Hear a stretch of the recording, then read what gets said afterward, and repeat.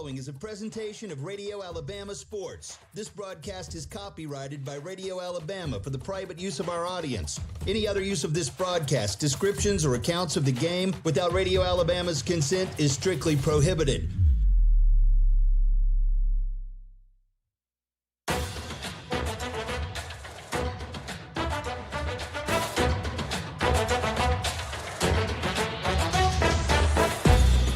Wetumpka Indians play right here. Welcome to the Collier Ford Wetumpka Sports Network and the RE/MAX Cornerstone Realty pregame show, sponsored in part by Collier Ford, Central Alabama Community College, RE/MAX Cornerstone Realty and RE/MAX Cornerstone Realty Plus, Baptist Health and Baptist Ortho Now, the City of Wetumpka, Central Access, Russell Do-It Center, State Farm Agent Jackson Hagan, Wharf Casual Seafood, First Community Bank, Montgomery Fire Equipment Company, CAC Adult Learning, and Precision Floor Care.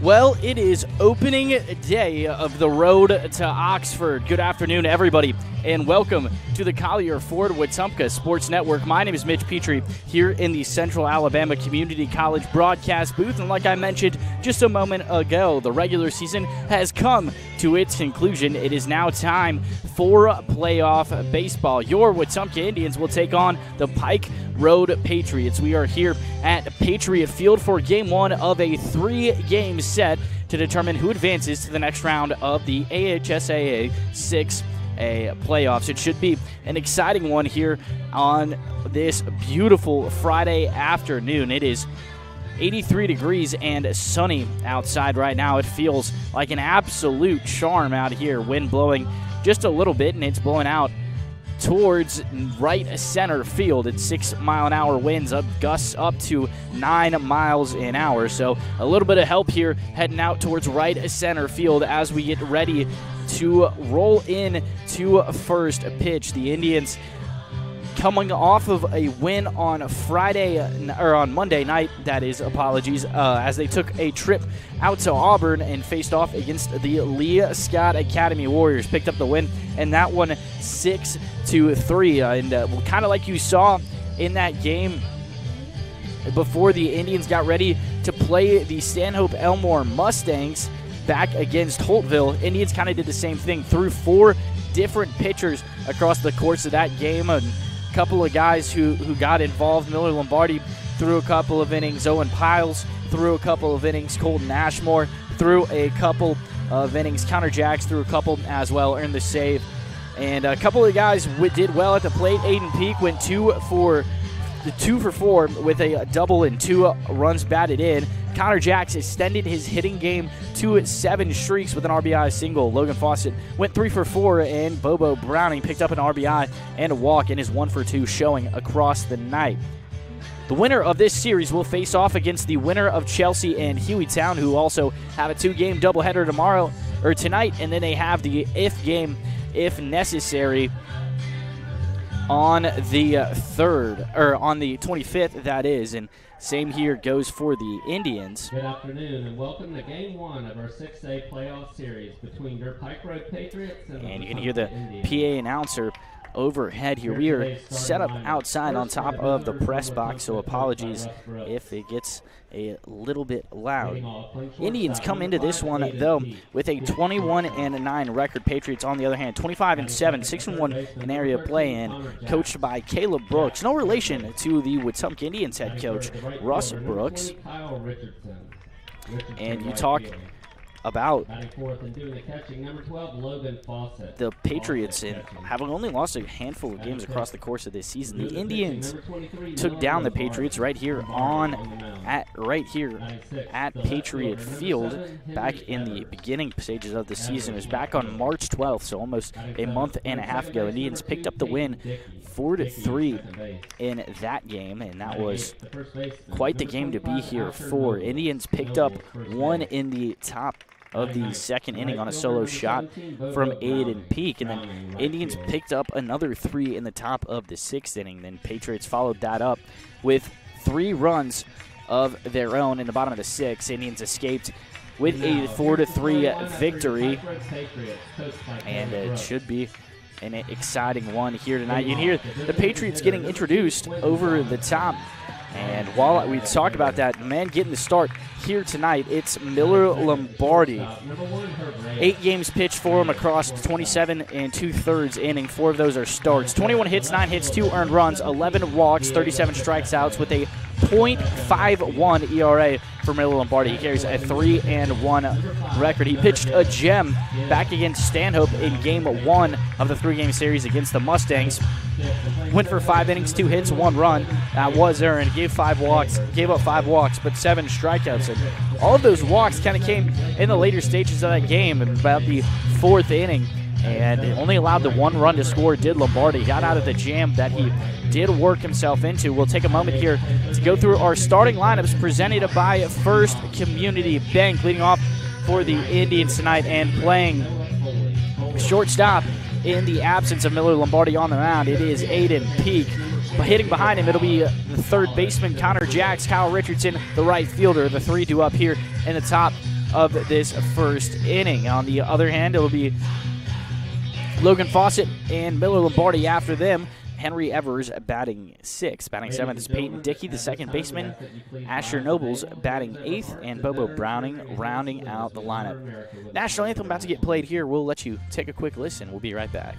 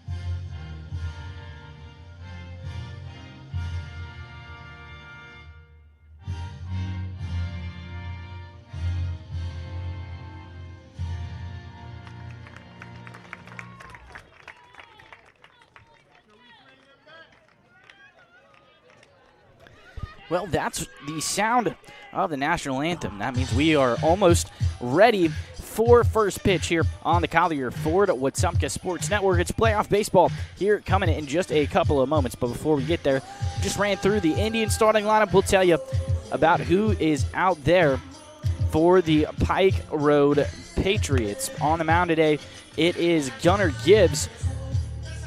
And catching for him behind the dish, it's Noah Foley. The designated hitter tonight, Quentin Robinson. And first baseman, Blake Moses. The second baseman, Coleman Stabler.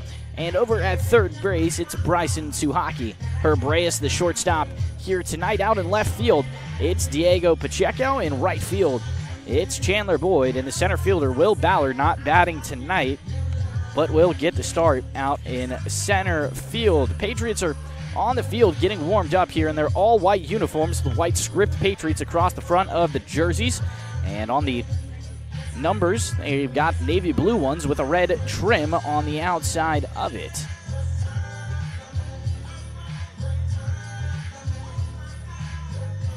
And just a couple of moments away here from first pitch, I mentioned that the man leading us off here tonight, it's Aiden Peak, and that's something we kind of saw somewhat recently in Peak stepping into that leadoff role. Generally kind of more of a power hitter for this Indians team, but it has seemingly worked out well for the Indians. But before we get to first pitch, your keys to the game presented by Remax Cornerstone Realty. And Man, I've said it all season long. 4 runs is the magic number for the Indians. 14-1 when they score 4 or more. One of those wins here back when they played against the Patriots back on March 12th, a 4-3 ball game. Like we were talking about a little bit in that pregame show.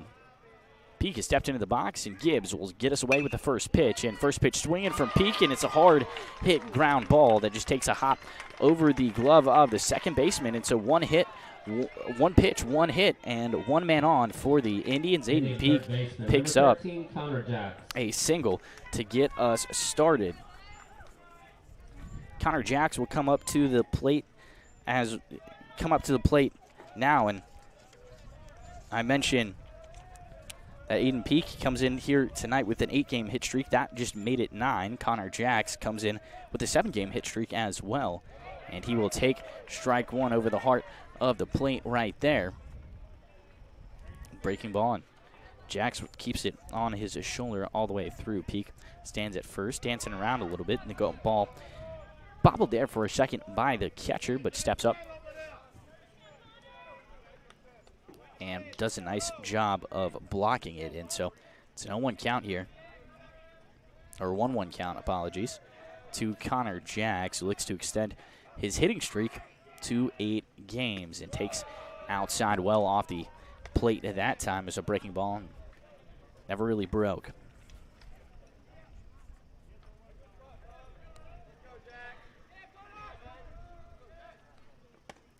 Takes upstairs, does Jacks, on the 4th pitch of this at-bat. Gives him a 3-1 hitter's count.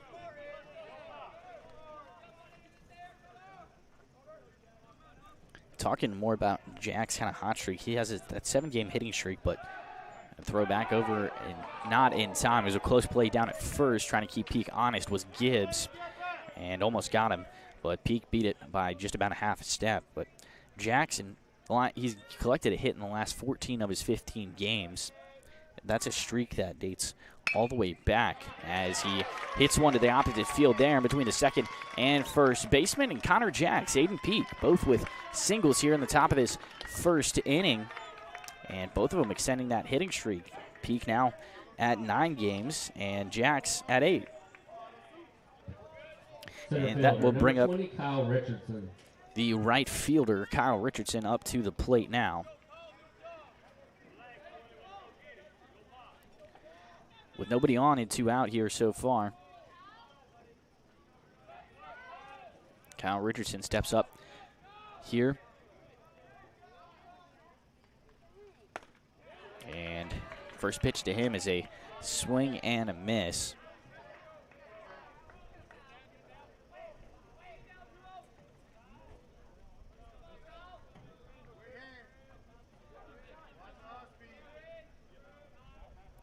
It's an 0-1 count here, Richardson, and waves and misses at the second one, quickly behind the count, 0-2. And after back-to-back hits here, Gunnar Gibbs is starting to recover.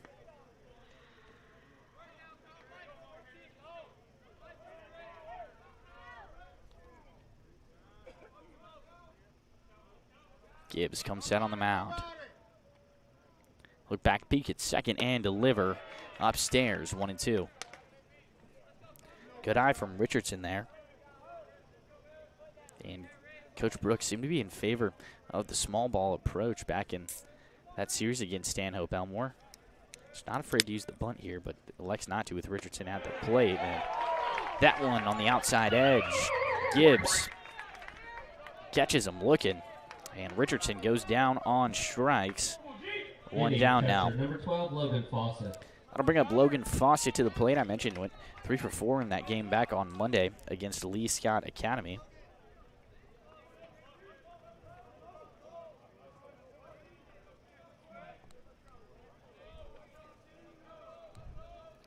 Fawcett is a lefty. Gibbs is a righty. First pitch from Fawcett. It's a high chopper, and hustling over to make the play is a second baseman. He does get the throw in time, but it will advance both runners into scoring position. So count it as a fielder's choice there for Logan Fawcett, but it works in putting 2 guys in scoring position. Miller Lombardi. And now the pitcher, Miller Lombardi.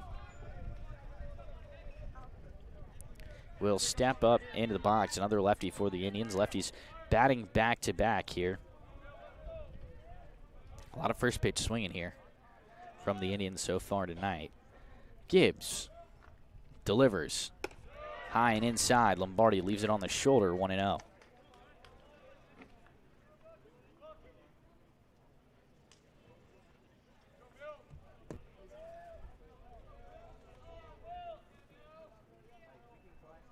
Gibbs delivers on the outside edge of the plate, but called strike one, and that evens us up here at 1 ball, 1 strike, 2 down here. Still knotted at 0 on the top of this first inning.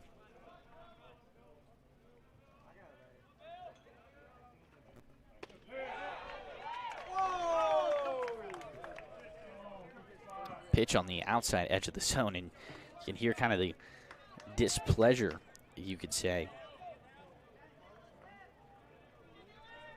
The Patriots fans, and that makes it a 2-1 count. They do not get the call that they were hoping for. The 2-1 to Lombardi is bounced in the dirt. Everybody stays where they are. It was good block there from the catcher, Noah Foley.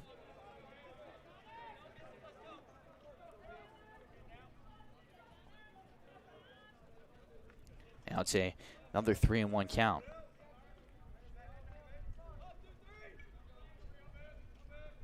The 3-1 is upstairs. Gibbs won't get the call. Now they're juiced up as Henry Evers comes up to the plate here, serving as a left fielder tonight.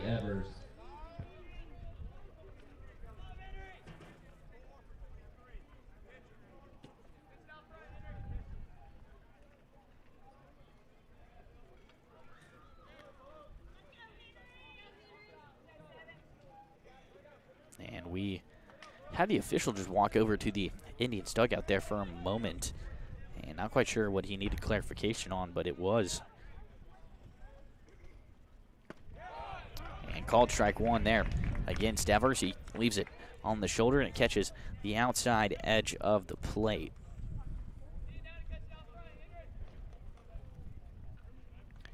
Gibbs starts his motion and bounces it, and it goes straight into the backstop. Everybody runs around and no throw. Peak will come around to score. Everybody advances a base, and the Indians take a 1-0 lead here in the top of the first inning. The wild pitch sends Aiden Peak around to score.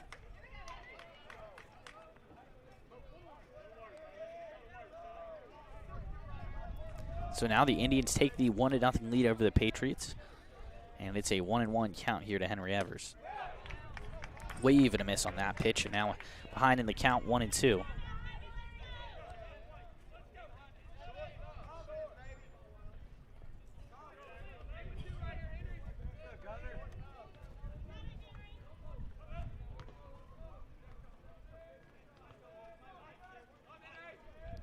Gibbs delivers the 1-2, and it is fouled back and onto the football field, so we will try it again. You might have been able to see the ball come right about right here if you're watching on YouTube or Facebook. Always got to keep that head on a swivel, you know. Right here, right behind home plate, and definitely in dangerous territory as the pitch is high and outside from Gibbs. Evens up the count at 2-2.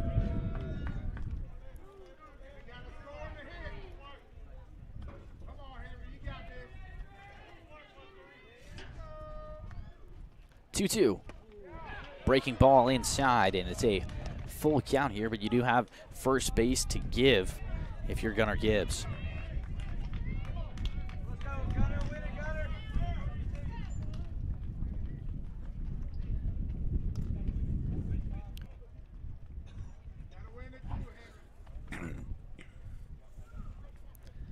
Evers steps out of the box for a moment and heads over to talk to Coach Brooks. They're going to decide how they want to play this here in this 3-2 count.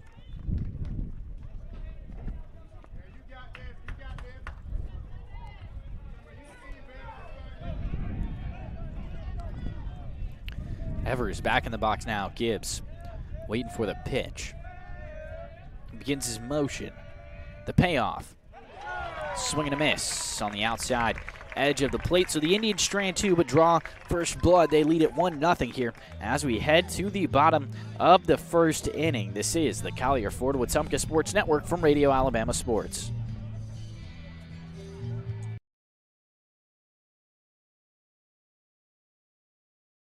Protect what matters most with State Farm agent Jackson Hagan in Wetumpka. From auto and home to life insurance, Jackson Hagan and his dedicated team offer personalized service to ensure you have comprehensive coverage tailored to your needs. As a local agent, Jackson Hagan understands the unique challenges you face and is committed to guiding you through every step from quotes to claims. Trust in a neighbor who truly cares. Like a good neighbor, State Farm agent Jackson Hagan is there. Call 334-478-3864 for a quote today. It's never too late to take the next step. The Central Alabama Community College Adult Learning Program helps adults 18 and older earn their GED or even a high school diploma. You can also prepare for the workforce with short-term certificates in medical billing and coding, medical assisting, pharmacy technician, or hospitality and culinary. Flexible classes fit your schedule and your future starts today. Visit cacc.edu/adult education or call 256-378-2017. CACC Adult Learning Program. Discover you.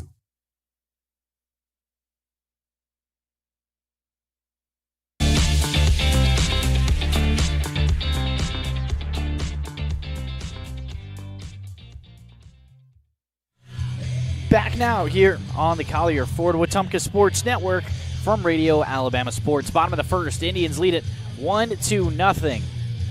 On the bump for the black and gold tonight, it is Miller Lombardi. He'll be caught by Logan Fawcett. Asher Nobles at first base, Peyton Dickey at second base, Aiden Peak at shortstop, Connor Jacks at third. Henry Evers out in left field. In center field, it's Bobo Browning. In right field, Kyle Richardson. A familiar defensive lineup here for the Indians. On the other side, it's designated hitter Quentin Robinson, who will lead it off for the Pike Road Patriots. He'll be followed by Herb Reyes, serving as the shortstop here tonight. Jersey number 17, Diego Pacheco, out in left field, will be the man batting third here tonight. Work through the rest of this as we get through this at bat. Bottom of the first, and Lombardi stands on the mound. The Indians in their Vegas gold jerseys with white pants. Lombardi starts us off with a ball that is just a tiny bit low, 1-0. Behind Pacheco, it is the opposing pitcher, number 5, Gunnar Gibbs. Lombardi collects and delivers, and I believe that one was low as well, 2-0.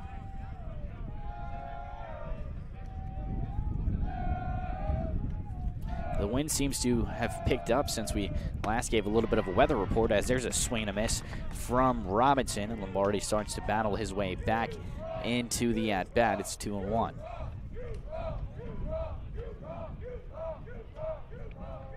The 2-1 is fouled straight up and straight back over the backstop and out of play onto the football field, but took a little bit of a run-around route that time, landed on some gravel, and then skipped on over the stands. But regardless, that evens up the count here at 2-2. Lombardi delivers, fouled straight back into the backstop. We'll try it again. Behind Gibbs serving as the cleanup hitter, it's Coleman Stabler, the second baseman, Blake Moses, the first baseman, Chandler Boyd, the right fielder, Bryson Suhaki batting eighth, and Lombardi fires a 2-2 pitch. And a called strike 3. Fawcett caught it and immediately fired it down to third before the umpire even gave the heads up. Wow. That's a guy who knows the strike zone right there. Logan Fawcett calls him out before Blue does. Well, now it's Herb Reyes up at the plate. He serves as the shortstop for the Patriots, and Lombardi straight away fires a strike right over the heart of the plate, a breaking ball. that Reyes decides he wants no piece of.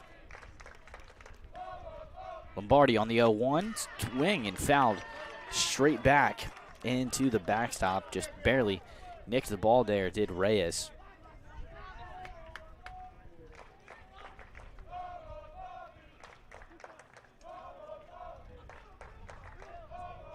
The 0-2.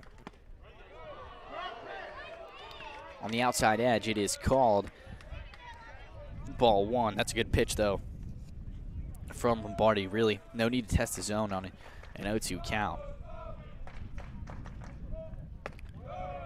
Same pitch, same result. Evens up the count at 2-2. Just a tad outside.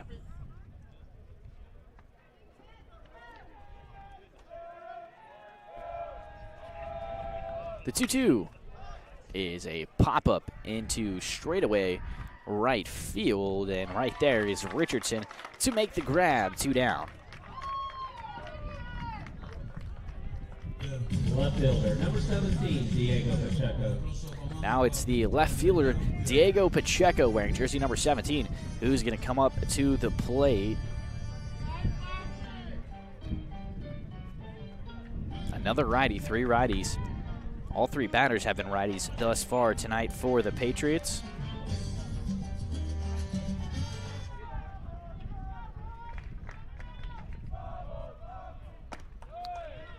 Good pitch from Lombardi on the first pitch of this at-bat. It's just a tad outside, though, 1-0.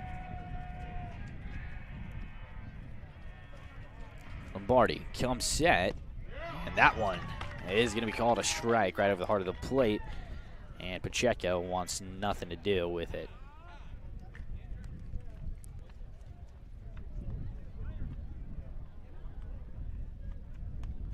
Ooh, Lombardi's down. I'm not quite sure what happened there. It looks to be in a decent bit of pain, and they have the athletic trainer from the Patriots coming out to come take a look at him.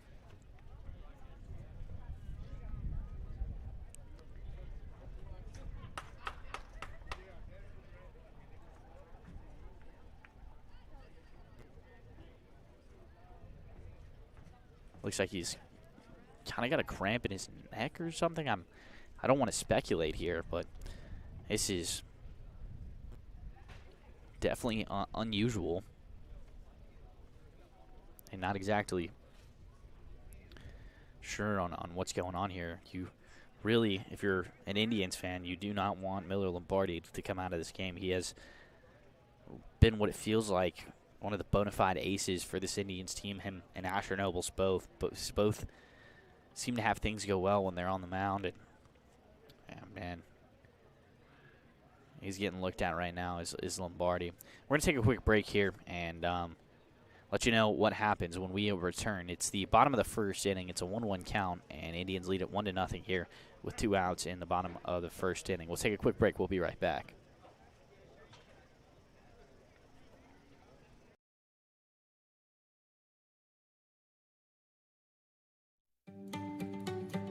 Hi, I'm Beverly Wright with RE/MAX Cornerstone Realty. Every move is different, and so is every client. That's why I take the time to listen, understand, and guide you through the process with care. Whether you're buying or selling in the River region, I'm here to make it simple. Let's do this together. I'm Beverly Wright with RE/MAX Cornerstone Realty.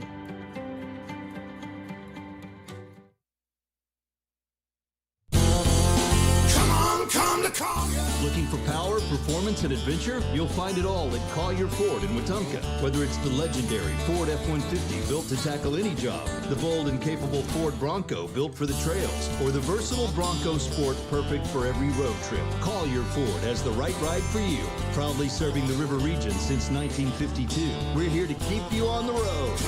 Come to Collier.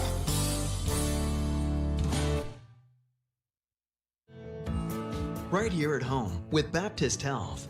From emergency care to advanced heart services, orthopedics, and women's health, Baptist Health is delivering the kind of care our community deserves, close to home. Their team of physicians, nurses, and specialists are committed to one thing, you and your family. Because great health care isn't about treatment, it's about trust. Choose the care more families across Central Alabama count on every day. Baptist Health, stronger together.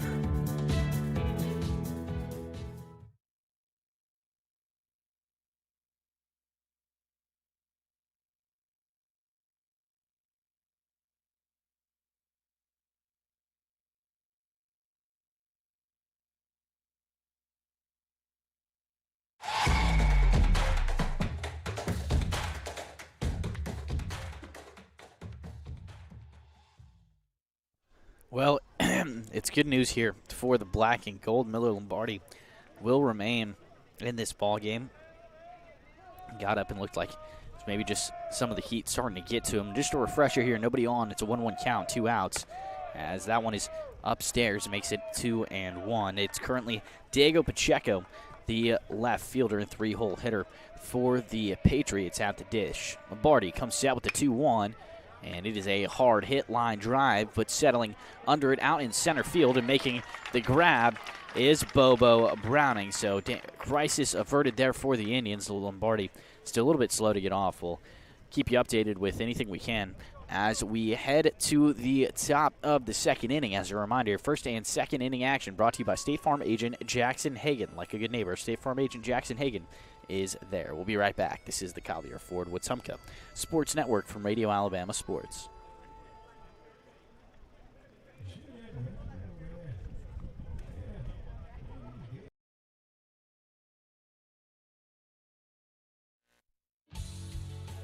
Safety starts with Montgomery Fire Equipment Company. From inspections and extinguisher service to full fire suppression systems, businesses across Alabama trust our team to protect what matters most. And now, we're hiring. We're looking for new fire technicians to join our team. If you're hardworking and ready to make a difference, this is your chance.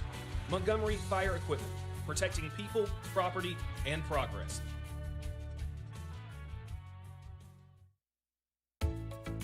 Hungry for fresh, flavorful seafood? Come to Wharf Casual Seafood, your local spot for shrimp, crab claws, mahi-mahi, and all your coastal favorites. Looking for a budget-friendly bite? Check out our tasty lunch specials featuring wraps, salads, shrimp, and more. Wharf Casual Seafood, wharfcasualseafood.com. The coast is here.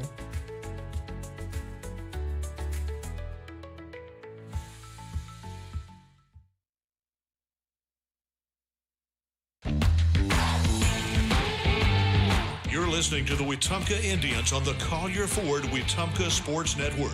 Now back to the action from the Central Alabama Community College broadcast booth.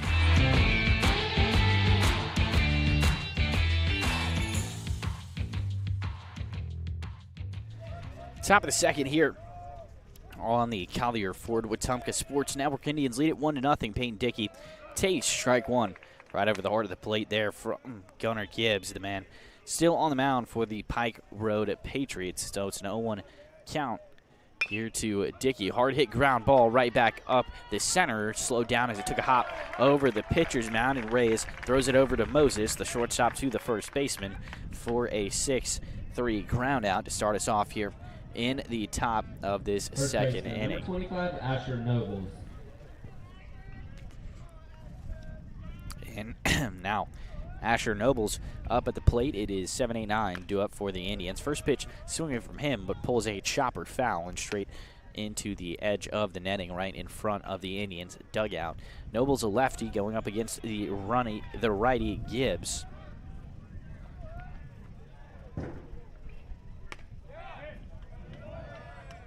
And a little bit low that time.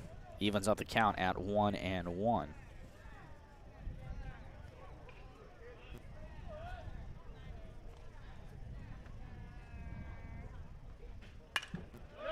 Nobles cuts on that one, drives it to the opposite field. It's a blooper and takes a hop right into the glove of Pacheco, but it catches some outfield grass before it does. So a one-out single here from Asher Nobles, and that will bring up Bobo Browning to the plate. Bobo's batting .310 on the season so far with a .425 on base percentage. He's got a couple extra base hits so far this season as a pickoff attempt over and trying to get Nobles. Nothing doing, though. He's back in plenty of time. Bobo made the out to end the last inning. Now he's got a chance to make his impact felt here at the top of the second. He takes a breaking ball for strike one. And I was starting to say, though, that Bobo is one of just two Indians with a home run so far this season. Another pickoff attempt over to first. Nobles still back.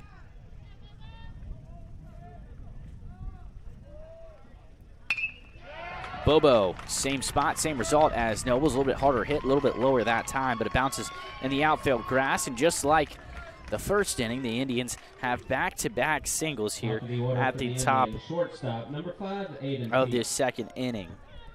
That will advance Nobles to second, and now Aiden Peak back up at the plate. He already has a single and scored the only run of the ball game so far.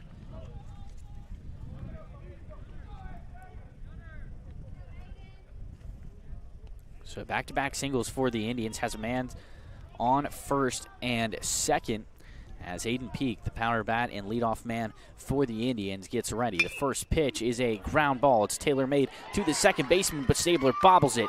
The throw over to first, not in time. He's stuck with it, but that's going to go down, I believe, as an error against Stabler. And now with just one out, the Indians have the bases loaded for Connor Jacks. And we will see what they credit that as. Looking to see if it gets scored as a single or an error. It looked like, and by my account, it should. Yeah, they do give credit to Stabler for the error there. Now, first pitch from Jax, lunges at it, and nobody touched it, and it came around to score. He had lunged for it, and it was off the mitt of the catcher Foley there. And then Nobles hustles it out and comes around to score. And wow.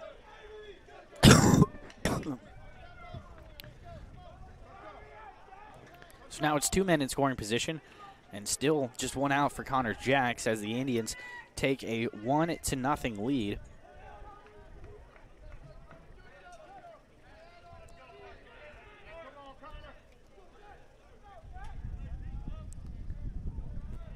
So the 0-1 to Jacks is well outside there. The catcher Foley had a little bit of trouble with it again, but has enough poise to keep it in front of him, and that evens up the count here at 1-1. The 1-1. Hard hit, ground ball off the glove of the pitcher Gibbs, and they do get the out at first, but the fielder's choice will drive in one run. Bobo Browning comes in to score, and so the Indians not two in this inning with another one just 90 feet away as Kyle Richardson comes up to the plate. Kyle Richardson.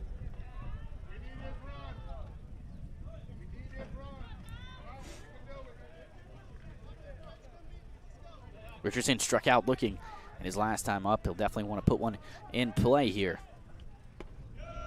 With another run just 90 feet away as he takes ball one on the outside edge of the plate.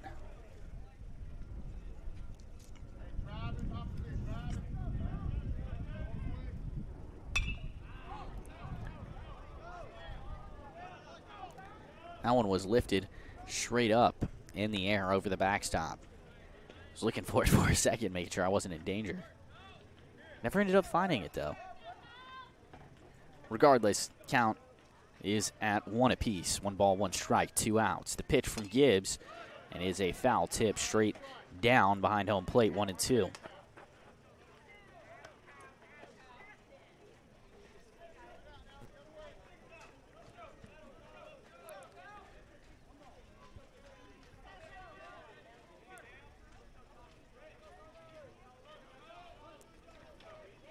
Gibbs shakes off a couple. He likes the pitch now. Gets set, and the 1-2 upstairs. Evens up the count at 2-2.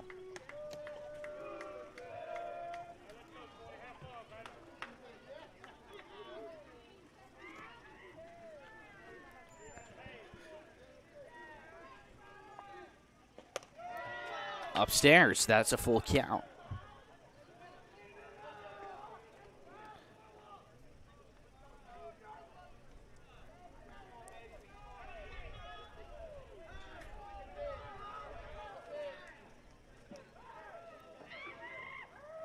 Payoff. Called. Strike 3. Gibbs escapes the inning, and it's a third strikeout of the night for him. But the Indians score 2 on 2 hits, an error, and no walks. They lead it 3-0 here as we head to the bottom of the second on the Collier Ford Wetumpka Sports Network.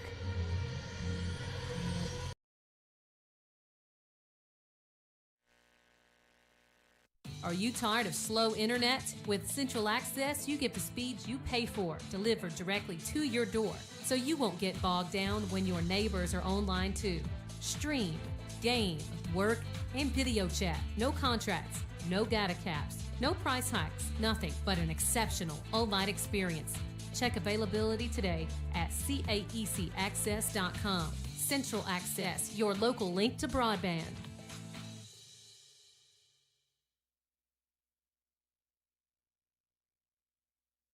Protect what matters most with State Farm agent Jackson Hagan in Wetumpka. From auto and home to life insurance, Jackson Hagan and his dedicated team offer personalized service to ensure you have comprehensive coverage tailored to your needs. As a local agent, Jackson Hagan understands the unique challenges you face and is committed to guiding you through every step, from quotes to claims. Trust in a neighbor who truly cares. Like a good neighbor, State Farm agent Jackson Hagan is there. Call 334-478-3864 for a quote today.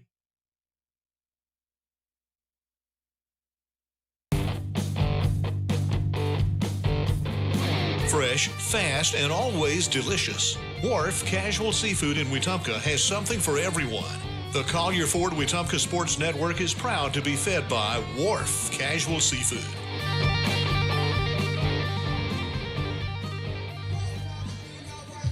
Gunnar Gibbs, the opposing pitcher, going to lead us off here in the bottom of the second. Good guys on top, 3-0.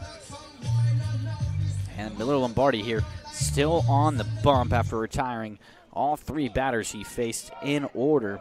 Start us off, the 4-hole hitter, cleanup hitter, and lefty Gunnar Gibbs in the box. Lombardi starts us off with the ball outside.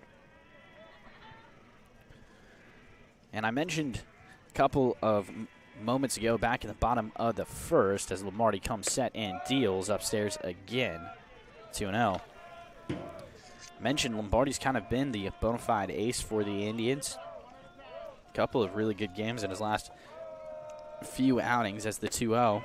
Called strike one on the outside edge of the plate. I mentioned his last time out, he started against Stanhope Elmore on the Tuesday night game at home at Bazemore Field. The 2-1 from Lombardi, cut on and miss, and that evens up the count at 2-2. Starts us off here the same way. Quentin Robinson back, the leadoff man, back in the bottom of the first. Lombardi threw him 2 balls, 2 strikes, and eventually struck him out. The 2-2 from Lombardi, nowhere close. 3-2. Back in that game on Tuesday, or well, I guess it would be not this Tuesday, but the Tuesday before, so just about 10 days ago, as Lombardi, the payoff pitch, called strike 3, caught the inside edge of the corner. Second strikeout of the night for Miller Lombardi. Both of them have been looking. Coleman Stabler, the second baseman, is going to come up to the plate now. What I've been trying to say for a second, that game against the Mustangs about 10 days ago, Lombardi went for 5 innings, only gave up 2 hits, 1 run that was earned, and really all of the trouble that he faced came from his own doing. It was a little bit self-inflicted with 5 walks, but he struck out 7.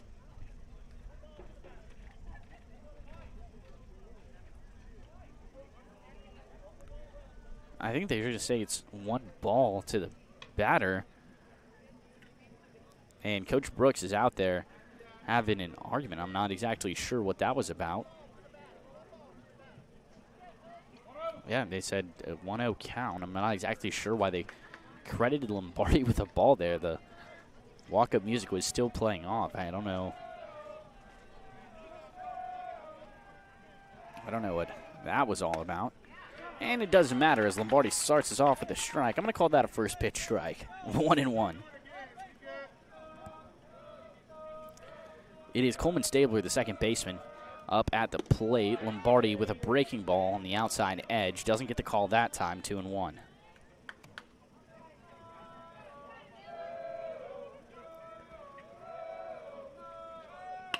The 2-1 is a golf swing. That is a ground ball. Peak fields it at short and throws over to Nobles, who has to adjust for a moment, but the Indians pick up the out regardless, throwing plenty of time, and Lombardi has retired all 3 batters that he's faced, or all 5, that is.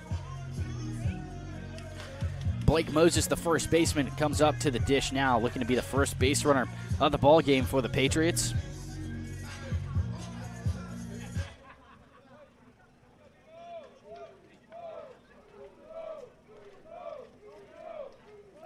Lombardi deals. And it is a pop-up. Nobles is hustling for it and comes down just barely in front of the bullpen over there for the Indians. Nobody able to make a play on it. And Nobles and Richardson both were hustling full speed ahead for it, but nobody able to reach it in time.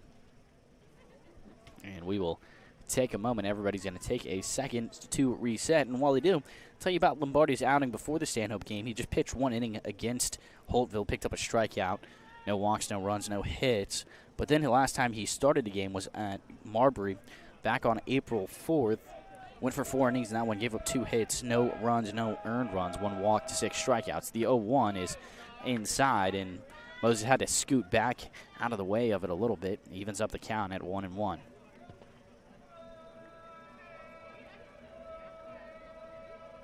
The 1-1, breaking ball in there for a strike.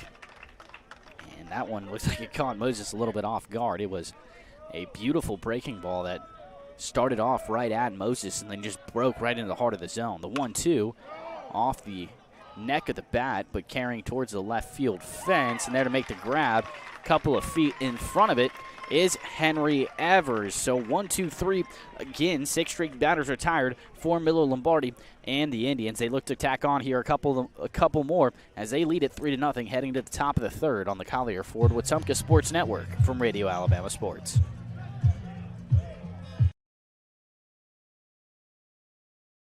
Injuries don't wait, and neither should you.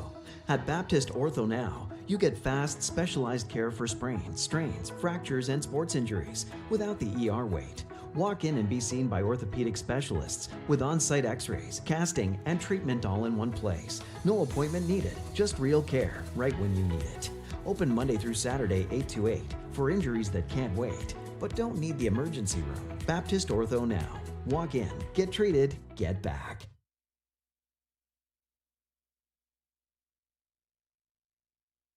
At First Community Bank of Central Alabama, banking's about real relationships, trust, kindness, and a shared commitment to making life better. As your neighbor and partner across Elmore and Autauga counties, we're here for you, whether you're planning your future, buying your first home, or building your wealth. With our local knowledge and heartfelt support, you can count on us. First Community Bank of Central Alabama. Let's do life together. Member FDIC, Equal Housing Lender.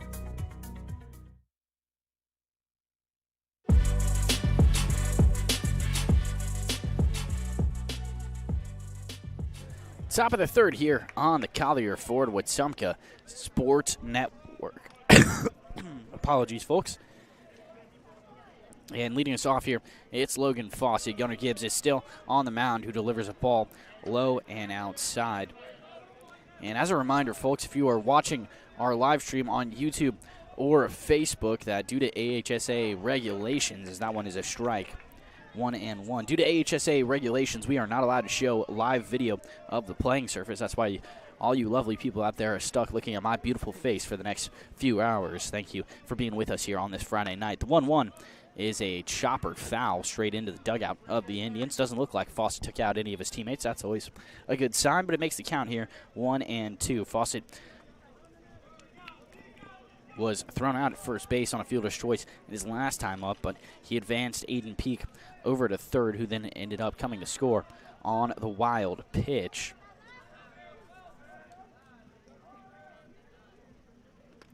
Fawcett takes in the dirt and behind Foley, nobody on, so damage averted.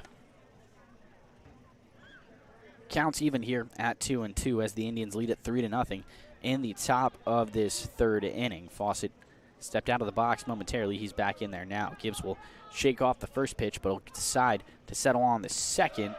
And low that time in the dirt, and that's a full count, 3-2. Fawcett drew a lot of pitches in his last time up, made it a full count in that one as well. And before being thrown out on the fielder's choice, but did advance his teammates. The payoff pitch is fouled back straight into the backstop, and the evil shield on the elbow there of the lefty Logan Fawcett came off on his swing, so he's going to take a second to go ahead and readjust. And yeah, just taking a second to get his gear situated. And hustles back into the box there. Try out the payoff pitch here for a second time. Gibbs delivers. And Fawcett waves and misses. Sits down on strikes. That is first out of the inning, but that is the 4th strikeout of the ball game for Gunnar Gibbs. Pitcher, number 23, Miller Lombardi. And Miller Lombardi, another lefty up at the plate. He drew a walk in his last time up.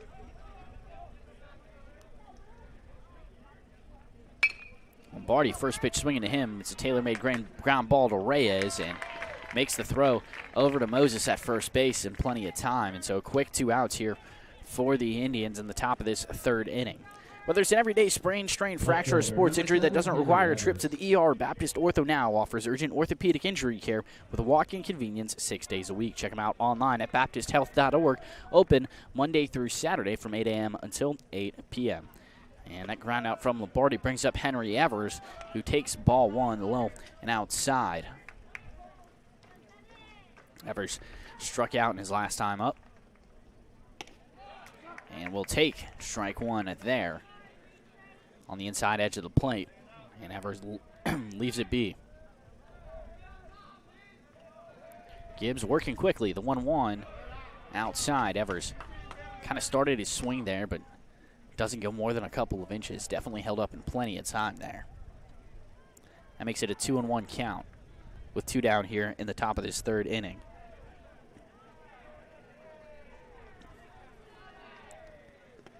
And outside, 3-1.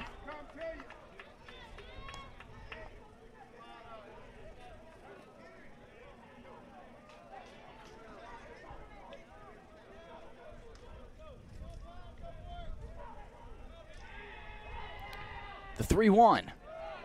High and outside. Evers will pick up the walk there and advance to first here with 2 outs. Peyton Dickey is going to come up to the plate. That's the 2nd walk of the game for the Indians that Gibbs has given up, the other being Lombardi back in the top of the 1st inning.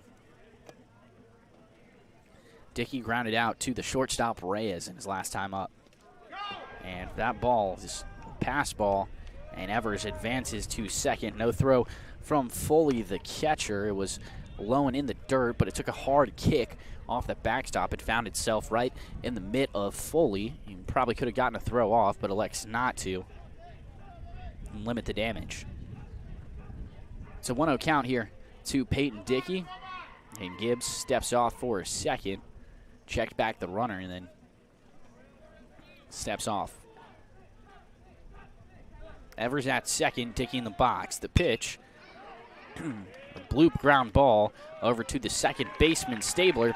Throws it over to Moses. No problem there. So the Indians draw a walk but do nothing with it. They still lead it, though, 3-0 as we head to the bottom of the 3rd inning here on the Collier Ford Wetumpka Sports Network from Radio Alabama Sports.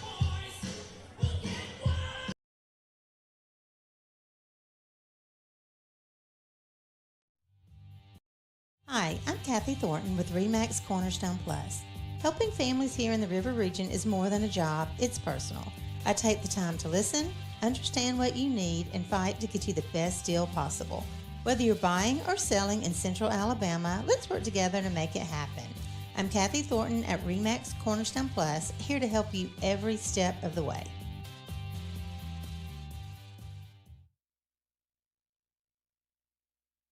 Now is the perfect time to start your future at Central Alabama Community College. CAC's next mini-term begins March 9th, giving you a fast, flexible way to earn college credit or start a new career path. With campuses in Alexander City, Childersburg, Talladega, and Prattville, CAC offers affordable classes designed to fit your schedule. Don't wait for fall. Get started this spring. Apply online today at cacc.edu. Central Alabama Community College. Central to you, central to your success.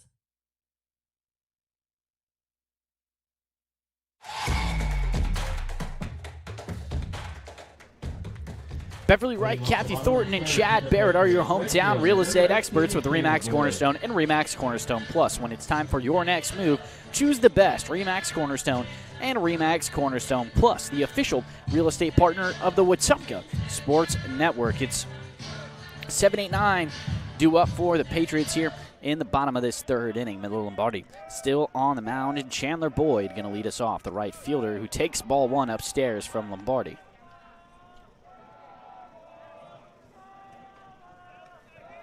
Seems to have been a trend for Lombardi. That pitch is lifted high into straightaway left center field. Bobo Browning will settle under it, making a couple of steps for the journey, and will make the grab, one down. Number 16, Bryson Suhaki. The third baseman, Bryson Suhaki, up at the plate now.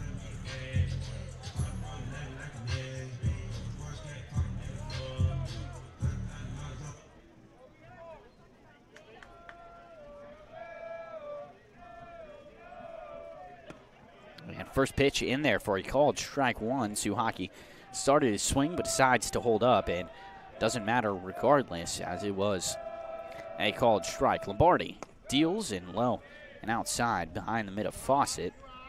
Evens up the count at 1-1.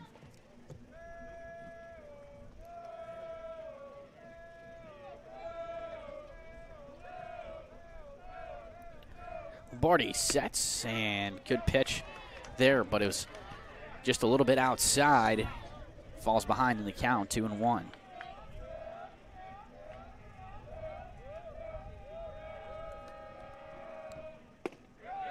In there, called strike two, and evens up the count at 2-2.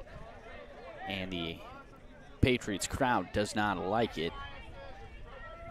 It's a pretty packed house here at Patriot Field, as the 2-2 is a swing and a miss in the dirt. Fawcett will make the tag real quick. Patriots catcher, number 8, Noah Fuller. But nothing doing. Suhaki elects not to hustle it out. I don't even think he realized that Fawcett didn't corral it right away. Noah Foley, the catcher, is going to come up to the plate now. Lefty against the righty, Miller Lombardi, and Lombardi has retired all 8 batters he's faced in order. Throwing a gem on the mound right now. By the way, that was the third strikeout of the game for Lombardi, who starts us off here with a ball just a little bit inside.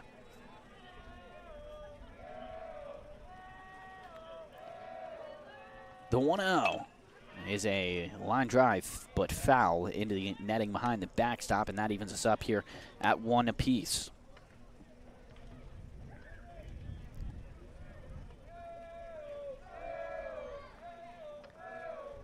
Lombardi with the 1-1, swing and a miss, strike two.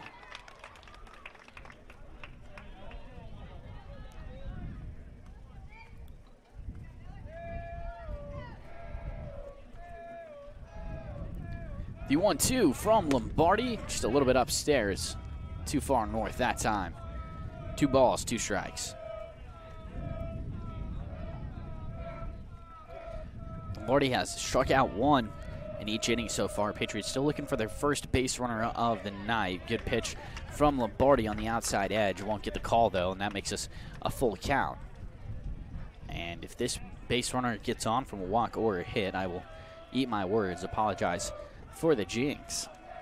You know, you think one day you'll learn about the announcer jinx, and you never quite do. 3-2 is inside, and apologies, folks. The Patriots do have their first base runner of the game. Patriots, designated hitter, number 2, Quentin Robinson. That sends us back to the top of the order here with 2 outs and 1 on, as Quentin Robinson will come up to the plate. He serves as the designated hitter here tonight, and we're also going to get a pinch runner for Foley, number 14. Braden Adams is going to come out and serve as the pinch runner for Foley. So it's Braden Adams now at first base, as Quentin Robinson, the designated hitter here tonight, steps into the box.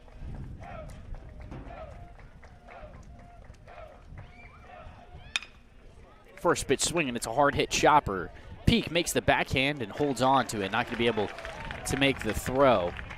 It was a tough play for him to make, really had to extend all the way out. I think they'll likely credit Robinson with the base hit there. Now with 2 outs here, the Patriots got 2 on here. Tying run comes up to the plate, but still plenty of ball game left to go.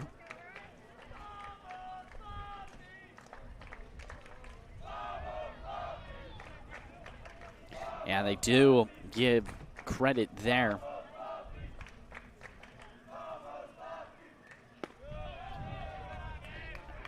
Robinson for the single as Lombardi downstairs that time, 1-0.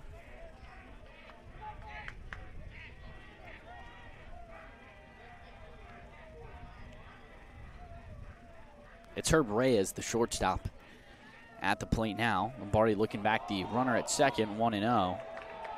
And I think, yep, they're going to get Lombardi for a balk there, and that comes at what you couldn't say is a worse time. So the runners advance to second and third, now both in scoring position here. All of the base runners have come with 2 outs for the Patriots. One coming from a walk and one coming from a single. And it is a 1-0 count.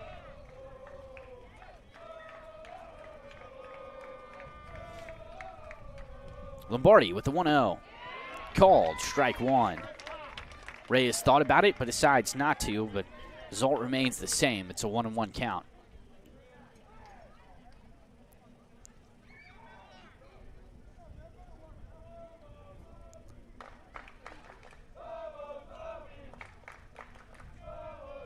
The 1-1.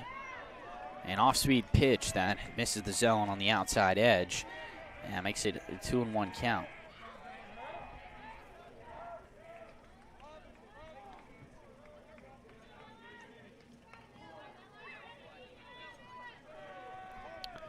It's a big at-bat here as the Indians look to get out of the damage zone. And a 2-1 count. Lombardi with a pitch. Called, strike two. Evens up the count. And two's across the scoreboard. 2 on, 2 out, and a 2-2 count.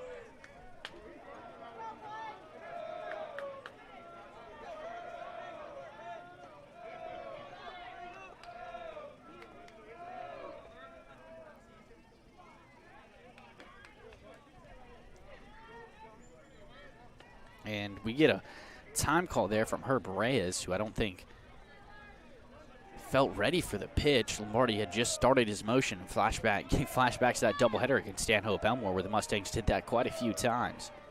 The 2-2 from Lombardi. It's a ground ball, foul. Chopper down the third base line. We'll try it again.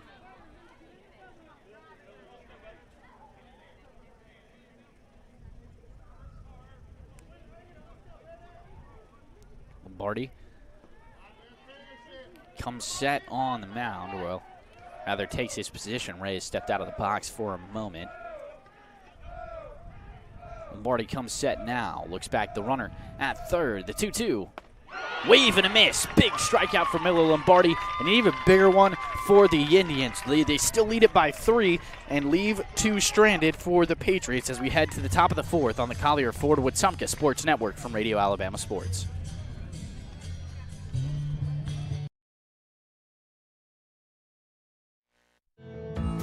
Right here at home with Baptist Health. From emergency care to advanced heart services, orthopedics, and women's health, Baptist Health is delivering the kind of care our community deserves, close to home. Their team of physicians, nurses, and specialists are committed to one thing, you and your family. Because great health care isn't about treatment, it's about trust. Choose the care more families across Central Alabama count on every day. Baptist Health, stronger together. Are you tired of slow internet? With Central Access, you get the speeds you pay for delivered directly to your door, so you won't get bogged down when your neighbors are online too. Stream, game, work, and video chat. No contracts, no data caps, no price hikes, nothing but an exceptional all-night experience. Check availability today at caecaccess.com. Central Access, your local link to broadband.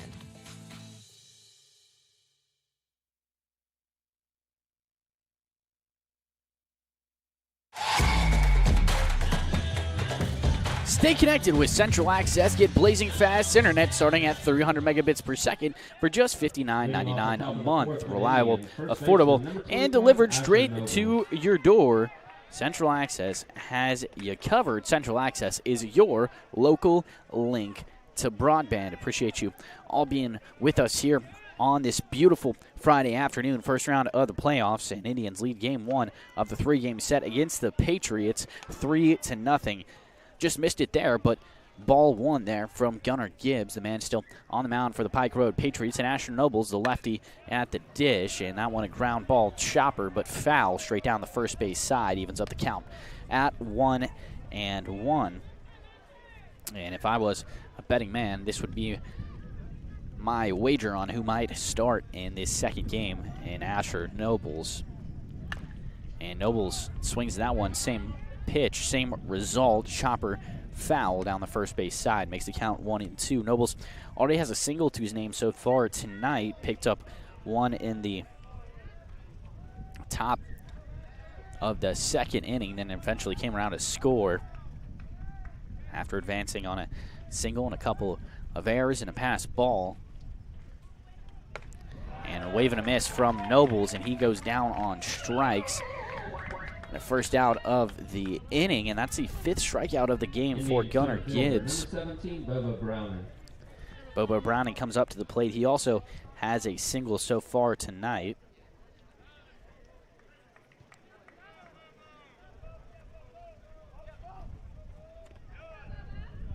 And Bobo takes ball one low in the dirt that time.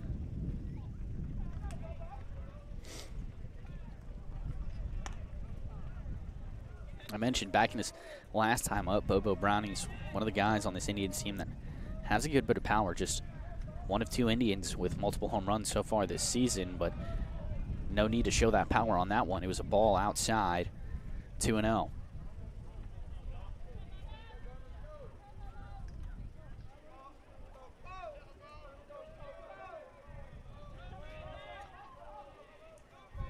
The 2-0 is in there for a strike.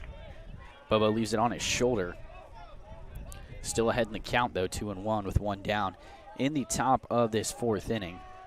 Gibbs delivers, and off speed had Bobo in the rocking chair that time, a little bit out in front of it, and evens up the count here at 2-2.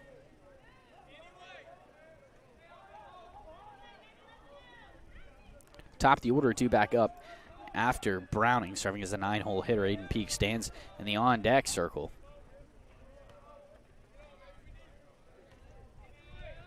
The 2-2, a ground ball, chopper right to Reyes, who fields it cleanly and over to first in Moses, and a 6-3 ground out for the Indians. 2 down now here in the top of this 4th inning. Top of the order for the Indians, shortstop, number 5, Gibbs has started to find his stride, it feels like, a little bit over the last inning and a half about. Had a couple of batters get on and a couple of runs score in each of the first 2 innings, but just 1 walk in the last inning, and that's the only base runner he's had over the last 6 he's faced.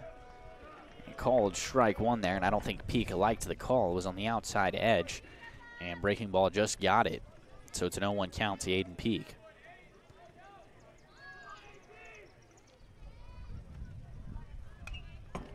Breaking ball, Peak fouls it straight back into the backstop. It's a foul tip, really.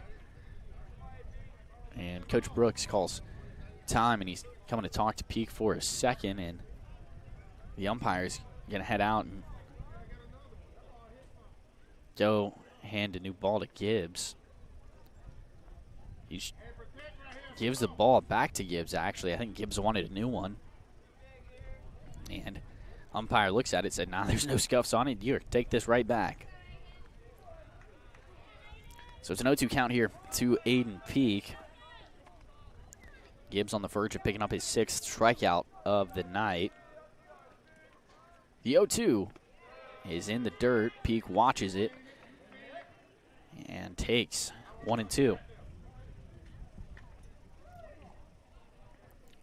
So as a reminder to everybody following along here tonight, this is game 1 of a 2-game doubleheader. It's a 3-game set every round of the playoffs, and in this first round, the if game, if necessary. And I think they just called Gibbs for a balk there.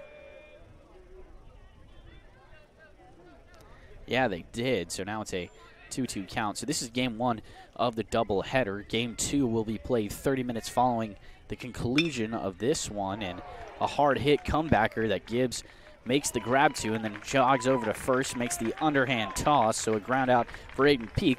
Well, in the top of this 4th inning, but the good guys are still on top here, and they lead it 3-0 as the Patriots look to put some runs on the board in the bottom of the 4th inning. This is the Collier Ford Wetumpka Sports Network from Radio Alabama Sports.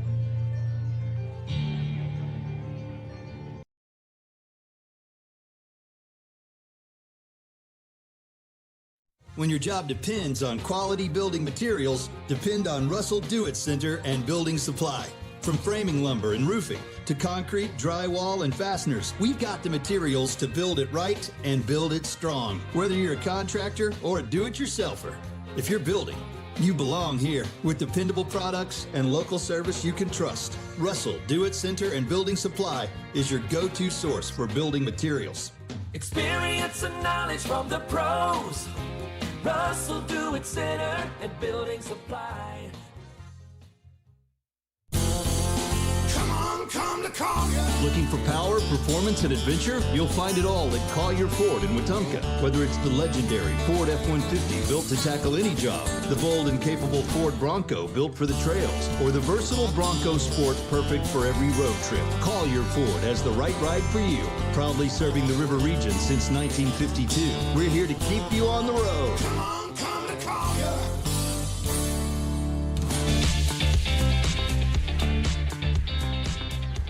Well, it's the bottom of the 4th inning. Diego Pacheco is going to lead us off. He'll be followed by Gunnar Gibbs. Coleman Stabler, 3-2 up for the Patriots. Miller Lombardi still on the bump as the black and gold lead it 3-0 here in the bottom of the 4th inning. Lombardi starts us off in a big cut there from Pacheco, but nothing doing. Foul ball straight back.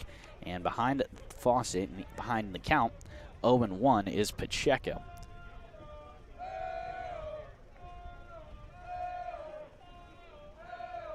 Lombardi working quickly, and that one is a chopper, slow roller, and takes a lunge right at Jax. Jax, jump throw, and in time. Good play from Connor Jax. He hustles up, he charges the ball, and throws it on the run over to Nobles at first base, and retires the leadoff batter for the Patriots. Gunnar Gibbs, the lefty and the pitcher, is going to come up to the plate now. Struck out looking in his last time up, back to lead us off in the bottom of the 2nd inning.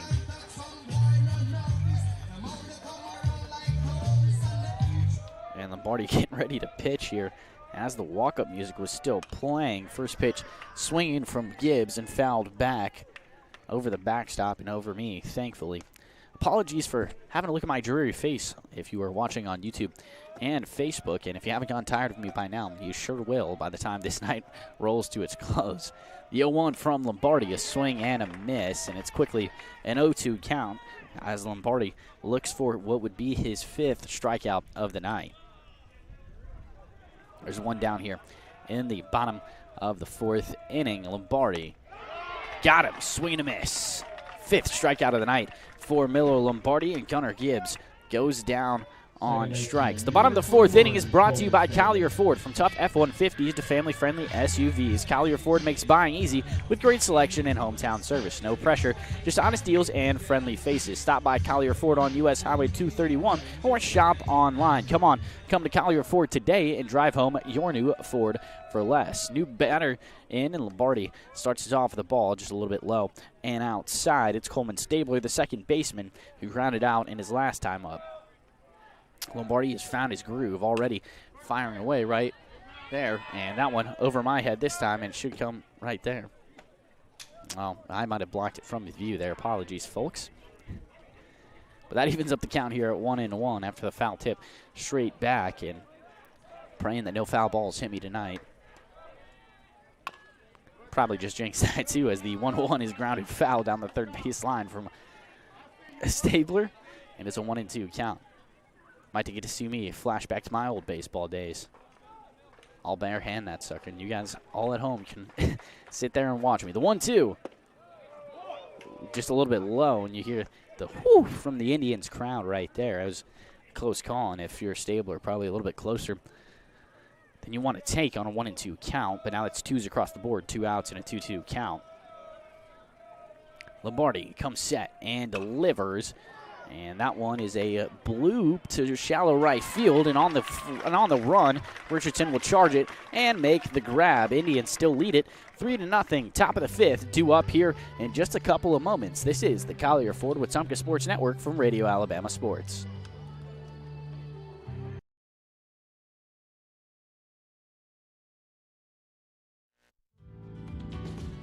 Hi, I'm Chad Barrett. Growing up here in Central Alabama, I've always believed in doing the things the right way with honesty and hard work. That's exactly how I approach real estate. From your first showing to the closing table, I'll be by your side. Call me, Chad Barrett at RE/MAX Cornerstone.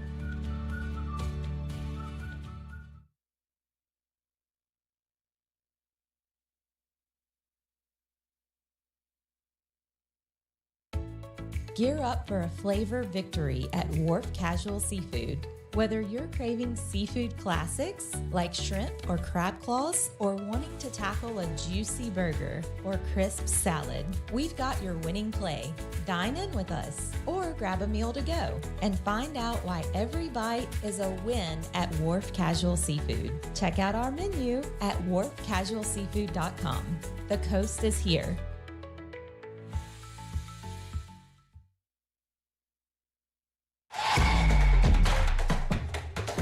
First Community Bank, it's more than banking. It's a relationship that lasts. From checkings and savings to loans and mortgages, they're here for every stage of life. Gibbs on the mound, Jax in the box. First pitch outside to Jax. Local people, local decisions, and a commitment to community. First Community Bank, let's do life together. In there for strike one as Jax leaves it on his shoulders. This is his third time up in just the top of the fourth inning as he takes ball two on the left-handed batter's box that time. He picked up an RBI on a fielder's choice back in the second, got stranded on third back in the top of the first after a single, and Jax takes all the way here. 3-1 count to him now.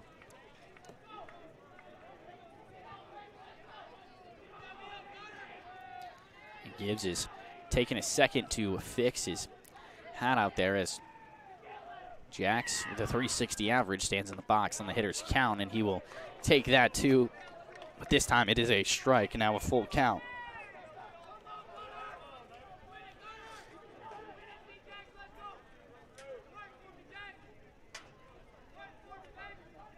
The payoff.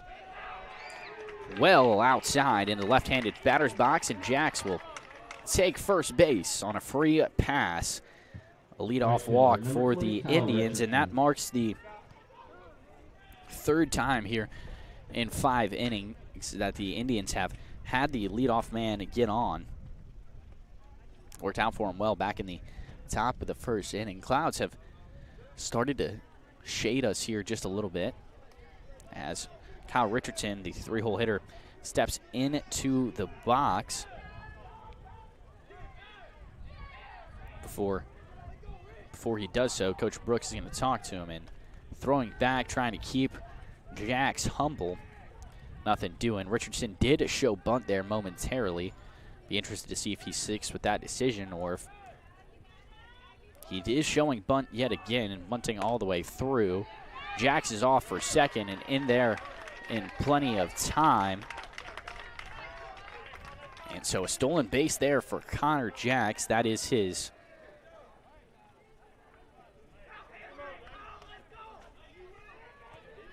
8th on the season. So now another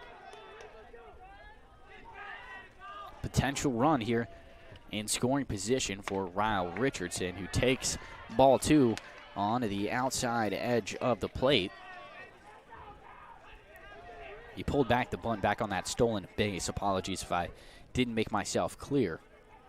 So Gibbs still on the mound. Comes home, and that one is a called strike on the outside edge of the plate.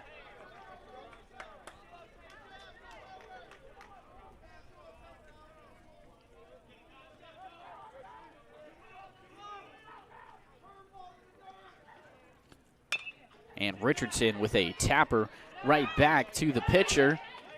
and he throws over to third to Sue Hockey, and Connor Jack slides in there.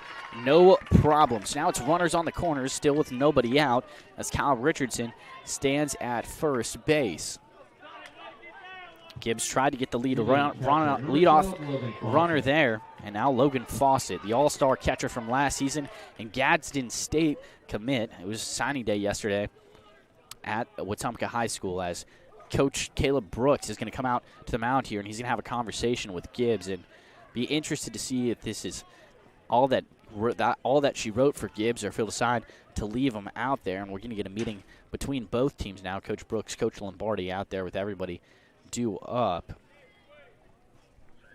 It's dangerous time here for Gibbs and the Patriots. It's only a 3-1 game right now, but with just a couple of innings to go in what would be regulation, if the Indians tack on another couple of runs here, it makes things real tricky for the Patriots. I mentioned, though, it was a signing day yesterday at Wetumpka High School. You had 17 athletes signed from 9 different sports. Congratulations to all those who signed, 3 of them being baseball players right here in this game. I've seen a couple of them so far. Logan Fawcett's committed to Gadsden State. He will be a Cardinal at Gadsden State Community College when he finishes up his playing career here with the Indians. Asher Nobles will head out to Reed State, and then Owen Piles, who is a left-handed pitcher for the Indians, will become a Huntington Hawk. Congratulations to those 3 and all that signed yesterday. It was honestly a great time to be there. They do leave Gibbs on the mound, and Fawcett now in the box, and the first pitch to him is low and inside, 1-0. Fawcett comes in here tonight batting .272, a .450, a .425 on base percentage, though. And Gibbs thought about throwing back behind Richardson over at first base, but steps off and decides to hold on to it. So it's Jax at third, Richardson at second. Fawcett takes ball 2 inside. No interest in getting out of the way of that one. And that's something that Fawcett has done all season long. He is not afraid to be hit by a pitch. He's been hit by 9 so far this season, and 5 of them came in about a week span against Percy Julian and Holtville. Fawcett will wear that thing proudly. An inside pitch is popped up, but it finds the dirt. And second base, Stabler makes the throw and gets Richardson at second. Fawcett hustles it out to first. They will not turn 2, but the Indians do get 1 run to score. Indian pitcher number 23, Miller Lombardi. And Miller Lombardi will come up to the plate now. So credit Fawcett with the fielder's choice RBI there. And then going back. Your attention, please. Running for the Indians at first base, number 8, Cohen Bell. And Cohen Bell is going to come in as a pinch runner here for Logan Fawcett. He'll stand at first base here with 1 down in the top of this 5th inning. That makes the Indians lead 4-0 after Connor Jackson came around to score on the fielder's choice. And they give credit to the fielder's choice back to the Richardson at bat as well. And that was a nice snag from the Indians' dugout. I couldn't exactly see who that was, but it was a foul ball from Lombardi that went straight into the Indians' dugout. And can't see who that was, but somebody just stuck their right hand up in the air and just snagged that thing.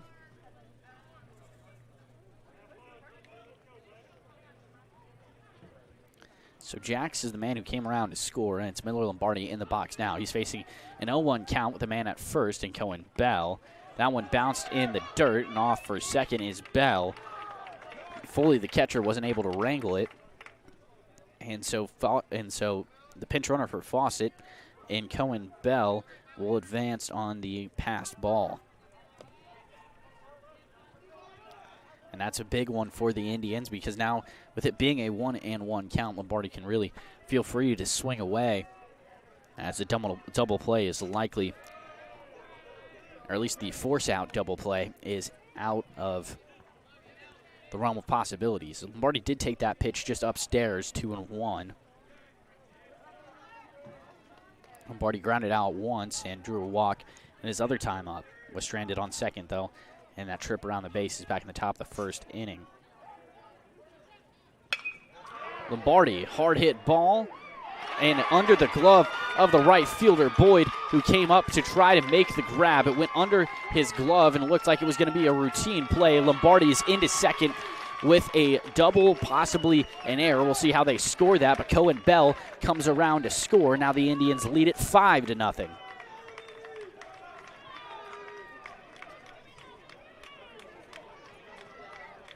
And Andre Hatcher is going to come in and pinch run for Lombardi. No surprise there. Base number 4, Andre Hatcher.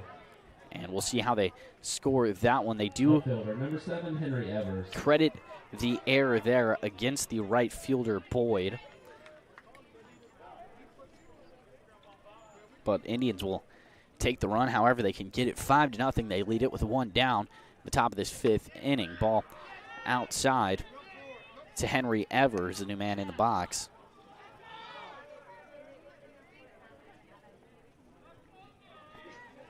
He's struck out and drawn a walk so far tonight.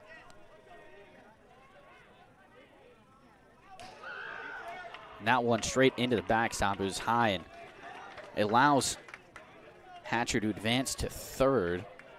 Just looked like it slipped out of Gibbs' hand there. Definitely not where he was trying to go with it, and a 2-0 count to Evers now.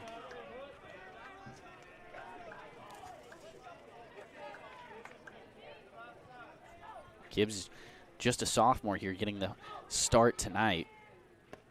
And outside, 3-0. And if you're Evers, Gibbs has struggled with that control a little bit in this inning, it feels like. And if you're Evers, you're probably just taken all the way through here. The 3-0 is a hard hit line drive that takes a hop in the outfield grass, an RBI single on the 3-0 pitch. He did have the green light, and he took advantage of it. Andre Hatcher comes around to score, and now the Indians lead it 6-0. And Coach Brooks is going to come out to the mound here, and I'd imagine that will do it for Gunnar Gibbs here tonight.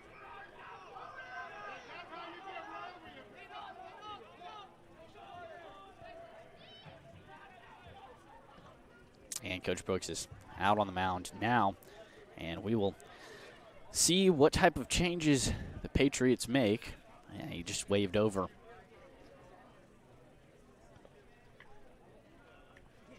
Somebody put it from the bullpen, and I believe that will do it for Gunnar Gibbs here tonight. As it stands right now, he's pitched 4 1/3, given up 5 hits, 6 runs. Only 2 of those runs as earned runs, 3 walks, 5 strikeouts for him. And looking to see who the man coming out on the mound is. Gibbs will head back to the dugout. And it is jersey number 23, the right-handed pitcher, Julius Williams, a junior, will take over on the mound. We'll take a quick break. We'll be right back in just a couple of moments. This is the Collier Ford Wetumpka Sports Network from Radio Alabama Sports.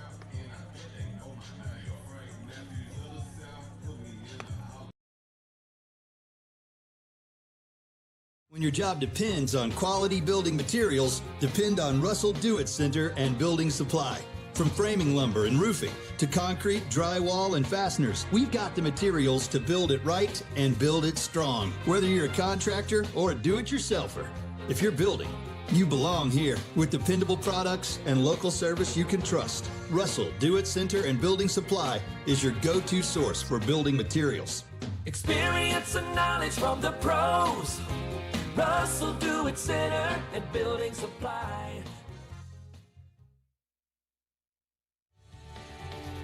Hey, I'm Chad Barrett with RE/MAX Cornerstone. I love helping families in Central Alabama find their place to call home. Whether you're buying in Prattville, selling in Wetumpka, or moving anywhere across the river region, I'll make the process smooth and successful.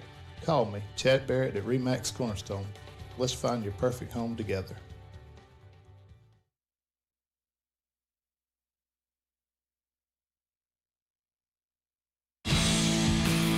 The Collier Ford Wetumpka Sports Network is built by Russell Do-It Center. From key cutting and propane refills to contractor services and expert advice for your next project, turn to Russell Do-It Center in Wetumpka. And we are back, ladies And gentlemen, welcome back to the Collier Ford Wetumpka Sports Network. The Indians lead it 6-0 in the top of the 5th inning. The new man on the mound, Julius Williams, the junior right-handed pitcher for the Pike Road Patriots. And Peyton Dickey going to step in the box momentarily with a man on first and Henry Evers and 1 out. And Pike Road has their infielders gathered, trying to give some words of encouragement here to Williams, the new pitcher. Now pitching for the Patriots, number 23, Julius Williams. Now Williams comes in here tonight as a junior. He is a right-handed pitcher. And an immediate throw back behind Evers at first after the pitch was high and inside. And it's a 1-0 count. The throw behind Evers. Nothing doing, though.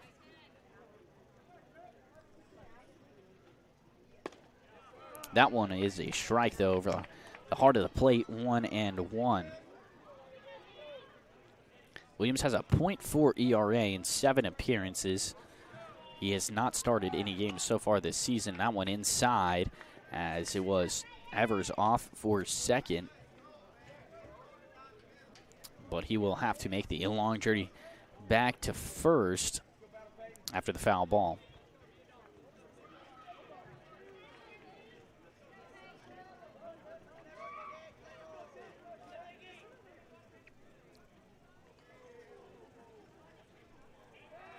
And he steps off, fakes the throw back, and will just hold on to it, Will Williams. He's pitched in 17 2/3 innings so far this season, as Dickey goes low for that one, and it's a pop-up to the center fielder, Will Ballard, who is there to make the grab. 2 down, now with a man on first. Number 25, Asher Nobles. Asher Nobles will come up to the plate now. He came around and scored a run after a single back in the top of the 2nd inning. And struck out in his other time.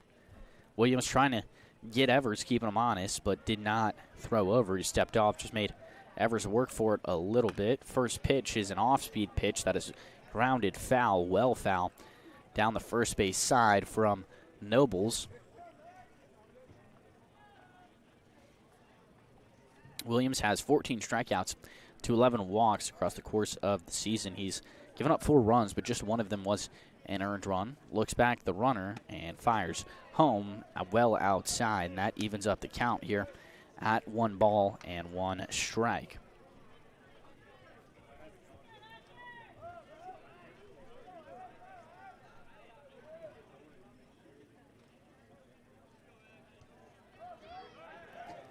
The throw back behind Evers, and that was a really close call.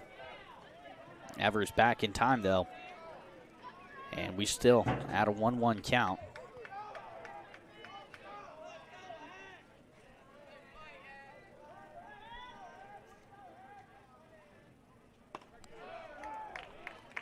That one called strike 2 to Asher.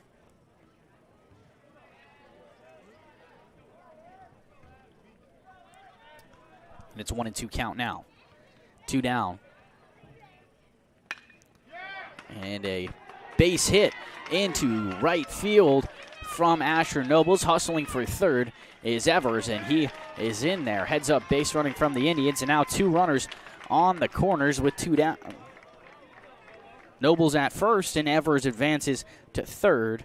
Second hit of the ball game for Asher Nobles, and that will bring up Bobo Browning. Third appearance for him at the plate so far tonight. He has 1 single and a ground out to his name thus far.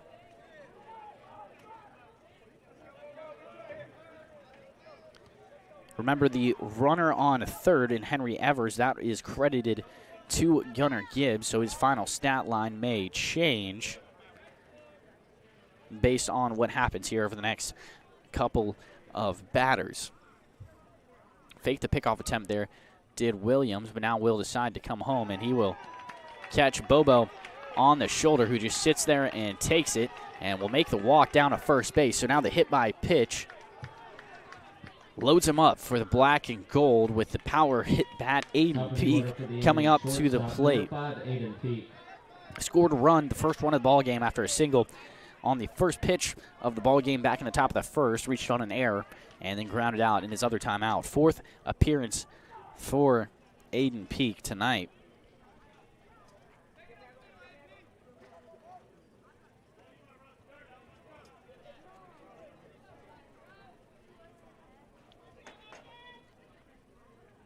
And we are just waiting for a second for everybody to get squared away. And now Peak will slowly start to walk into the batter's box as Bobo puts on the sliding glove over at first base.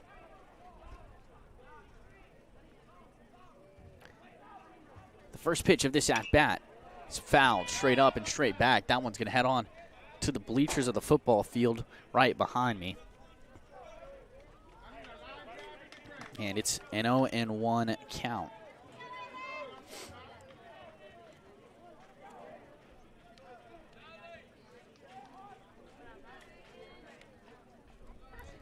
The 0-1 to Peak. Ooh. Caught him on the ankle, but he checked his swing, went around, was trying to cut it, so he will not be able to advance, and it goes down as a strike. That's about the worst situation you can have happen in something like this. Now behind the count is Peak, 0-2. Williams fires the pitch, and I believe that just caught the umpire right where you don't want a baseball to hit you. And he's going to take off his mask, and he's going to walk this off for a second. And no surprise there. That will give Peak the opportunity to go talk to Coach Russ Brooks.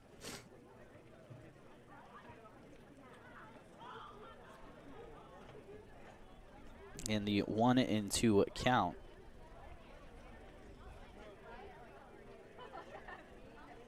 So it is Evers on third base, Nobles on a second, and Bobo at first after being hit by the pitch.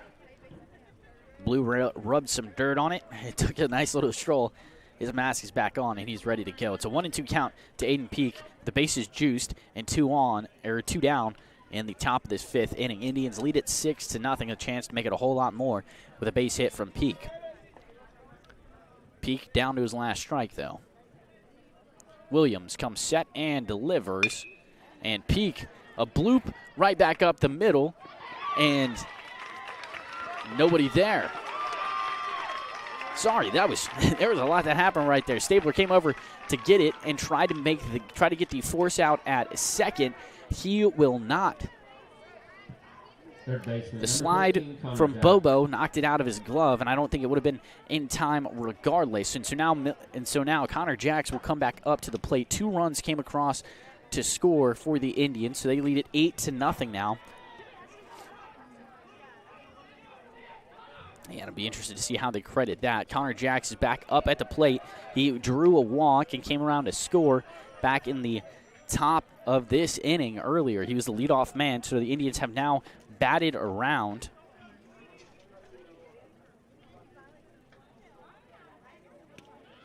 And that one outside as well. So 2-0 count here to Connor Jacks.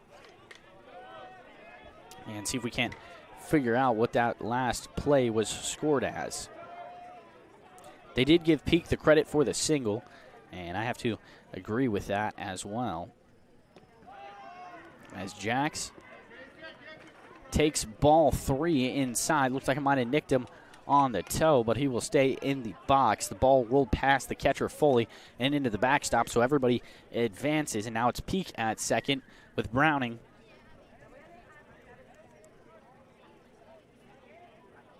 at third.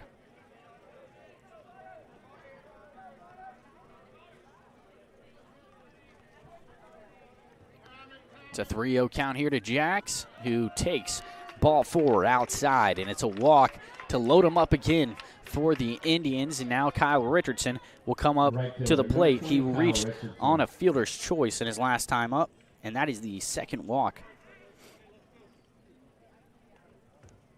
of the ball game.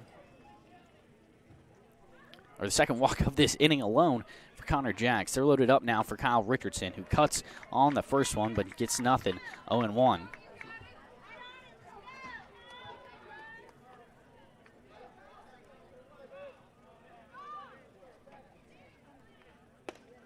And taking strike 2 there is Richardson.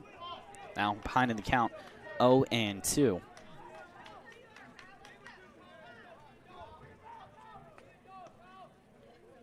The 0-2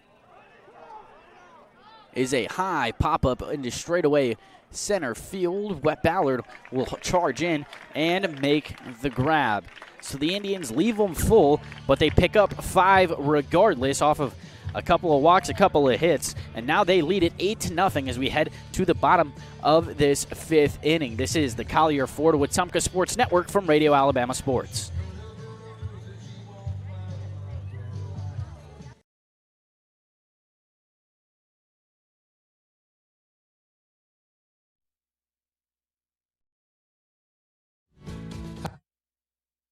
Protect what matters most with State Farm agent Jackson Hagan in Wetumpka. From auto and home to life insurance, Jackson Hagan and his dedicated team offer personalized service to ensure you have comprehensive coverage tailored to your needs. As a local agent, Jackson Hagan understands the unique challenges you face and is committed to guiding you through every step, from quotes to claims. Trusted a neighbor who truly cares. Like a good neighbor, State Farm agent Jackson Hagan is there. Call 334-478-3864 for a quote today.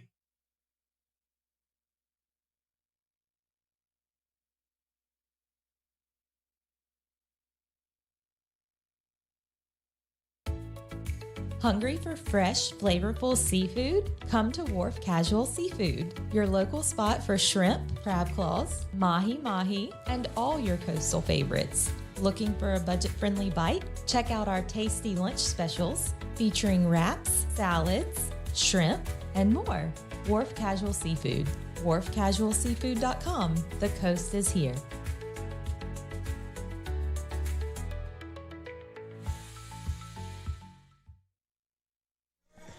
Fresh, fast, and always delicious, Wharf Casual Seafood in Wetumpka has something for everyone, from shrimp and fish to po' boys and salads. Enjoy coastal flavor right here at home. Dine in or take out today at Wharf Casual Seafood, where fresh seafood meets family-friendly dining. The Wetumpka Sports Network is proud to be fed by Wharf Casual Seafood. It's Lombardi on the bump, and he'll start us off with a called strike 1 right over the heart of the plate. It's Blake Moses, the first baseman, at the dish right now. Chandler Boyd and Bryson Suhaki are 3-2 up for the Pike Road Patriots as they trail your Wetumpka Indians 8-0.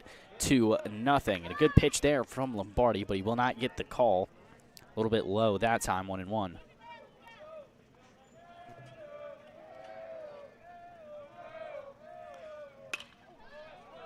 That one is fouled straight out of play down the first base line, and that's another ball. A souvenir for one of the little kids who's hustling over to go get it, but that makes it 1-2 count. Lombardi searching for strikeout number 5. Downstairs, 2-2.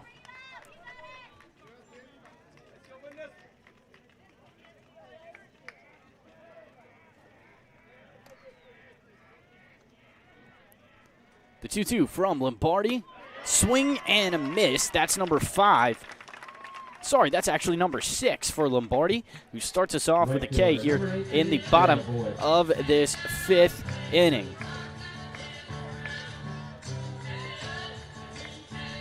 Chandler Boyd, the right fielder, is up at the plate now. Flew out to Henry Evers out in left field in his last time up. Lombardi starts us off with a pitch downstairs. 1-0. Lombardi comes set. He's working quickly here. Hard hit line drive out to center field. Bobo Browning will settle under it. Nice jog to get there in time, and a quick 2 outs for the Indians as they look to protect this 8-0 lead. Now, Bryson Suhaki, who struck out last time, was come back up to the plate.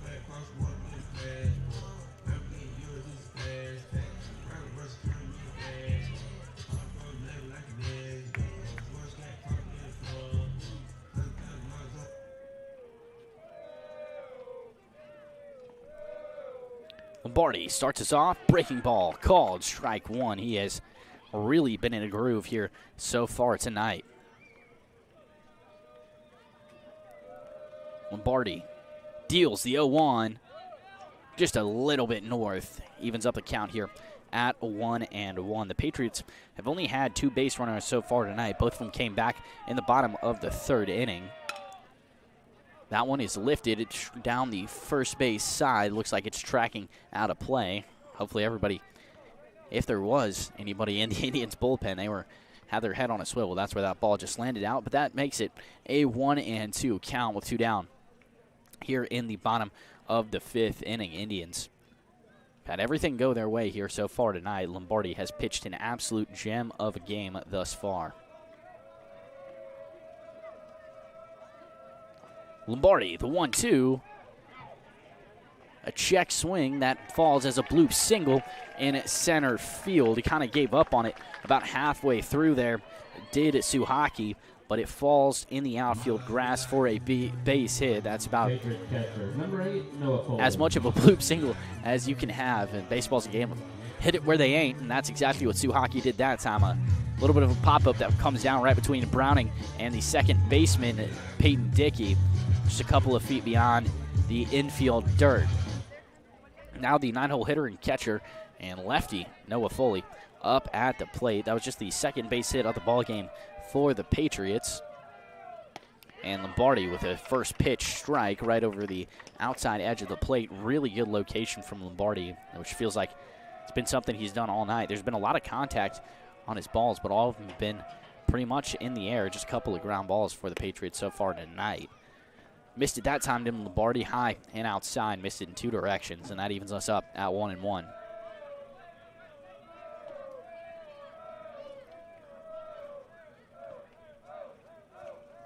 The 1-1. Swing and a miss. 1-2.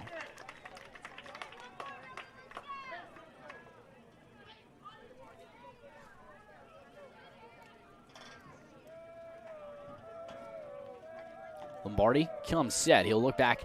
The runner at first, and Suhaki comes home with it just a bit outside, 2-2.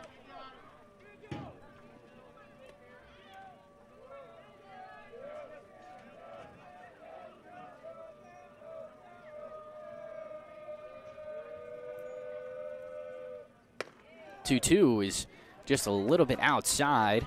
Foley started his swing, but decides to hold up. Definitely nowhere close to having to appeal down the baseline. The 3-2 runner goes, and it is a high pop-up down the third base side, so we will try the payoff pitch yet again. And it looks like our head umpire here is in need of a refresh of some fresh baseballs. Yeah, he's heading over to the Patriots dugout, and he'll get a handful there, about 4 new balls tucked away in the pocket.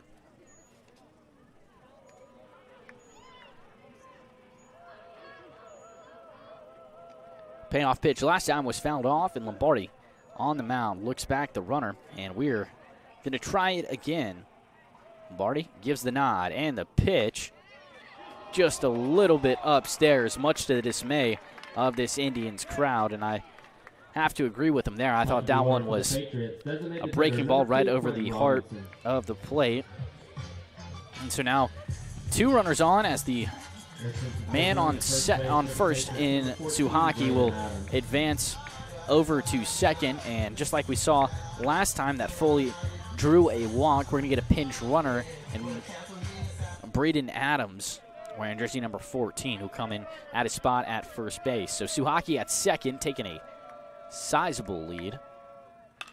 And first pitch swinging here of the bat of Quentin Robinson. It's a high pop-up in the shallow infield, and Payne Dickey, the second baseman, will settle under it and make the grab. Indians still on top here, 8-0 as we head to the top of the 6th. Indians want a little bit more insurance. We'll see if they can get it. This is the Collier Ford Wetumpka Sports Network from Radio Alabama Sports. At First Community Bank of Central Alabama, banking's about real relationships, trust, kindness, and a shared commitment to making life better. As your neighbor and partner across Elmore and Autauga counties, we're here for you, whether you're planning your future, buying your first home, or building your wealth. With our local knowledge and heartfelt support, you can count on us. First Community Bank of Central Alabama. Let's do life together. Member FDIC, Equal Housing Lender. Are you tired of slow internet? With Central Access, you get the speeds you pay for delivered directly to your door, so you won't get bogged down when your neighbors are online too. Stream, game, work, and video chat. No contracts, no data caps, no price hikes, nothing but an exceptional all-night experience. Check availability today at caecaccess.com. Central Access, your local link to broadband.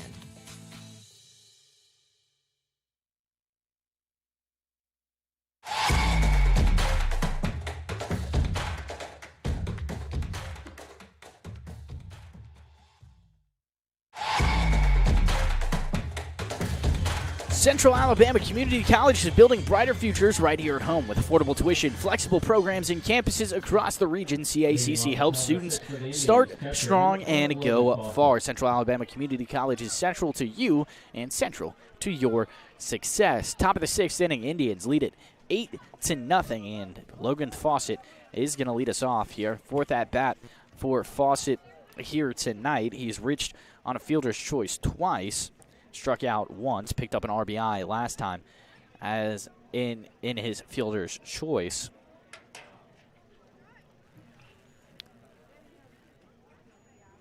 And we are waiting momentarily, waiting to see why we've got a little bit of a delay, but we do.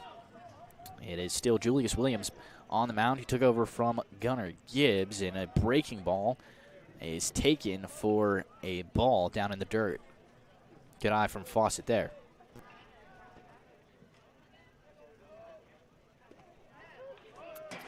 And downstairs again. Fawcett keeping it on his shoulders smartly.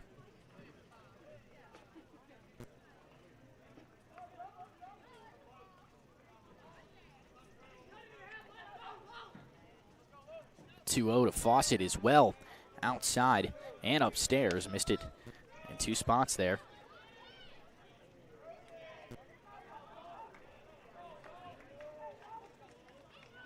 The 3-0 is inside. Fawcett leaves it on his shoulder, taken all the way through in a 4-pitch walk.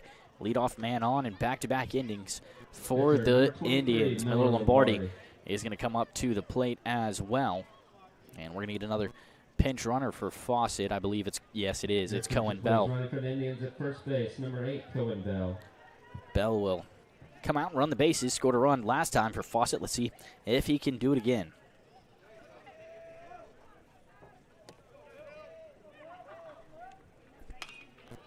And fouled straight back and into the concourse back here behind Patriot Field. And an 0-1 count here to Miller.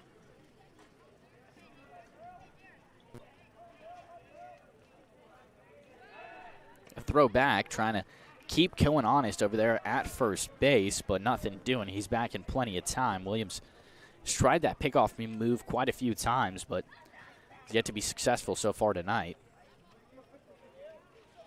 The 0-1 is a hard hit, line drive, heading for the alley in right center field. It's cut off by Ballard. Lombardi will hold up at first, but a throwing error goes all the way into the Patriots dugout. This is the cutoff man and shortstop Reyes. Let it slide under his glove. Bell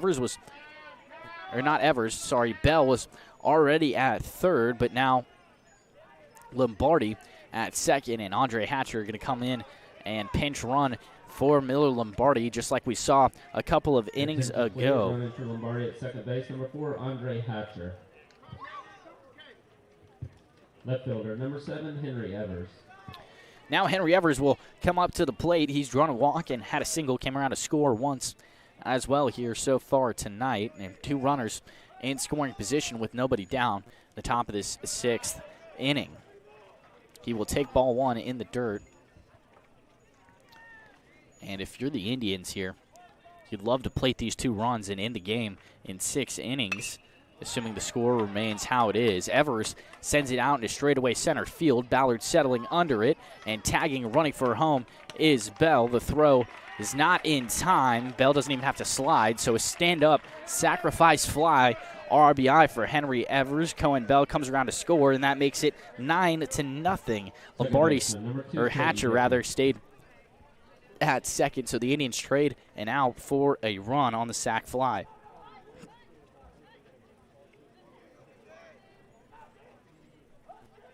Peyton Dickey up at the plate now. First pitch swinging from him is heading down the right field line, and on the run, Boyd makes the catch. Tagging for third is Hatcher, and he will make it there safely. So now 2 down with another run just 90 feet away down the third base line with 2 outs. As Asher Nobles comes up to the plate. He's singled twice and scored 2 runs here so far tonight.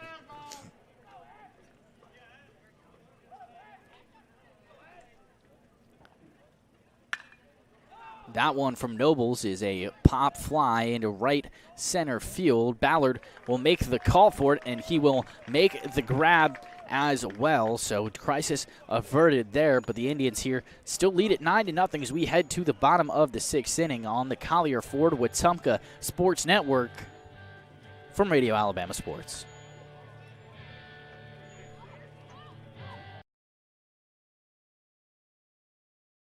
Now is the perfect time to start your future at Central Alabama Community College.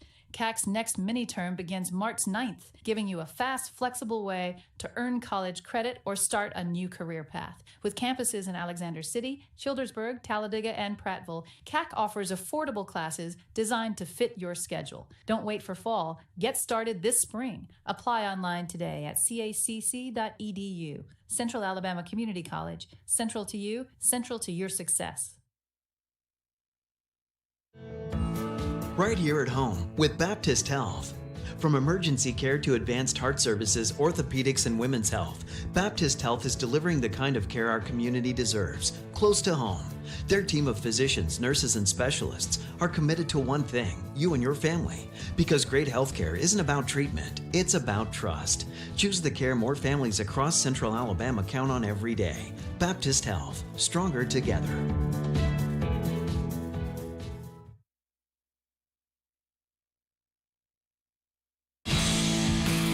The Collier Ford Wetumpka Sports Network is built by Russell Do-It Center. From key cutting and propane refills to contractor services and expert advice for your next project, turn to Russell Do-It Center in Wetumpka.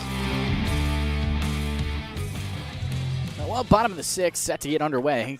Good guys lead it 9-0. Miller Lombardi still on the bump here for the Indians, and another first pitch strike to start off this inning from Lombardi. Leading it off for the Patriots, it is the 2-hole batter, I believe, Herb Reyes, who pops it straight up, and it looks like that one's heading out of play, and it is. Lands right on top of the Indians' dugout, and quickly behind in the count is Reyes, 0-2.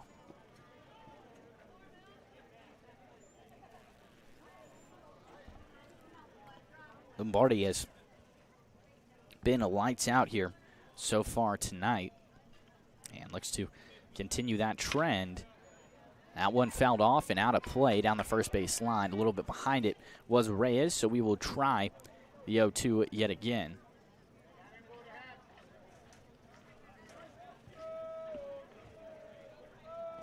Lombardi, the pitch on the outside edge, and that was a close call. If you're Reyes, that's one you probably shouldn't leave, but he does regardless, and it works out for him, 1-2.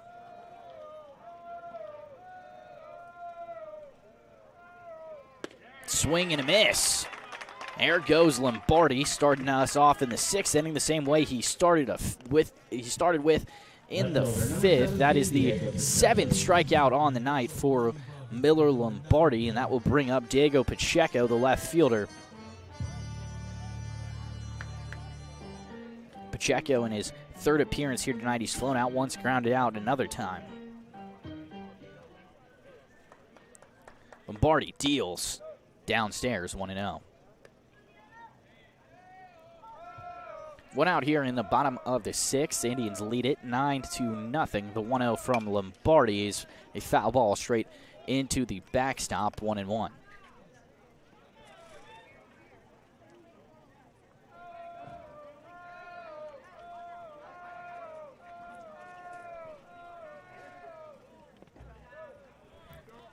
The 1-1 bounced in the dirt from Lombardi. It's a 2-1 count. Looked like it caught Fawcett in the chest there, right kind of where that chest plate ends, just right above the belt. And he'll step up and walk off of it for a second, but he's reclaimed his place back behind the dish now.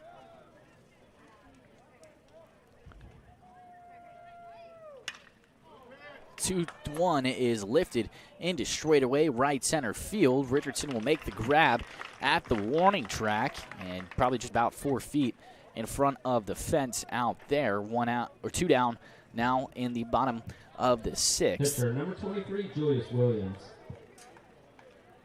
Now the pitcher, Julius Williams, will come up to the plate. Now he's taken the spot in the lineup of Gunnar Gibbs, who was the previous pitcher. It's the first at-bat of the night for Williams. And Lombardi starts him off with a hard hit ground ball right up the 4-3 hole between second base and first base. It rolls into the outfield, and so one on the first pitch that Julius Williams sees tonight, he picks up a base hit.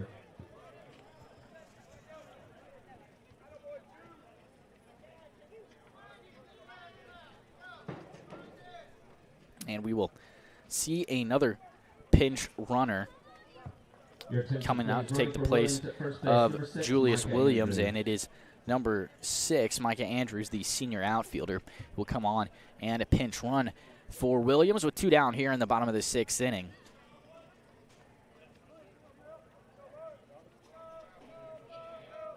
Lombardi deals a swing and a miss from Coleman Stabler, the second baseman of the Patriots.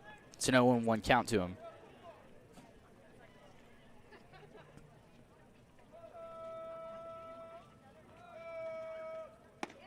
Called strike 2 from Lombardi, breaking ball, and bat is left on the shoulder.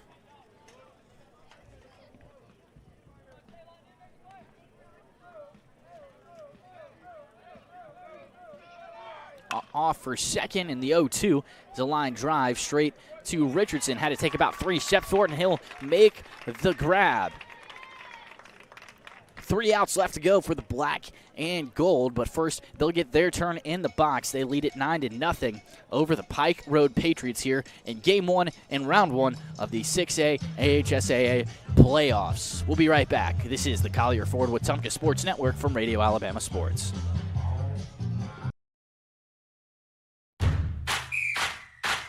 .105.1 WRFS is WRFS-FM, Rockford, Alexander City, Lake Martin, Wetumpka, Prattville, Montgomery, home of the Wetumpka Indians on the Collier Ford Wetumpka Sports Network.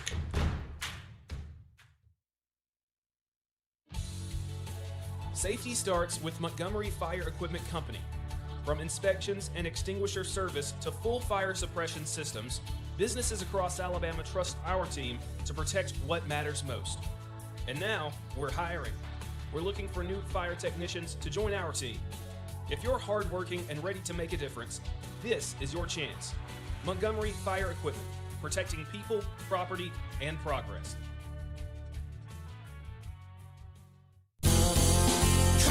Come to Collier. Looking for power, performance, and adventure? You'll find it all at Collier Ford in Wetumpka. Whether it's the legendary Ford F-150 built to tackle any job, the bold and capable Ford Bronco built for the trails, or the versatile Bronco Sport perfect for every road trip, Collier Ford has the right ride for you. Proudly serving the River region since 1952. We're here to keep you on the road. Come to Collier.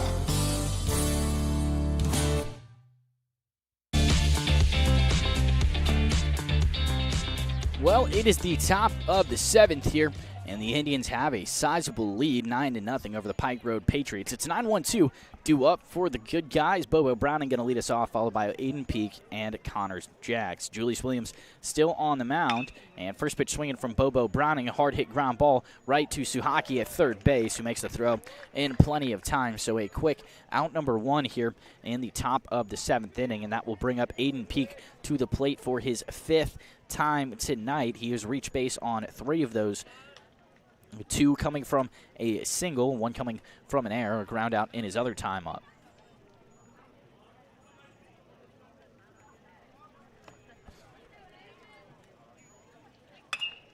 First pitch swinging from Aiden Peak, straight away left field. Pacheco settles under it and makes the grab. So a very quick 2 outs on just 2 pitches here in the top of this 7th inning.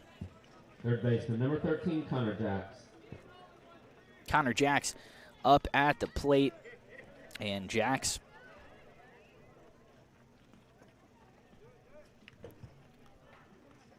will take strike 1, outside edge of the plate that time, maybe trying to work this count just a little bit more, but Indians do have plenty of insurance. This is definitely not a need to score situation. That one, Jacks is well in front of, hard hit ground ball that just landed about 3 feet foul down the third base line, and now Jacks behind in the count 0-2.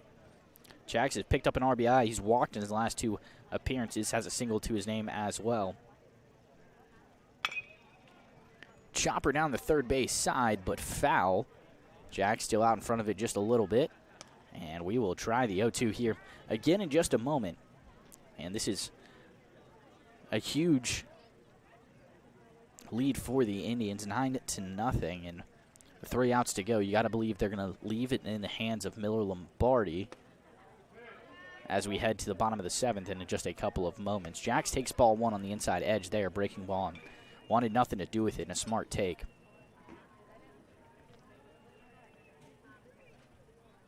The 1-2 to Jacks is a lunging swing, but fouled straight back into the backstop. I mentioned the huge lead for the Indians, and got to think they're going to let Lombardi ride out the rest of this game. Patriots have just a couple of hits off of Lombardi, and it's huge in Game 1 to just have one arm, still have the whole bullpen available, and now the 1-2 is outside. 2-2 now. But that is huge and gives Coach Brooks a lot of options on to as to how he wants to play this second game. Upstairs, 3-2 from Jacks, who's shown a lot of discipline here at the plate. Here tonight, already walked twice, both in his last 2 appearances. And not sure if that hit him or if that goes down as a walk, and Jacks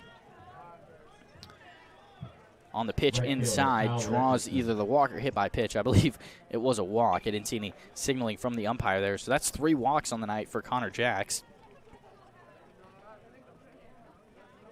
And now Kyle Richardson up at the plate looking for his first base hit here tonight. He's got on a couple of times from a fielder's choice. And the first pitch is in the dirt and behind Foley, and Jacks will take it as a free pass to advance to second.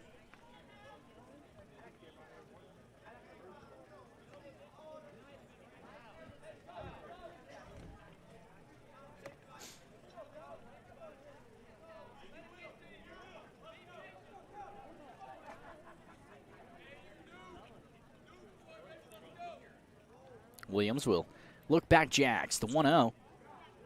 And Richardson started his swing, pulled it back, but it was a called strike regardless. Must have just caught the inside edge of the plate there. It's a close call. And not sure I would give the nod to Williams, but the umpire did. We're even at 1. Richardson, straight away center, and that one is going to be caught by Ballard. So 3 outs left for the Indians to take Game 1 of this 3-game set against the Pike Road Patriots. We'll see.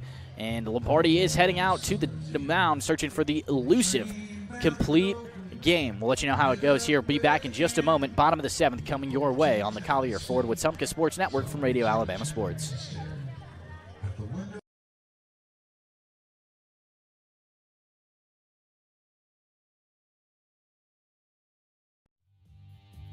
Hi, I'm Kathy Thornton with RE/MAX Cornerstone Plus. Helping families here in the River Region is more than a job, it's personal. I take the time to listen, understand what you need, and fight to get you the best deal possible. Whether you're buying or selling in Central Alabama, let's work together to make it happen. I'm Kathy Thornton at RE/MAX Cornerstone Plus, here to help you every step of the way.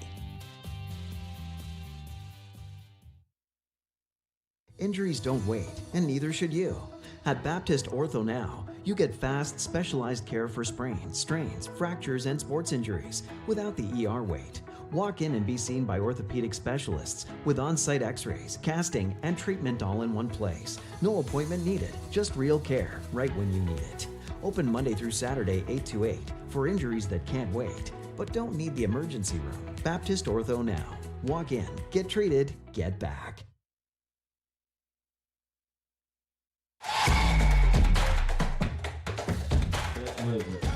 Well, it's closing time here in Game 1 in the bottom of the 7th inning. Indians lead it 9-0, and Miller Lombardi still on the bump. He's got a gem of a game going right now and hopes to continue that with 3 outs left to go to take Game 1 of the 3-game set in Round 1 of the AHSAA playoffs.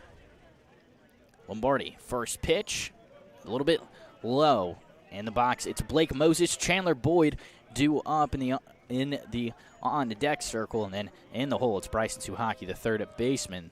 The 1-0 is a hard-hit ground ball, takes a little bit of a weird hop. Peyton Dickey sticks with it, throws high, but wrangled and corralled by Asher Nobles, and the first out is away here in the bottom of the 7th inning. Patriots down to their last 2 outs, and they need 9 runs to force extras.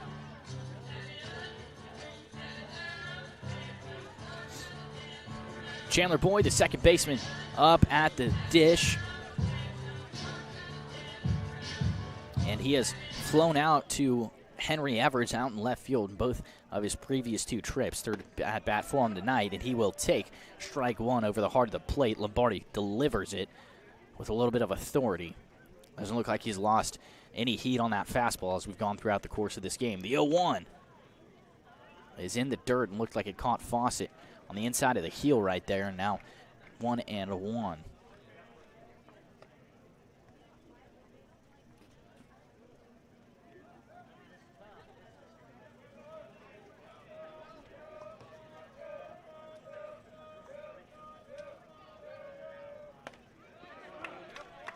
Good pitch there from Lombardi. No swing, and caught the outside edge, and that makes the count 1-2.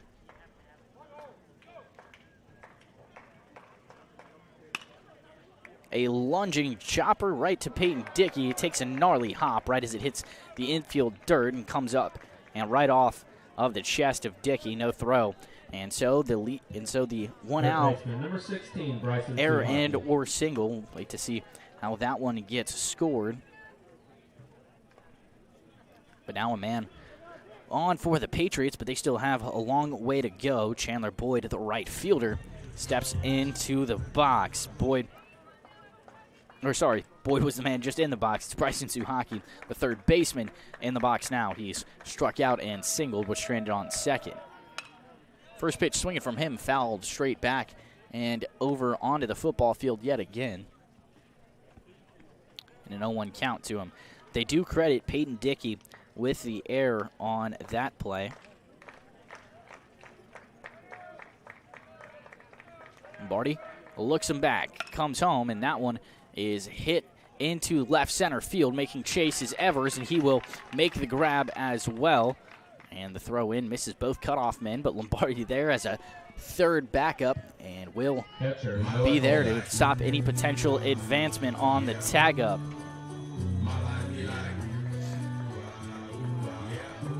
And now it's Noah Foley up at the box, the 9-hole hitter, and Patriots are down to their last out.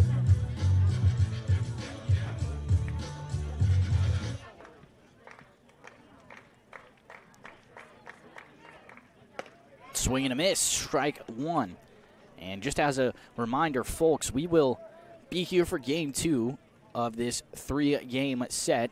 Third game, if necessary, will be played tomorrow at 1 p.m. as Lombardi, the 0-1, just a little bit high and outside. We're going to take a quick break in between these games. We'll come back about 10 minutes before first pitch, but we will be on the same live stream, so tune back in here on Facebook or YouTube, whatever way you are watching tonight. Ooh, comebacker right at Lombardi on the 1-1, and he makes the snag, and you cannot think of a better way to end this game for the Indians. They take game 1, 9-0, but the work is still cut out for the Indians. Patriots are going to have a chip on their shoulder here as we head into game 2 with first pitch of that one coming up in about 30 minutes. Indians take game 1, 9-0, and you got to shout out Miller Lombardi, who goes for the complete game, allowing just 3 hits, 2 walks, no runs, and 7 strikeouts through 101 pitches. Did Miller Lombardi and made quick work of the Patriots. At the ditch, it was a couple of guys who got it done. Connor Jacks goes 1 for 2, scores a run, 2 RBIs, and 2 walks for him on the night as well. Henry Evers picks up an RBI, goes 1 for 2 at the dish. Asher Nobles 1 for 2 2 for 4 as well, and scores a couple of runs too on the night as well. Aiden Peak goes 2 for 5 with an RBI and a run scored, and we'll be back in just about 30 minutes for game 2 of this doubleheader. We will be staying on this same live stream. We will be back in about 20 to 25 minutes as we head towards game 2 of the 3-game doubleheader. This is the Collier Ford Wetumpka Sports Network. Thanks for listening. Hope to see you in just about 30 minutes.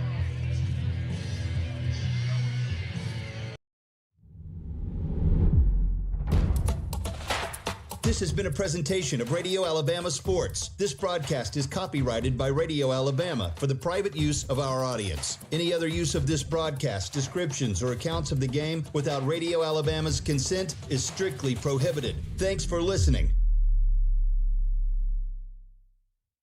You've been listening to the Collier Ford Wetumpka Sports Network, home of the Wetumpka Indians. Presented by RE/MAX Cornerstone Realty and RE/MAX Cornerstone Realty Plus, Central Alabama Community College, and the City of Wetumpka. Sponsored in part by Collier Ford, Central Alabama Community College, RE/MAX Cornerstone Realty and RE/MAX Cornerstone Realty Plus, Baptist Health, and Baptist Ortho Now. The City of Wetumpka, Central Access, Russell Do-It Center, State Farm Agent Jackson Hagan, Wharf Casual Seafood, First Community Bank, Montgomery Fire Equipment Company, CAC Adult Learning, and Precision Floor Care. The Collier Ford Wetumpka Sports Network is a product of Radio Alabama Sports and Radio Alabama. This broadcast is copyrighted by Radio Alabama for the private use of our audience. Any other use of this broadcast, descriptions, or accounts of the game without Radio Alabama's consent is strictly prohibited. Thanks for listening.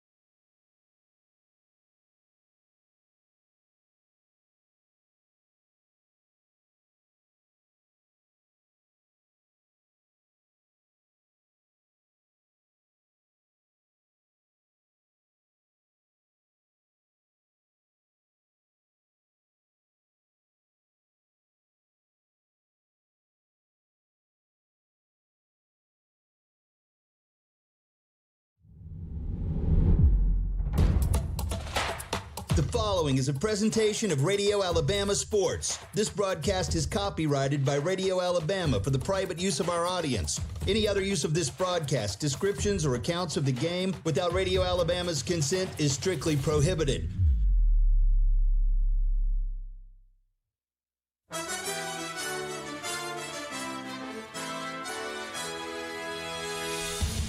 From Radio Alabama Sports, this is the Collier Ford Wetumpka Sports Network. Wetumpka Baseball is presented by Collier Ford. Come on to Collier Ford. Proudly serving the River region for nearly 75 years. Online at collierfordinc.com. RE/MAX Cornerstone Realty and RE/MAX Cornerstone Realty Plus. Kathy Thornton, Chad Barrett, and Beverly Wright are your River region real estate experts. Central Alabama Community College. Central to you, central to your success. Baptist Health, the official healthcare provider of the Collier Ford Wetumpka Sports Network. Your health is our mission. Online at baptistfirst.org and the City of Wetumpka.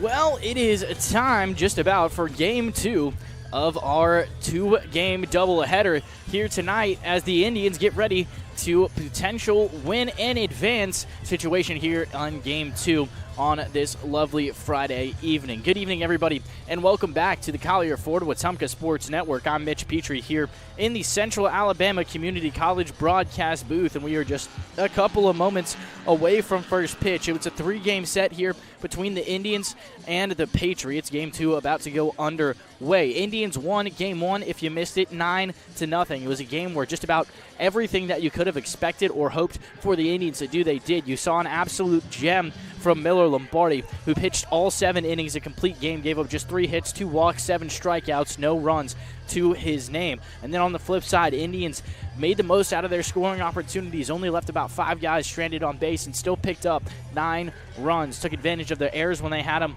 took advantage of the walks when they had them, and that's everything you could hope for in Game 1 of a win-or-go-home set. Now, I was just talking to Coach Russ Brooks down in the dugout prior to first pitch of this game, and he said, obviously, you want to win. You don't want to send it to an if game if necessary. But it's worth noting that tomorrow there's a 100% forecast chance of rain. There's a chance that game gets rained out, delayed. You never really want to leave it up to Mother Nature. And again, if that game were to get canceled on Saturday, that game scheduled right now for a first pitch at 1 o'clock, if that game were to get canceled, it would go ahead and get moved to Monday. Remember, round 2 of the playoffs are Friday and Saturday, just like they were this week, with doubleheader being on Friday and on Friday, May 1st, and then on May 2nd, that Saturday, is when you would have the if game, Game 3, if necessary.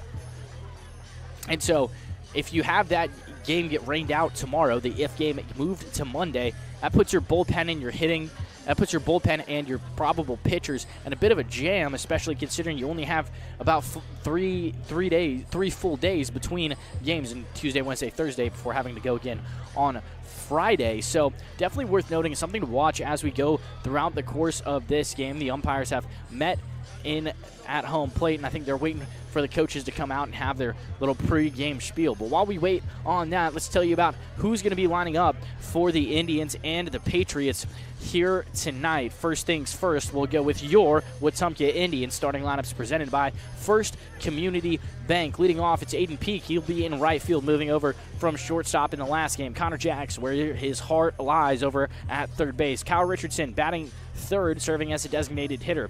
Behind him, batting cleanup tonight is the catcher Logan Fawcett, followed by Miller Lombardi, who's now at shortstop after throwing an absolute beautiful game back in Game 1 of this double header. Over in left field and batting sixth here tonight, it's Henry Evers. He'll be followed by Peyton Dickey, the second baseman. And in the 8 hole, it's Asher Nobles, and as always, Bobo Browning rounding out the lineup. Dylan Jordan is going to get the start here in Game 2. We'll run through his stats here in just a couple of moments. On the flip side, in the field for the Patriots as we get ready for this first inning here on the Collier Ford Wetumpka Sports Network, where we wait for first pitch as well. On the mound, it is the freshman Peyton Hornbuckle. Catching for him, it is Diego Pacheco. And over at first base, it's Blake Moses. Coleman Stabler remains at second base. Herb Reyes, same situation there for the infield with the Patriots at shortstop. He was there last game, will be there again. Same thing goes for the third baseman, Bryson Suhaki. Out in left field here tonight is Jake McDavid, not in the lineup in the last game. See if we can find some stats and information and tell you a little bit about what he's about.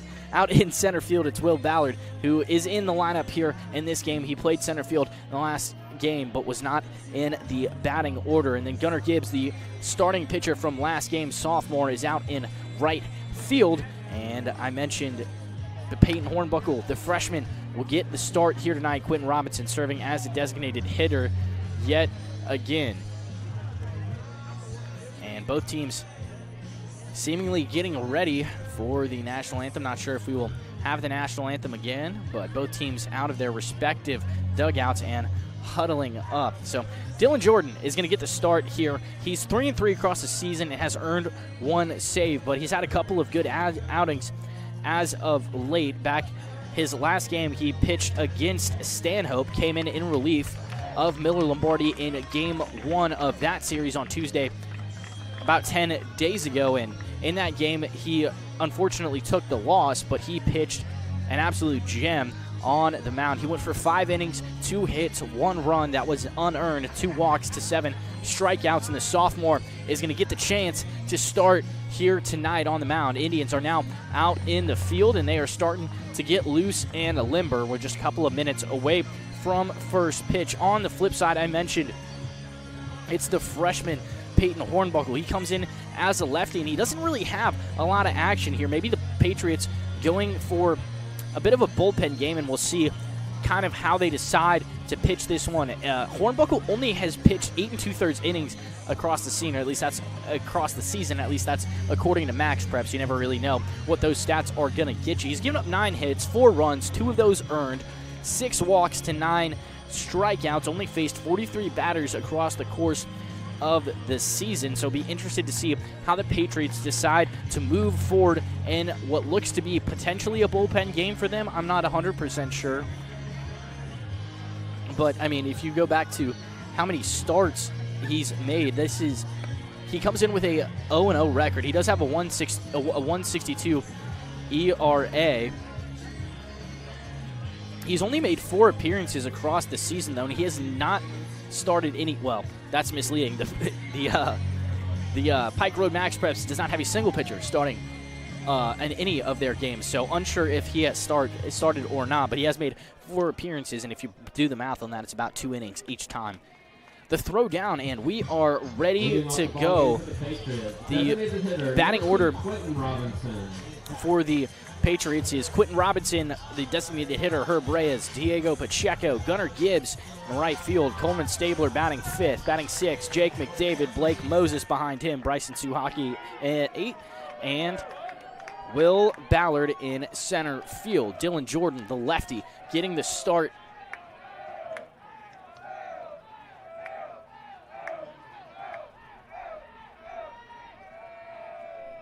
And first pitch is just a little bit north. And that will make it a 1-0 count. First pitch from Jordan, or second pitch from Jordan in the dirt.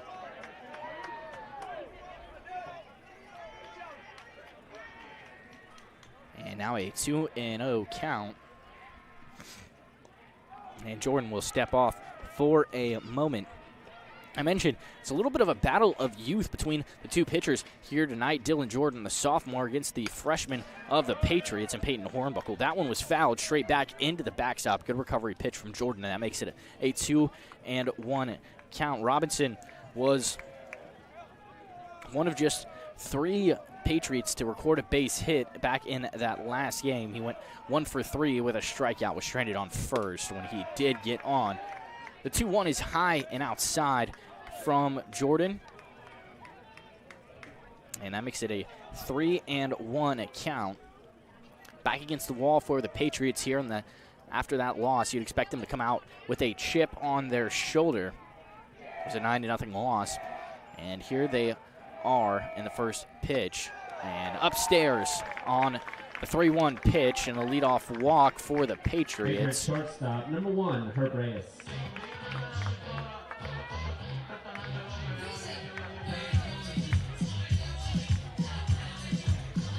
And so worth noting, I guess, because the Indians took game 1, they will serve as the home team here. I'm not exactly sure how that works. I neglected to mention that, so apologies to that, folks. It is the Patriots batting first here, and I'm not sure if that is by regulation, by rule, or because the Indians took game 1. But regardless, up at the plate now is Herb Reyes, the shortstop, and it's a 1-0 count to him after the leadoff walk from Jordan.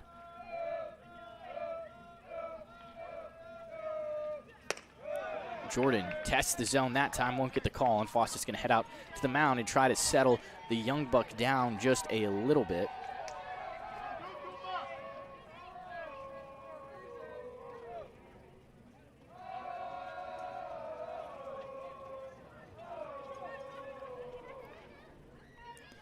And he is retreating back to the mound now, or retreating back to the plate now, and apologies for that. So Wetumpka is serving as a home team. They are in the field first here, although the game being played at Patriots Field here in Pike Road, Alabama. Jordan with a 2-0 pitch. Swing and a miss, but it would have been a called strike regardless. Good recovery from him with the leadoff man on first. Nobody down in the top of this first inning.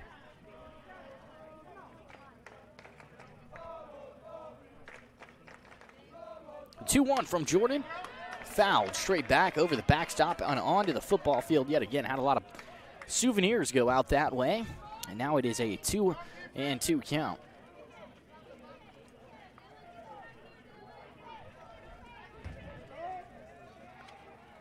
And Reyes calls time. He'll step out of the box for a moment and try to get in the head of Dylan Jordan, the young sophomore here, looking for a strikeout on this 2-2 pitch. Jordan comes set, and just a little bit north, it's full, 3-2.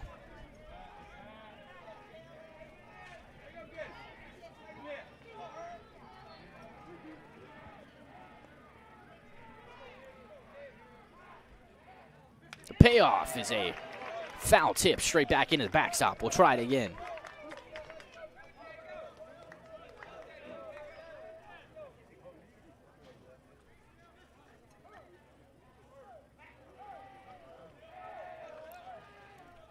Jordan comes set, and he'll look back to the runner, the lefty, the payoff pitch.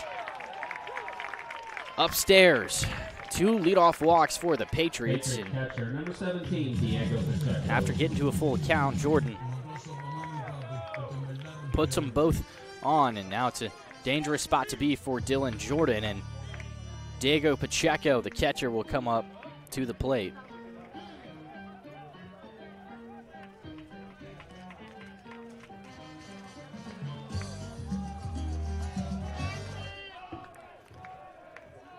So 2 on for the Patriots here in the top of this first inning.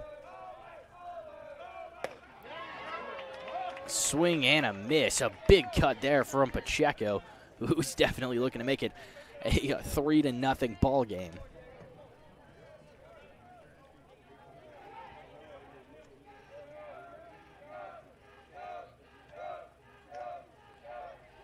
The 0-1. Hard hit ground ball, straightaway left field. Making back for it is Evers. He'll make the catch with his back up against the wall. Nobody tags. Everybody stays where they are. So 1 down and still 2 on. Right fielder, number 5, Gunnar Gibbs. And now the lefty Gunnar Gibbs is going to come up and face the lefty Dylan Jordan. First time we've seen a lefty-on-lefty matchup here tonight, with all pitchers in that first game being right-handed pitchers. And Lombardi, Julius Williams, and then Gunnar Gibbs, who, interesting enough, bats lefty but throws righty. So a deep fly out for Diego Pacheco gives the Indians their first out of the ball game.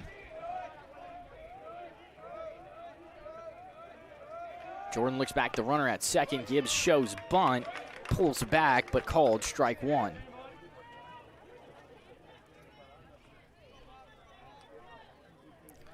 Gibbs serving as the right fielder here tonight for the Patriots. He struck out twice before being pinch hit for, or well, I guess had his spot taken by Julius Williams when he came into the game.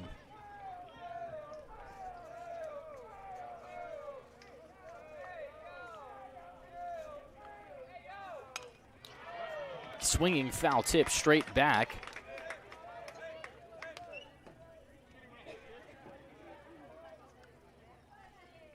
And a little bit of frustration, it seems, from Logan Fawcett, the catcher. I don't think that was the pitch he was expecting there from Jordan.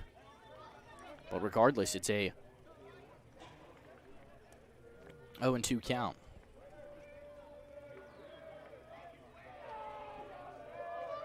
The 0-2 is outside, 1-2.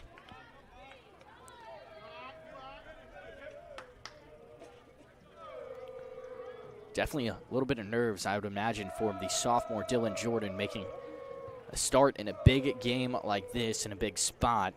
Nerves have seemingly calmed down just for a moment, but now it's a 1-2 count here with one down and two on for Jordan. He's looking back the runner at second and will come home. Breaking ball outside, 2-2.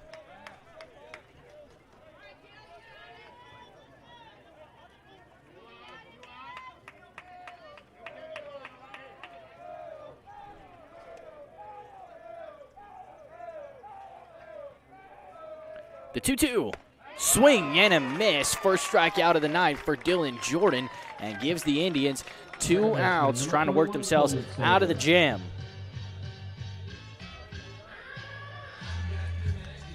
And that'll bring up the second baseman, Coleman Stabler, for the Patriots. Stabler grounded out and popped out a couple of times in that first game. Did not record a hit.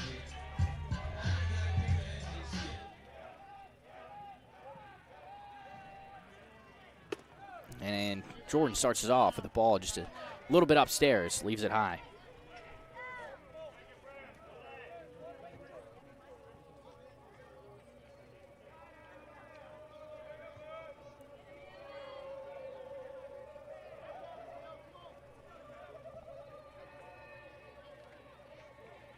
Jordan.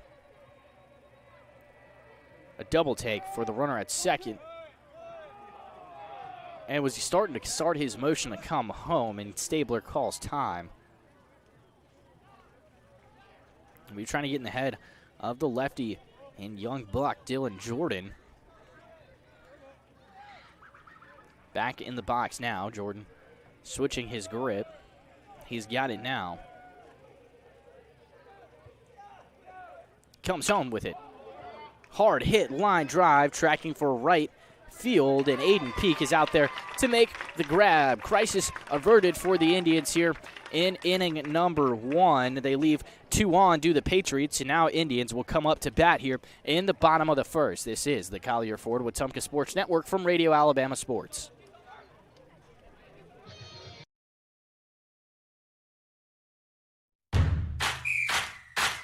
.105.1 WRFS is WRFS-FM, Rockford, Alexander City, Lake Martin, Wetumpka, Prattville, Montgomery, home of the Wetumpka Indians on the Collier Ford Wetumpka Sports Network.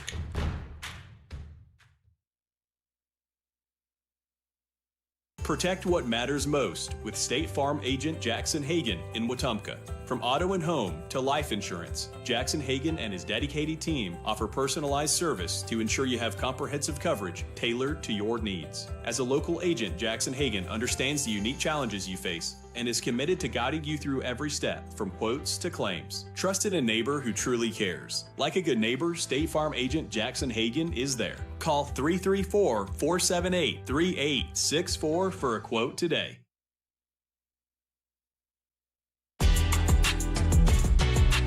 The Wetumpka Indians stay connected thanks to Central Access. Reliable, affordable, and delivered straight to your door.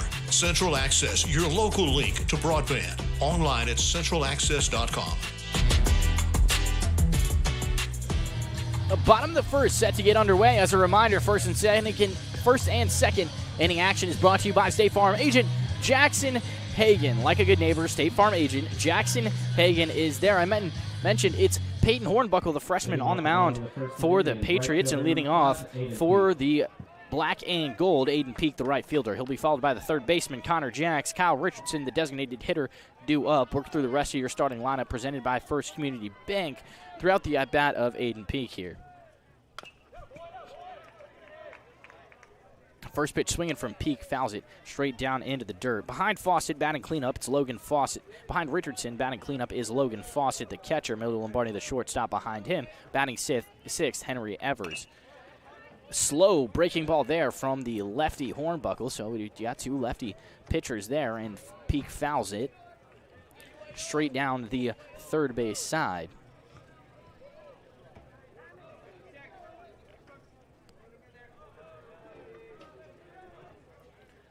Breaking ball well outside. Good eye from Peak. He leaves it be 1-2.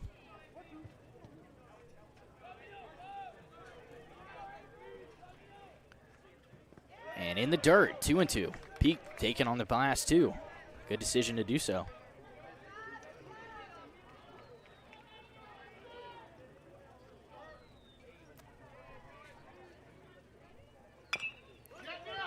Peak with a slow roller, ground ball. Charging is Suhaki, the third baseman, and he fires it over to Moses, one down.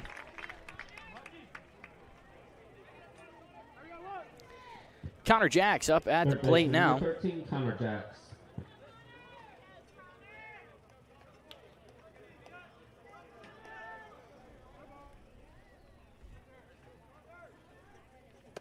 And outside, Connor Jacks takes ball one, and Jacks had a good showing back in game two of the set, or game one, that is, and as Jacks swings on the breaking ball right to Moses. He'll do it all himself. A ground out unassisted to the first baseman for Connor Jacks. 2 down in the bottom of the first. Designated hitter number 20, Kyle Richardson. Kyle Richardson will come up to the plate next, and rough showing for him in that first game. 0 for 5 with a fielder's choice, couple of flyouts, couple of strikeouts as well. And inside taking is Richardson for ball one.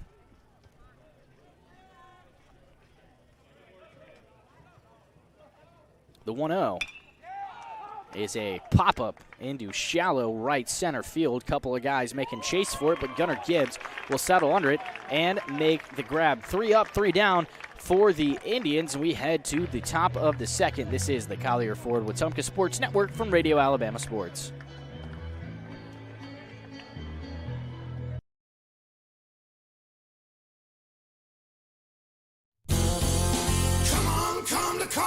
Looking for power, performance, and adventure? You'll find it all at Collier Ford in Wetumpka. Whether it's the legendary Ford F-150 built to tackle any job, the bold and capable Ford Bronco built for the trails, or the versatile Bronco Sport perfect for every road trip, Collier Ford has the right ride for you. Proudly serving the River region since 1952. We're here to keep you on the road.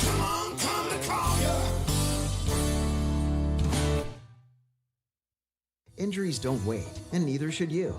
At Baptist Ortho Now, you get fast, specialized care for sprains, strains, fractures, and sports injuries without the ER wait. Walk in and be seen by orthopedic specialists with on-site x-rays, casting, and treatment all in one place. No appointment needed, just real care right when you need it.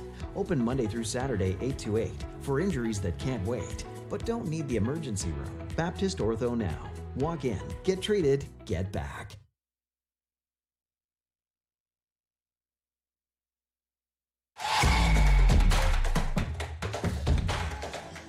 Top of the second coming your way in just a couple of moments. Indians out on the field, and it's still Dylan Jordan on the bump. That'll be the center fielder, Jake McDavid, leading us off. And he'll be followed by Blake Moses and Bryson Suhaki right behind him. Those three due up for the Patriots. And McDavid is played in 19 games, this being his 20th. He's got a .293 average with 12 hits, 9 RBIs, a double, and 2 triples. So I guess he's got some speed on him. As the first pitch from Jordan is a foul straight into the Indians' dugout. It was a hopper, and so that makes it an 0-1 count.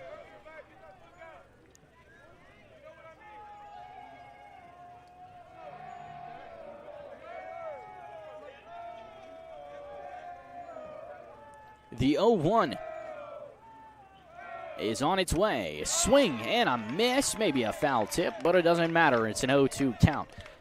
As a reminder, the Indians are serving as the home team for this contest, and with the Patriots being the home team tomorrow night. Swing and a miss. Second strikeout of the night. Good morning, good afternoon, and good night for Dylan Jordan. 2 strikeouts for him.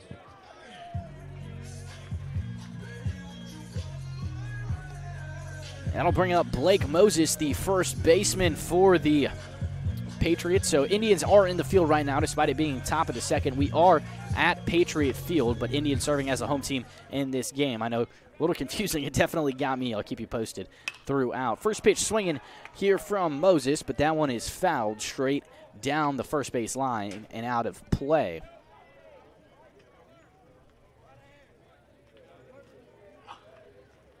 Back-to-back first pitch strikes here for Dylan Jordan. This one is a little bit low, 1-1.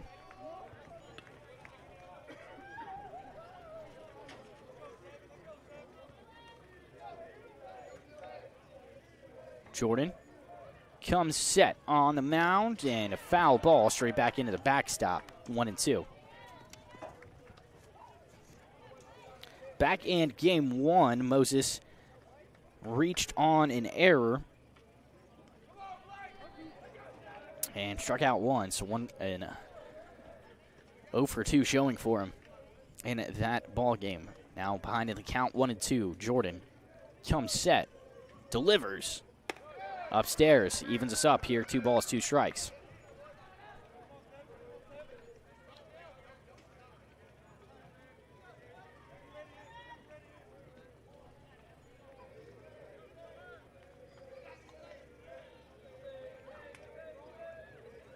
The pitch. Fouled straight back and on to the football field. We'll try it again. Bit of a battle here between Jordan and Moses. Moses looking for his first base hit of the series, and Jordan looking for his 3rd strikeout of the night. The 2-2. That's a good pitch on the inside corner, but call goes towards the Patriots. It's a full count.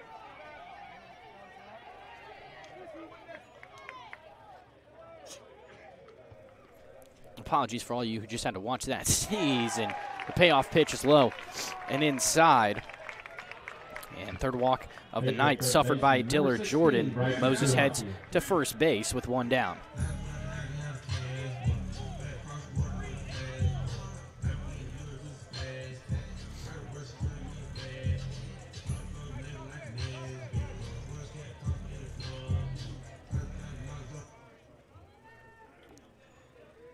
Bryson Suhaki, the 3rd baseman, up at the dish now with 1 on, 1 down.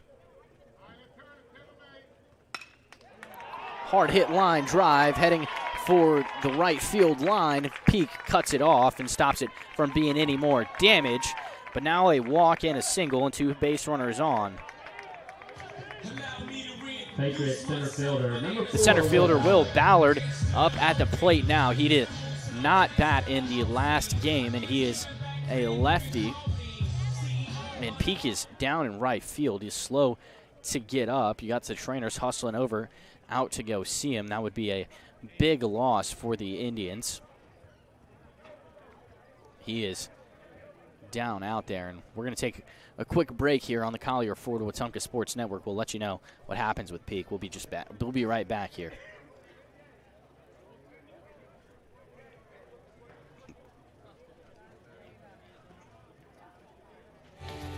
Hey, I'm Chad Barrett with RE/MAX Cornerstone. I love helping families in Central Alabama find their place to call home. Whether you're buying in Prattville, selling in Wetumpka, or moving anywhere across the river region, I'll make the process smooth and successful. Call me, Chad Barrett at RE/MAX Cornerstone. Let's find your perfect home together. Looking to tackle your next home project? Look no further than Russell Do-It Center and Building Supply.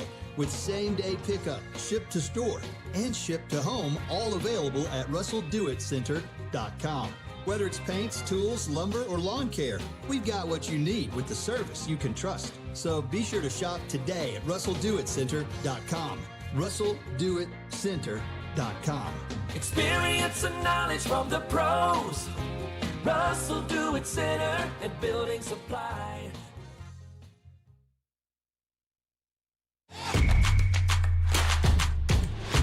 Getting you back in the game faster. Baptist Ortho Now, your official orthopedic injury and recovery experts for the Collier Ford Wetumpka Sports Network. Online at baptistfirst.org.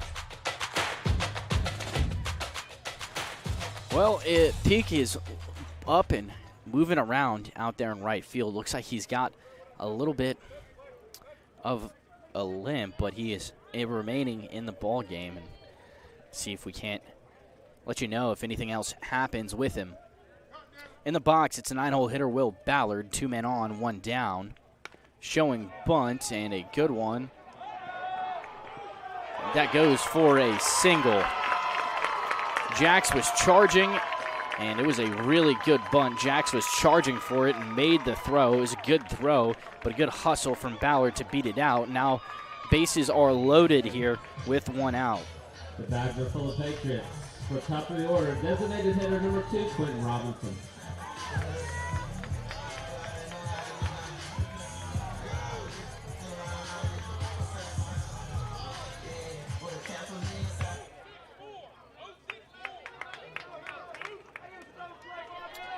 So bunt single loads him up for the Patriots. Top of the order, back up now in the top of the second. Quentin Robinson drew a walk his last time up, was stranded at second. Jordan, first pitch, swing and a miss. That's a big one. Always tough when you're pitching with the bases loaded, but even tougher to do it when you're behind in the count. First pitch strike from Dylan Jordan.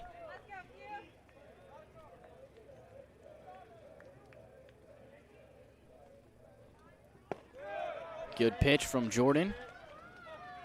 Just a little bit low that time. Evens up the count at 1-1.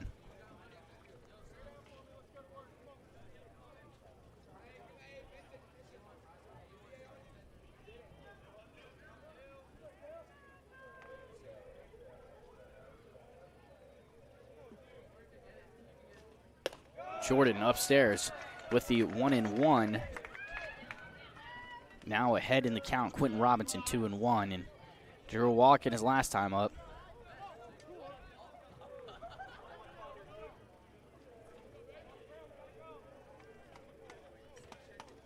The 2-1 is a high pop-up that goes nowhere close to the field of play, straight down the first base side, back over to the football field. Evens us up here at 2-2.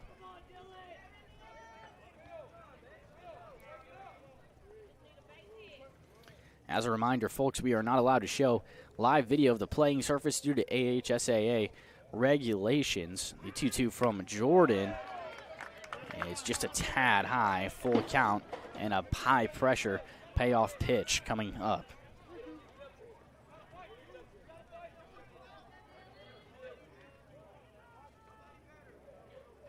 Jordan comes set, comes home. Hard hit line drive that drops for a base hit. 1-1 will score. And Pike has to come over to grab it in right field. And 3 runs score. A bases clearing double for Quentin Robinson. And the Patriots take a 3-0 lead.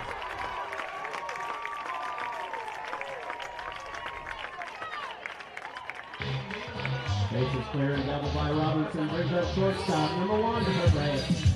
Herb Reyes will come up to the plate now. He drew a walk in his last time up as well.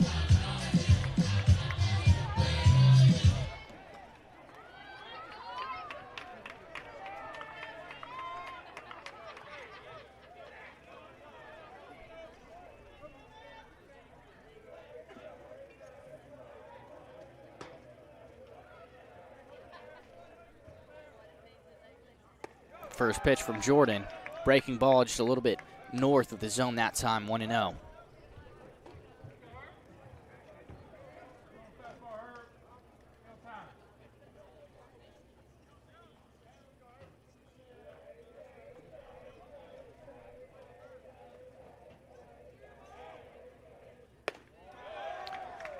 Outside, 2-0.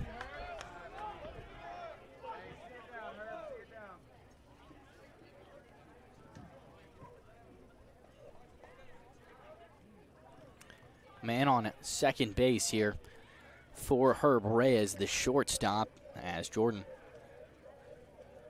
comes set to look back the runner. No throw, and the one to home downstairs, 3-0.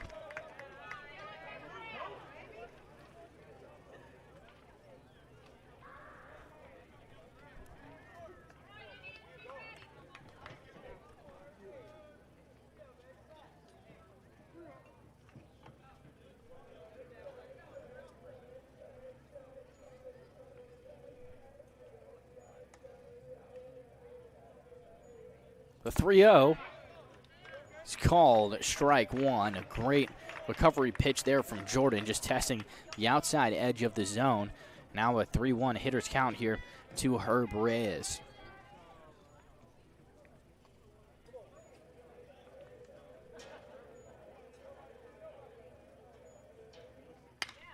The 3-1 is fouled off. Jordan working his way back. It's a full count now, 3-2.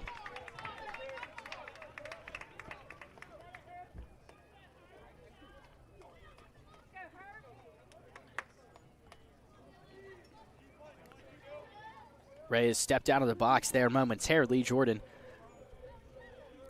took a second on the mound as well. He comes set. The payoff pitch. We'll have another one. That one fouled first down the first base side and out of play. We'll try it for a second time.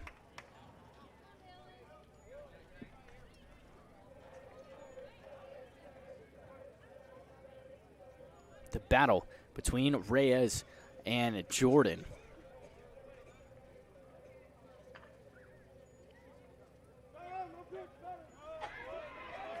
And right as Jordan started his motion, Reyes calls for time. Trying to play some mind games here are the Patriots.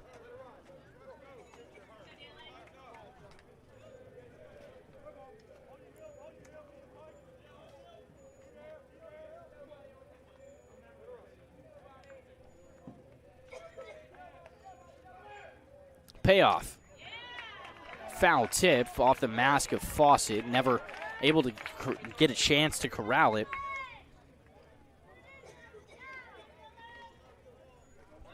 That is the fourth straight foul ball there from Reyes as the battle between the two, Reyes and Jordan, continues.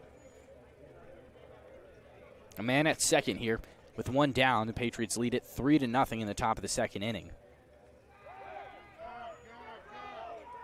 Jordan steps off, fakes back a throw to the runner, but thinks better of it, and he'll hold on to it. Reyes steps out of the box now, and nobody willing to budge here. We'll try the payoff pitch for a third time in just a moment. Jordan fixing his grip. Comes home. Swing and a miss. Big strikeout for Dylan Jordan. 2 outs, and the third strikeout of the game for Dylan Jordan. And right after you give up the bases clearing double, you win an absolute war against a batter. You get the strikeout. That's huge for the confidence of the young sophomore on the mound. The catcher, Diego Pacheco, up at the plate now. He had a hard hit line drive that Evers caught out in left field back against the wall back in the top of the first inning. 2 down, Jordan. We'll look back the runner.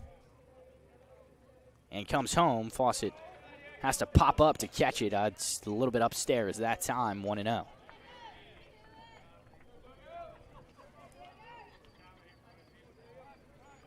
And worth noting here, Jordan's pitch count is already at 47 pitches. As the 1-0 is outside. Fawcett makes the throw down. There's a man off for second, and Quentin Robinson, who got caught, beat by a country mile. The throw from Fawcett there in plenty of time. So Indians escape any further damage, but the Patriots still lead it 3-0. They got a chance to strike back, though, do the black and gold here in just a couple of moments as we head to the bottom of the second on the Collier Ford Wetumpka Sports Network.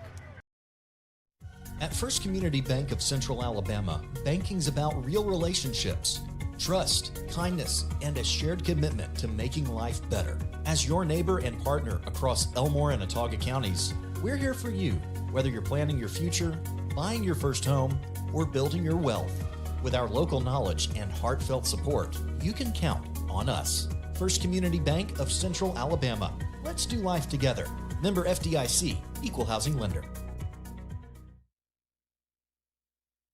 Protect what matters most with State Farm agent Jackson Hagan in Wetumpka. From auto and home to life insurance, Jackson Hagan and his dedicated team offer personalized service to ensure you have comprehensive coverage tailored to your needs. As a local agent, Jackson Hagan understands the unique challenges you face and is committed to guiding you through every step, from quotes to claims. Trusted a neighbor who truly cares. Like a good neighbor, State Farm agent Jackson Hagan is there. Call 334-478-3864 for a quote today.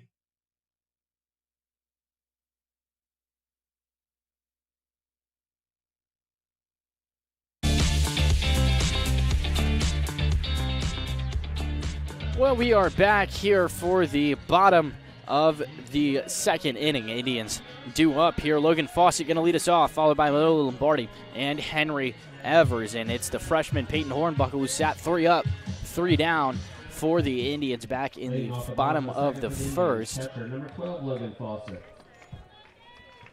And Fawcett looks to change that here.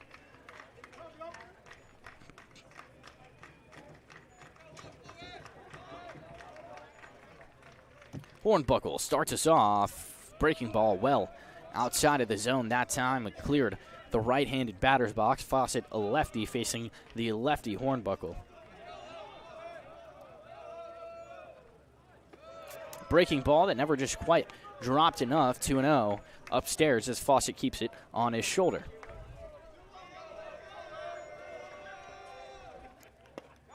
Fawcett takes slow that time. 3-0.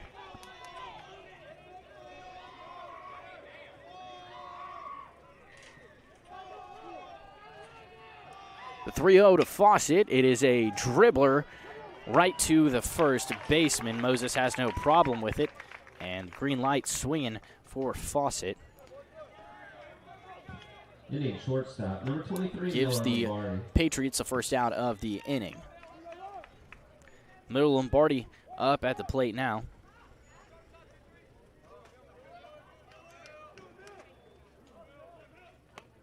And same result as that first batter of the inning to Fawcett. A pitch well outside. Hornbuckle making quick work. And just a little bit outside. A good frame job from the catcher, Pacheco there.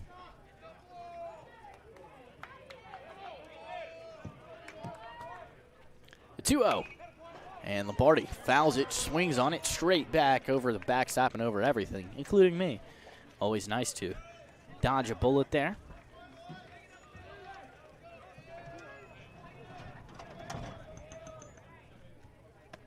The 2-1 is low and inside. Or sorry, it was a called strike 2. The 2-2 is a check swing from Lombardi, a slow roller over to second base. Stabler makes the throw. 2 outs. Left fielder, number 7, Henry Evers.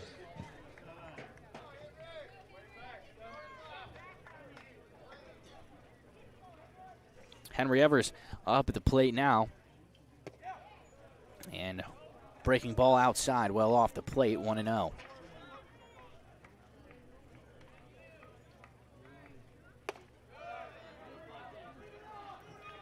Evers takes again, and good call as well, outside, 2-0. 2-0 is a swing and a miss from Evers. And the count now stands at 2-1 strike. Evers had a RBI and a single as he takes low and away 3-2 or 3-1.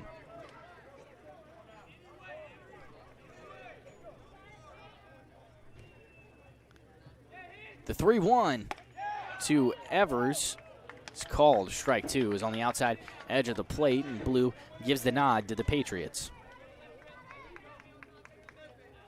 It's a full count. Downstairs, Evers gets the free pass to first, and Peyton Dickey up the plate now. First base runner of the game for the Indians comes off of a 2-out walk for Henry Evers.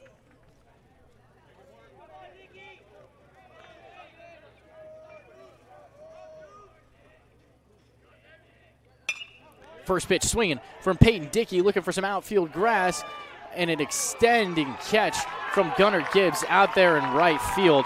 That was a heck of a catch out there. Certainly saved what would have been extra bases. And Gibbs with a nice snag out there in right field. We head to the top of the third. The Indians trail 3-0 on the Collier Ford Wetumpka Sports Network from Radio Alabama Sports.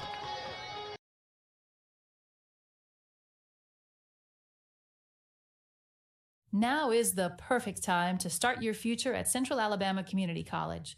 CAC's next mini-term begins March 9th, giving you a fast, flexible way to earn college credit or start a new career path. With campuses in Alexander City, Childersburg, Talladega, and Prattville, CAC offers affordable classes designed to fit your schedule. Don't wait for fall. Get started this spring. Apply online today at cacc.edu. Central Alabama Community College. Central to you, central to your success.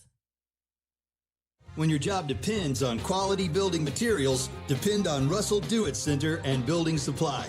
From framing lumber and roofing to concrete, drywall, and fasteners, we've got the materials to build it right and build it strong. Whether you're a contractor or a do-it-yourselfer, if you're building, you belong here. With dependable products and local service you can trust, Russell Do-It Center and Building Supply is your go-to source for building materials.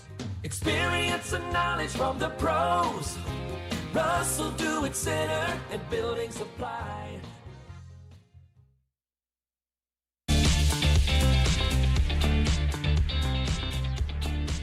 Well, it's the top of the third here on the Collier Ford Wetumpka Sports Network, and the Patriots lead it 3-0. Back up at the plate, it is the catcher, Diego Pacheco. He was at bat when the last inning ended, but Quentin Robinson was caught trying to pick up an extra stolen base, and first pitch from Jordan is outside, 1-0.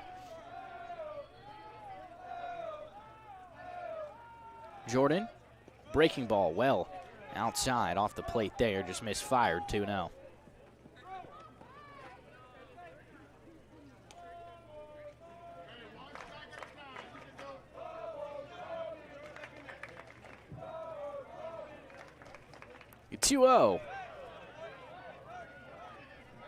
Upstairs, 3-0.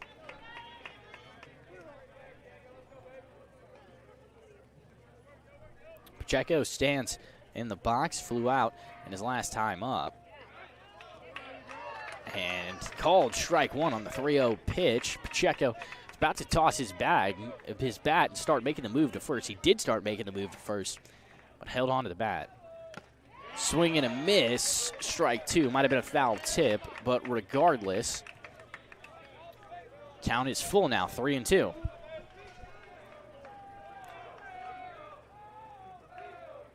Jordan, swing and a miss on the payoff pitch.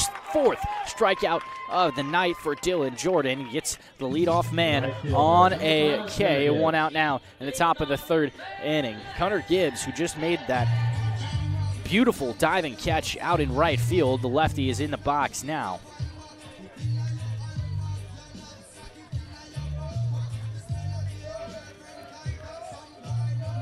And Dylan Jordan starts his pitch with the ball outside. He threw it while the walk-up song was playing. Walk-up song seemed to have run a little long here tonight. The 1-0 from Jordan is outside as well, 2-0 on Fawcett. Putting his hands out, telling him, slow down a little bit. Jordan, a deep breath. And the 2-0 in there. Called strike one as he starts to work his way back into this at bat. Gibbs struck out and his last time up. The 2-1 outside, just a tad, 3-1, another hitter's count.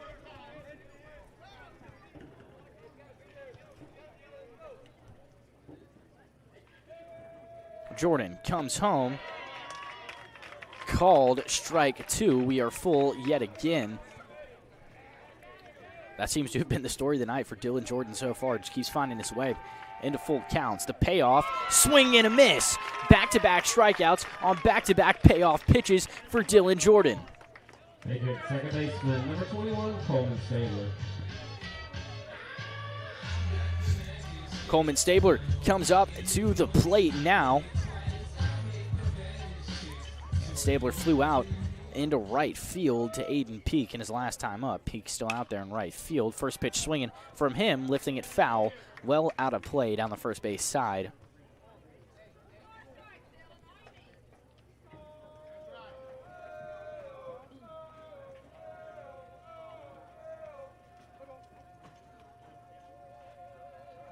Quick time call there.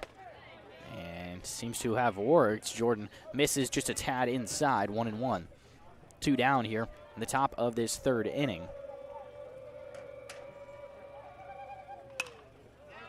The 2-2 is swung on, or the 1-2, sorry, is swung on and lifted straight foul down the first base side.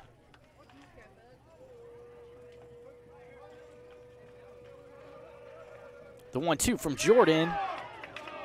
And Jordan started to head to the mound, headed to the dugout, and a couple of the Indians players did as well. Patriots may have gotten away with the call at that time. Looks like it caught the high and outside corner, but Ump disagrees. The 2-2 from Jordan upstairs in another full count. He's reached a full count in all 3 of the batters he's faced. He's in this third inning.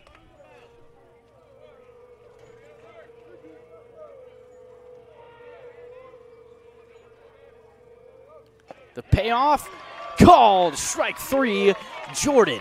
3 strikeouts, all on payoff pitches. This time he gets them looking. Jordan has found a groove, and that is strikeout number 6 on the night for the black and gold. We head to the bottom of the third. This is the Collier Ford Wetumpka Sports Network from Radio Alabama Sports.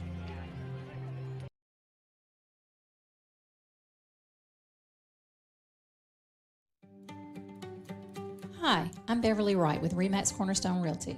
Every move is different, and so is every client. That's why I take the time to listen, understand, and guide you through the process with care. Whether you're buying or selling in the River region, I'm here to make it simple. Let's do this together. I'm Beverly Wright with RE/MAX Cornerstone Realty.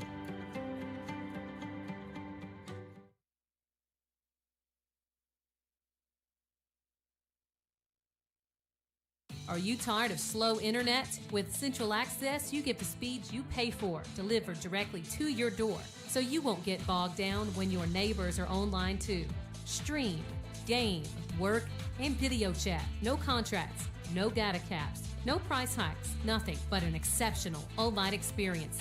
Check availability today at caecaccess.com. Central Access, your local link to broadband. Whether it's an everyday sprain, strain, fracture, or sports injury that doesn't require a trip to the ER, Baptist Ortho Now offers urgent orthopedic injury care with walk-in convenience 6 days a week. Check them out online at baptisthealth.org, open Monday through Saturday from 8 a.m. until 8 p.m. Asher Nobles is going to be the man to lead us off here. It's 8-9-1 due up for the Indians, and still on the mound for the Pike Road Patriots is Hornbuckle. First pitch swinging from Nobles. That one's foul, and looks like it'll come down out of play. It will. It comes down on top of the dugout down the third base line.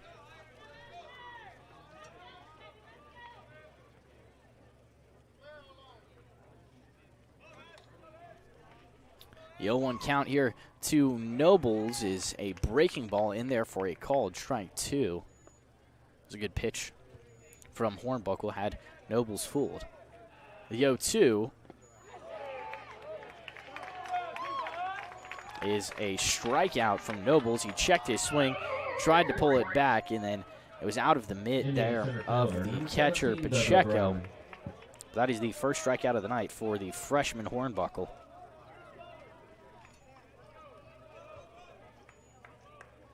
Bobo Browning, the 9-hole hitter, up at the plate now, and he takes ball 1 low.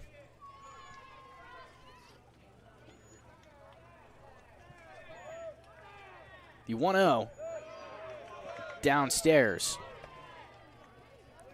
Bobo leaves it on his shoulder. The 2-0 upstairs. Ball 3.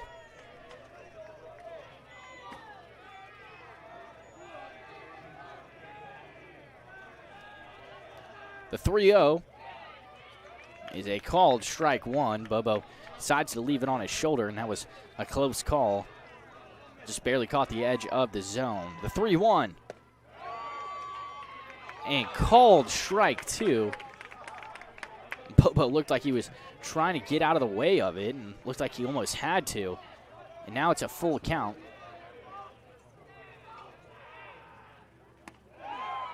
And outside, Bobo fired up, throws the bat towards the dugout. Aiden Peak up at the plate now, and a 1-out walk for the Indians. Second walk of the night suffered by Hornbuckle.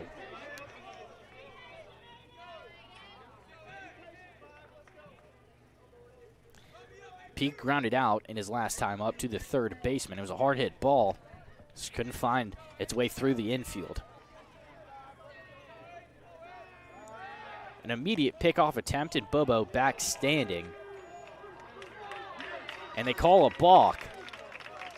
And so Bobo Browning will head to second base. It's the first runner in scoring position for the Indians so far tonight.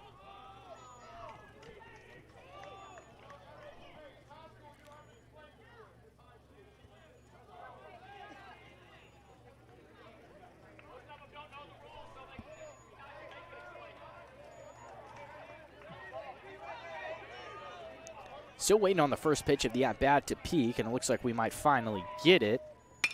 First pitch swinging from Aiden Peak. That one has some juice on it, and a catch out there in center field. Ballard made it right as he came in, crashing into the wall.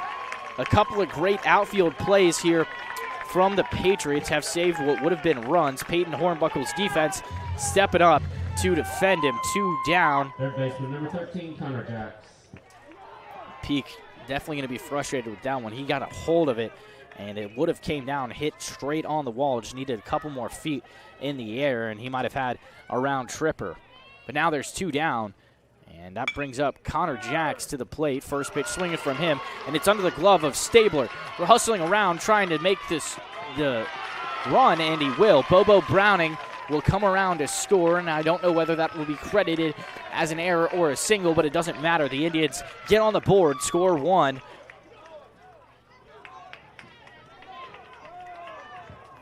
Designated hitter number 20, Kyle Richardson. Now the designated hitter, Kyle Richardson, will come up to the plate. Let's go see if we can figure out what the scoring on that one was.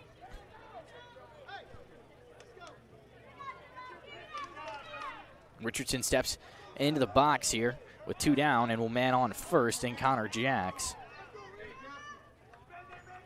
They do credit the error there against the second baseman, Stabler.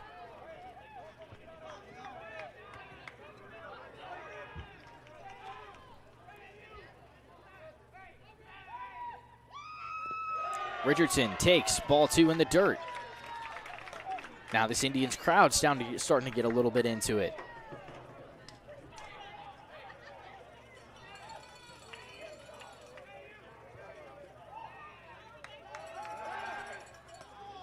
A pick off over at first, nothing doing. Jack's back in plenty of time.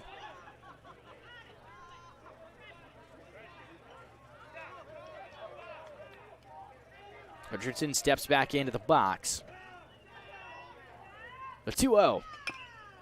A chopper ground ball. Will it stay fair? It will not. Sort of like a swinging bunt there, and it just about halfway down the third base line comes to a stop, just a couple of inches to the left of the foul ball of the foul line down the third base side. It's a 2-1 count now.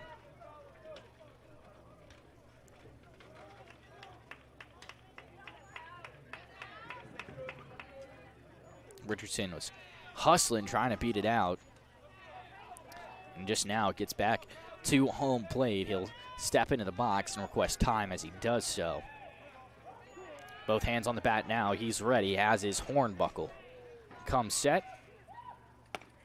And called strike 2 on the outside edge of the plate. The count evens up here at 2-2.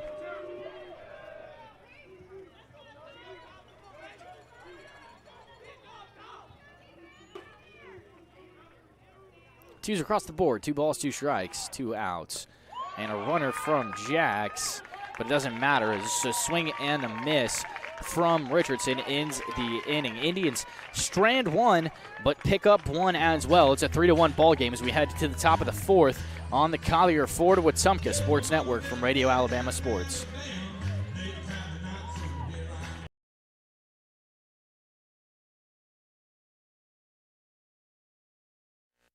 It's never too late to take the next step. The Central Alabama Community College Adult Learning Program helps adults 18 and older earn their GED or even a high school diploma. You can also prepare for the workforce with short-term certificates in medical billing and coding, medical assisting, pharmacy technician, or hospitality and culinary. Flexible classes fit your schedule and your future starts today. Visit cacc.edu/adult education or call 256-378-2017. CACC Adult Learning Program. Discover you. When it comes to real estate in the River region, trust the team that puts you first. Chad Barrett, Beverly Wright, and Kathy Thornton. With experience, dedication, and a commitment to making every move smooth, they're here to guide you whether you're buying, selling, or investing. Together at RE/MAX Cornerstone and RE/MAX Cornerstone Plus, they're the names families across our community count on. Call today and let Chad, Beverly, or Kathy help with your next move.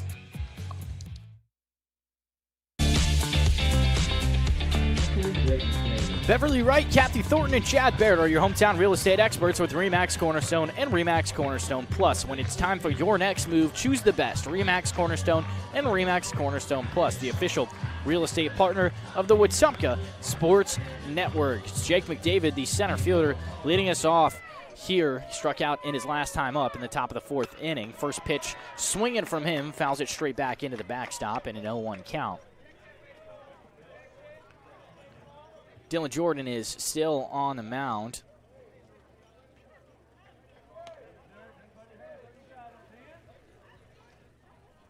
And Jordan wants a new ball after that, and he will get one. Umpire looking to see if it's scuffed up enough to get rid of it, and decides it's not. Back in the ball pocket it goes.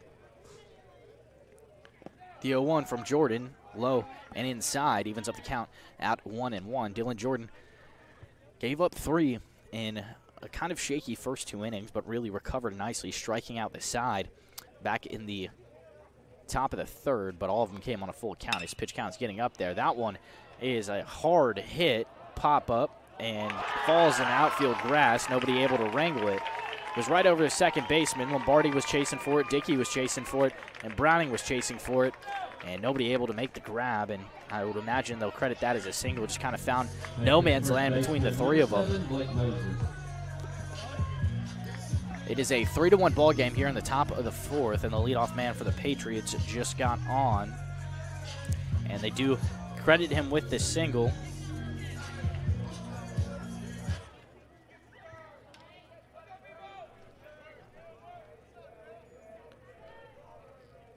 The first pitch of this at-bat is a wave and a miss. An 0-1 count here to Blake Moses, the first baseman, who drew a walk in his last time up and then came around to score on the bases-clearing double from Quentin Robinson. Low that time, 1-1.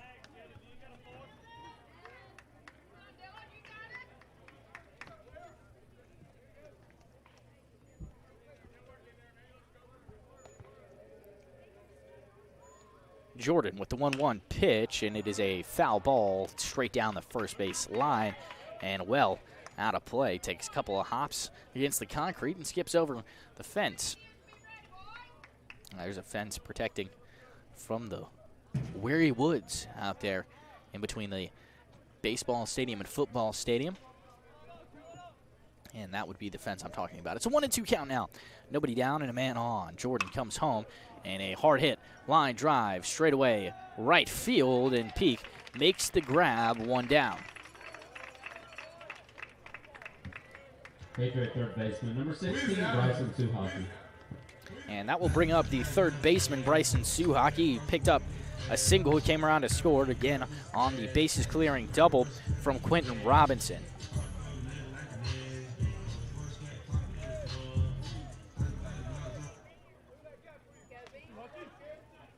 One down here and a man on, Dylan Jordan.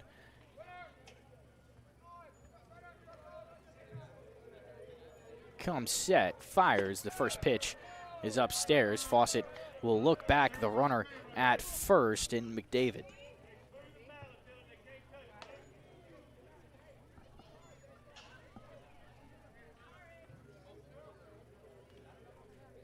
The pitch, swing and a miss. Jordan evens up the count at 1-1.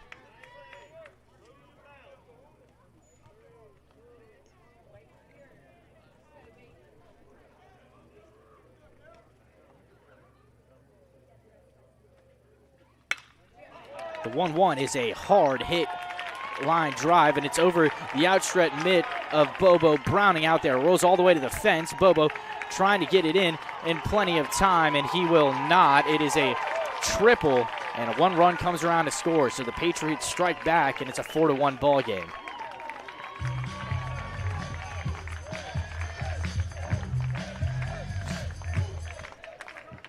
Triple by Suhaki brings up center fielder number 4, Will Ballard. Allow me to reintroduce myself. My name is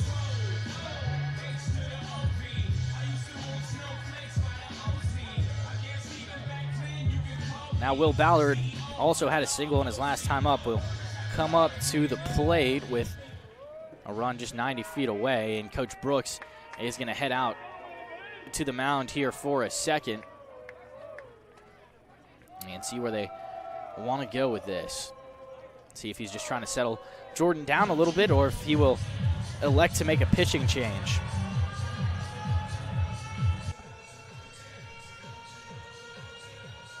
Still meeting on the mound so far, and it's ebbed and it's flowed here tonight for Dylan Jordan. That one's a tough break for the young man on the mound, and he will stay out there, Will Jordan, as Will Ballard's getting a talking to here from his first base coach, trying to fire him up. It's a lefty-on-lefty duel here as we get ready for the first pitch of this at-bat. Ballard will step into the box now, and Jordan on the rubber.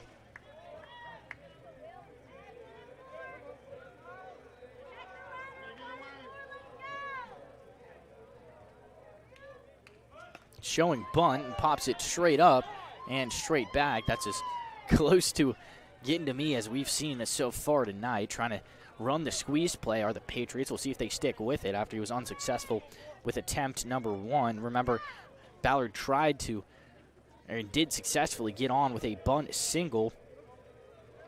That was about as perfect as you could lay down a bunt. Jordan doesn't like what he feels on the rubber and steps off for a second. Back on it now. The 0-1, Ballard shows bunt again. This time it's a foul out of play again, this time down the first base side.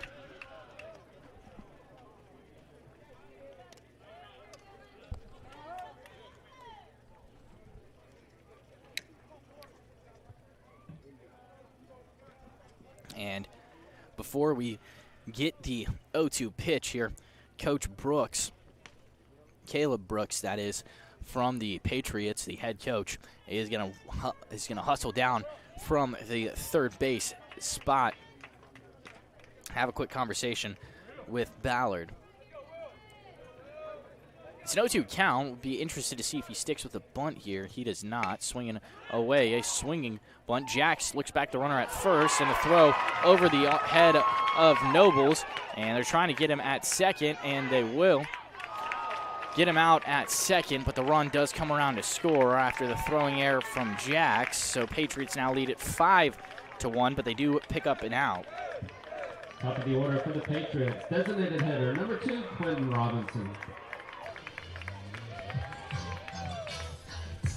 Now it's Quentin Robinson up at the plate with nobody on and 2 down.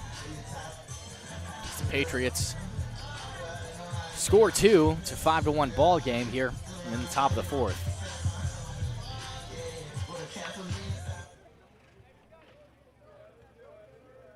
Jordan comes set. First pitch swinging is a hard hit ball down the first base line. That ends up foul about 20 feet in front of the outfield fence. Squared that one up, but just a little bit behind it from Quentin Robinson.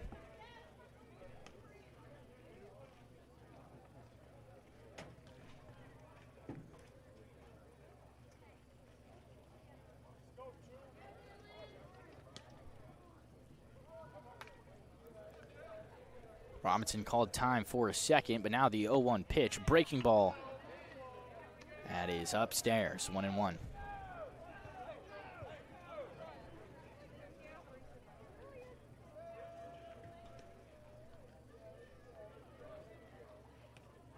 And that one, Jordan lost the grip on it, and it comes around and hits Robinson right there on the back. Herb Reyes up at the plate now, struck out in his last time up after drawing a walk in the top of the first.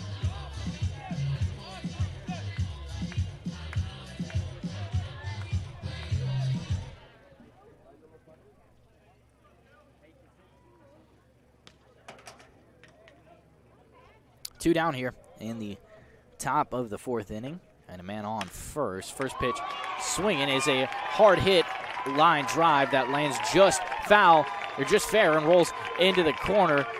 Pike is out there to go get it, and a play at the plate. They got him. He started his slide too early, did Quentin Robinson, and Fawcett comes around and makes the play.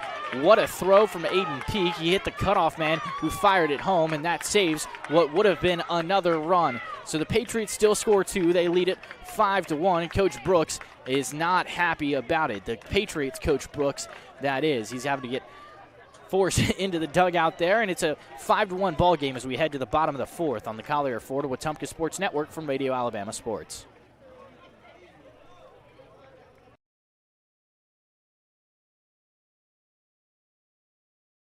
At First Community Bank of Central Alabama, banking's about real relationships, trust, kindness, and a shared commitment to making life better. As your neighbor and partner across Elmore and Autauga counties, we're here for you, whether you're planning your future, buying your first home, or building your wealth.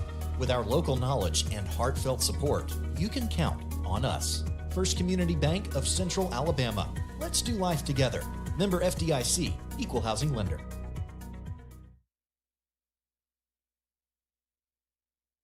This is Kathy Thornton with RE/MAX Cornerstone Plus. I know buying or selling a home can feel overwhelming, but I promise you don't have to go through it alone. I'll guide you through every detail and keep things simple, clear, and stress-free. When you're ready to make a move in the River region, call me, Kathy Thornton, with RE/MAX Cornerstone Plus.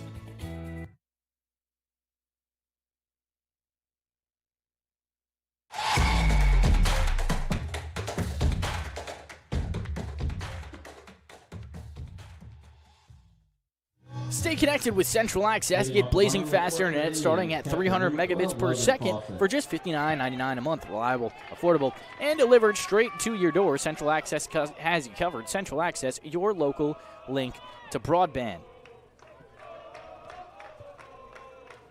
Hornbuckle still on the mound. Fawcett leading us off. First pitch swinging from him, and it's a one-hopper right to the shortstop Reyes. The throw in time. Fawcett close to beating it out, but he will not as the Indians trail it 5-1, now with a one out in the bottom of this 4th inning. And that will bring up Miller Lombardi to the plate, grounded out to the second baseman Stabler in his last time up.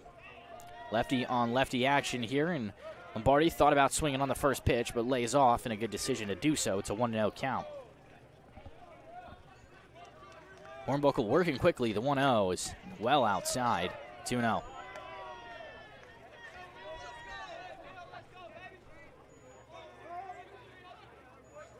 And Lombardi calls time here right as Hornbuckle comes set. Hornbuckle quick pitching him. And the umpire says, hold up. Nope, I didn't say play ball. And so that pitch was a close call. It was a little bit upstairs. Might have been a ball, but regardless, we'll try the 2-0 again. A real pitch this time, and, well, out low. Called strike one. I thought it was well outside the plate, as you heard me start to say it there. The 2-1 now in the dirt. Lombardi taking 3-1. Hitters count to him now.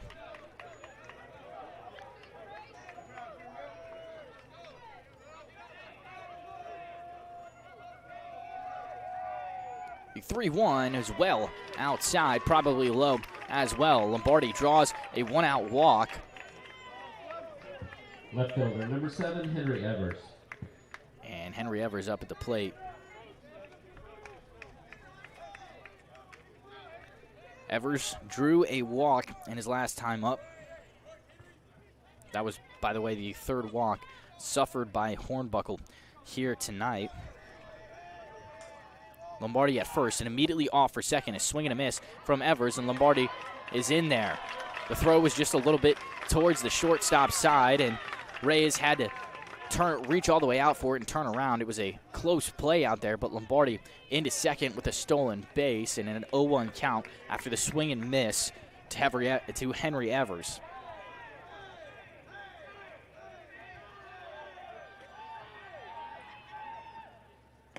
Breaking ball off the plate, 1-1.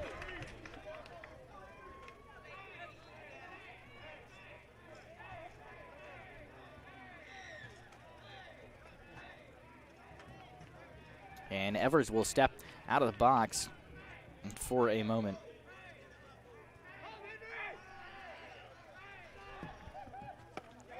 And taking strike two, looked like it was a little bit inside, but Blue gives the nod here to the Patriots.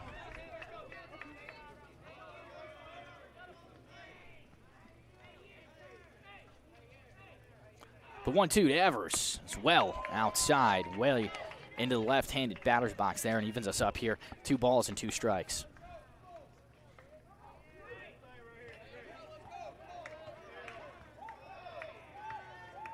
The 2-2 to Evers is lifted into shallow right field. Lombardi looks like he's ready to tag, and he will not. Probably a good decision.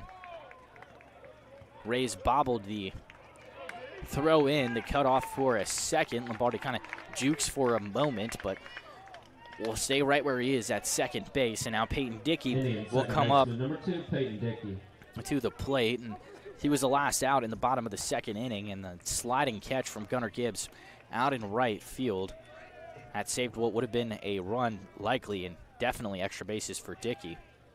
First pitch to him is just a little bit outside, 1-0.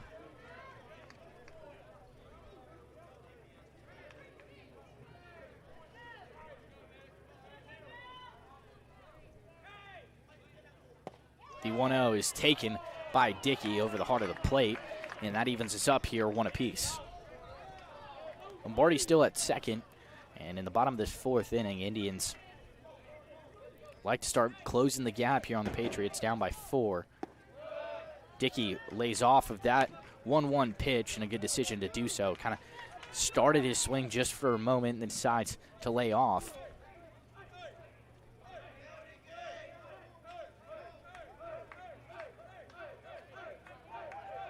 The 2-1 is called strike 2. Catches the outside part of the plate, and now 2's across the board. 2 balls, 2 strikes, 2 outs for jersey number 2 with a man on second.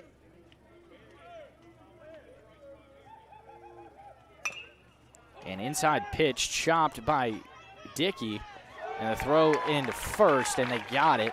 There's a ground ball to the shortstop, Reyes, who made the throw. Plenty of time. Good heads-up base running by Lombardi to freeze and make sure he wasn't tagged out. Indians trail it by 4 as we head to the top of the 5th inning. This is the Collier Ford Wetumpka Sports Network from Radio Alabama Sports.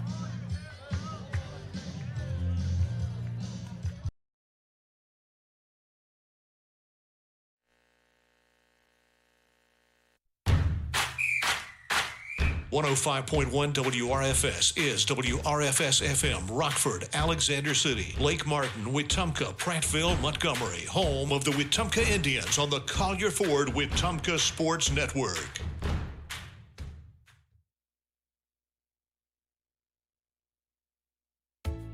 Gear up for a flavor victory at Wharf Casual Seafood. Whether you're craving seafood classics like shrimp or crab claws, or wanting to tackle a juicy burger or crisp salad, we've got your winning play. Dine in with us or grab a meal to go and find out why every bite is a win at Wharf Casual Seafood. Check out our menu at wharfcasualseafood.com. The coast is here.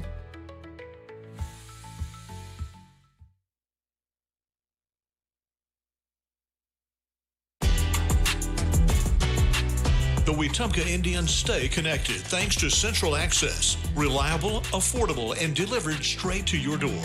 Central Access, your local link to broadband. Online at centralaccess.com. Well, the fifth inning is brought to you by Collier Ford. From tough F-150s to family-friendly SUVs, Collier Ford makes buying easy with great selection and hometown service. No pressure, just honest deals and friendly faces. Stop by Collier Ford on U.S. Highway 231 in Wetumpka or shop online. Come to Collier Ford today and drive home your new Ford for less. Owen Piles. We do have a pitching change here for the black and gold. Number 17, Diego Pacheco. And it is Owen Piles, the future Huntington Hawk, getting the nod here in game 2. And looking to help the good guys stay right where they are. First pitch from him, though. It's a ball outside.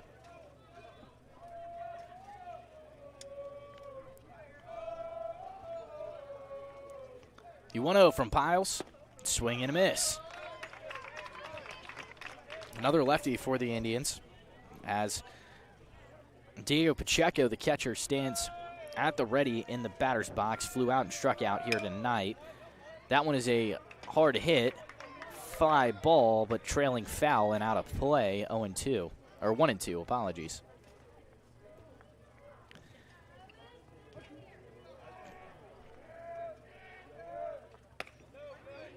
Good pitch on the outside edge, but won't get the call, Will Piles, apologies. And we'll go through Piles' stats here in just a moment. The 2-2 is a swing and a miss, and Owen Piles starts off his night with a K. Right fielder, number 5, Gunnar Gibbs.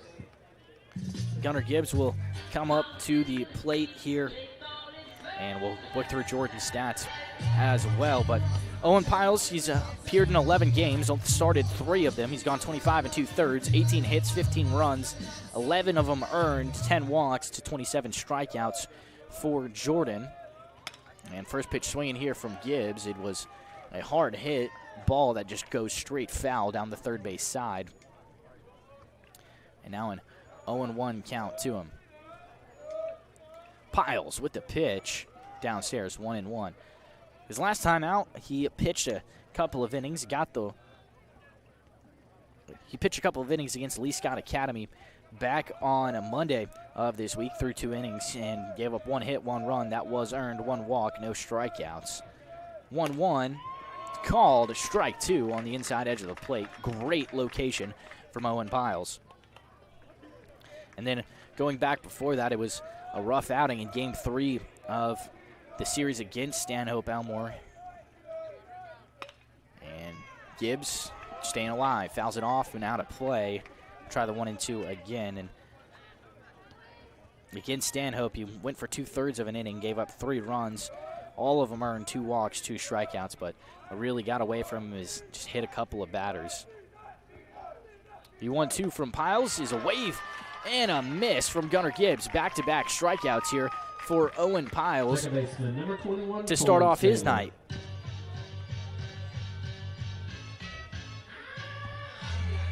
Seen the Piles coming in a couple of spots across this season so far, usually coming in the kind of that relief/closer role. Committed to Huntington and definitely has shown the ability to make guys swing and miss, as he has so far tonight. Called strike 1. to start us off in this at-bat. It's Coleman Stabler, the second baseman, who struck out in his last time up, flew out in his time up before that. 0 for 2 on the night for him. Good pitch from Piles, but just missed it a little bit low, and it evens up the count here. 1 ball, 1 strike.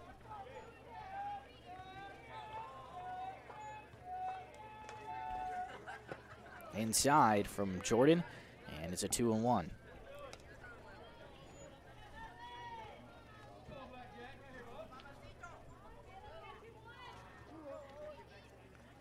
Piles behind the count for the first time tonight. 2-1. Hard hit, ground ball. It took a skip, bounce, and a hop right into the Indians' dugout. And I think everybody's okay over there. Heard a couple of the oohs from the crowd. 2s across the board. 2 balls, 2 strikes, 2 outs. Piles missed it that time on the outside edge. We got a full count.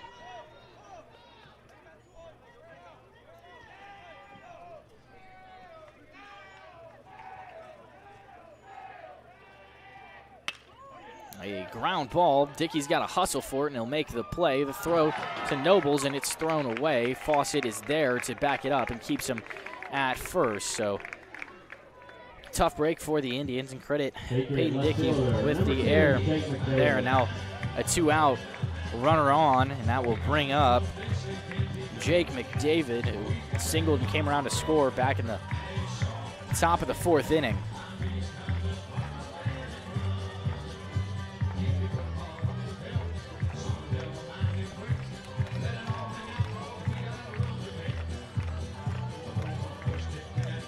Waiting for the walk-off song. There it is, to turn off. Man on first with 2 down. Swing and a miss from McDavid on the first pitch of this at-bat. And want to let you know, folks, that it's not Connor McDavid. We are talking about the star forward for the Oilers. Swing and a miss. Strike 2. It is Jake McDavid. That is, apologies, the junior here for the Pike Road Patriots, now facing an 0-2 count. Man is off. A little bit of a hit and run. That is a hard hit ball on right center field. And making the grab is Aiden Peak out there. Crisis averted, and the Indians still trail it by 4 as we head to the bottom of the 5th. This is the Collier Ford Wetumpka Sports Network from Radio Alabama Sports. Last call for tonight. Come to Collier. Looking for power, performance, and adventure? You'll find it all at Collier Ford in Wetumpka. Whether it's the legendary Ford F-150 built to tackle any job, the bold and capable Ford Bronco built for the trails, or the versatile Bronco Sport perfect for every road trip, Collier Ford has the right ride for you. Proudly serving the River region since 1952. We're here to keep you on the road. Come to Collier. At First Community Bank of Central Alabama, banking's about real relationships, trust, kindness, and a shared commitment to making life better. As your neighbor and partner across Elmore and Autauga counties, we're here for you, whether you're planning your future, buying your first home, or building your wealth. With our local knowledge and heartfelt support, you can count on us. First Community Bank of Central Alabama. Let's do life together. Member FDIC, Equal Housing Lender.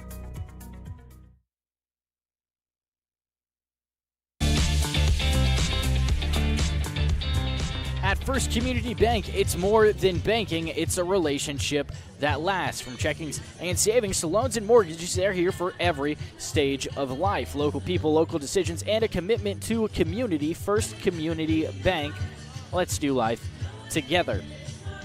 Bottom of the 5th here, and the Indians not out of it just yet, but definitely would like to see something get going here, as it's still Hornbuckle on the mound, and Asher Nobles leading us off, followed by Bobo Browning, and the leadoff man, Aiden Peak. 8-9-1 due up as Nobles takes ball 1 high that time. The 1-0 is inside. Good take from Nobles, 2-0.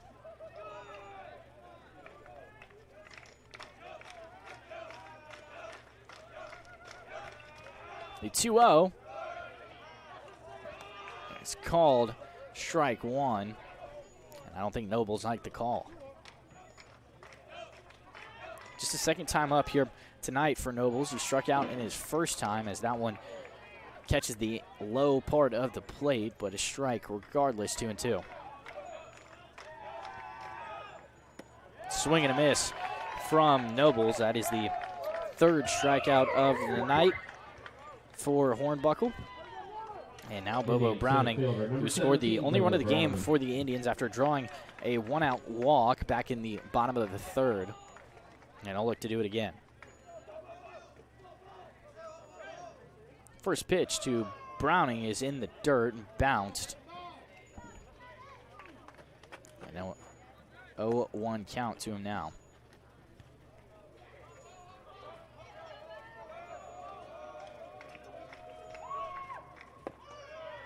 And good take there from Browning. It was low and maybe a little bit inside there as well, and now a 2-0 count.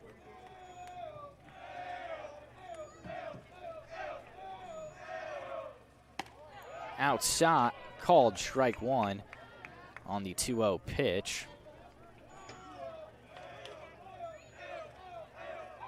2-1, waved at and missed from Browning. That evens us up here at 2-2.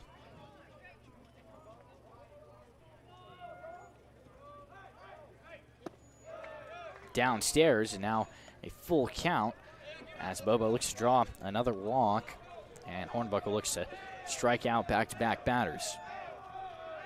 The payoff pitch, waved at and missed from Browning. Hornbuckle will strike out back-to-back batters, and now with 2 outs, the leadoff man for the Indians, Aiden Peak, will come up to the plate.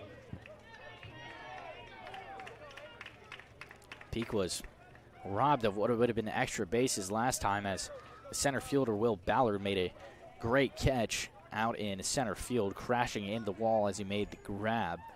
And the first pitch to Peak is a hard-hit ground ball to the shortstop Reyes, who makes the throw low, but it's in time. And now we head to the top of the 6th. The Indians trail it for 5-1. This is the Collier Ford Wetumpka Sports Network from Radio Alabama Sports.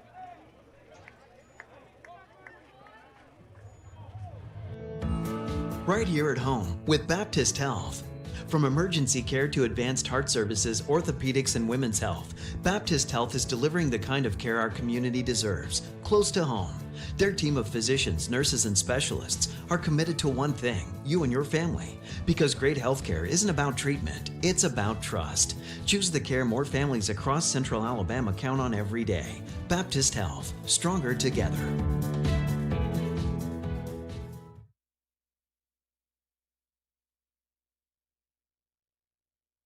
When it comes to real estate in the River region, trust the team that puts you first. Chad Barrett, Beverly Wright, and Kathy Thornton. With experience, dedication, and a commitment to making every move smooth, they're here to guide you whether you're buying, selling, or investing. Together at RE/MAX Cornerstone and RE/MAX Cornerstone Plus, they're the names families across our community count on. Call today and let Chad, Beverly, or Kathy help with your next move.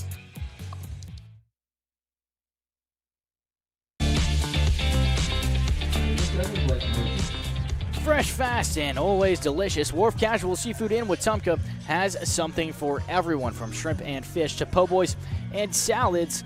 Enjoy coastal flavor right here at home. Dine in or take out today. Wharf Casual Seafood, where fresh seafood meets family-friendly dining. The Wetumpka Sports Network is proud to be fed by Wharf Casual Seafood. First pitch swinging here from Blake Moses, and Owen Pyle still on the mound. It's a line drive that gets snagged right out of the air by Miller Lombardi, and that will bring up the third baseman, Bryson Suhaki. Had an RBI triple and then came around to score back in the top of the 4th inning.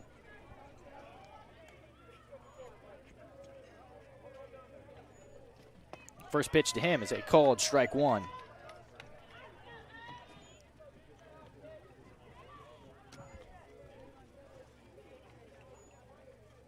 The 0-1, swinging that and missed.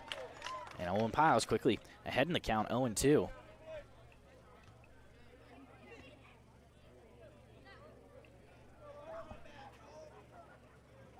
The 0-2 from Piles.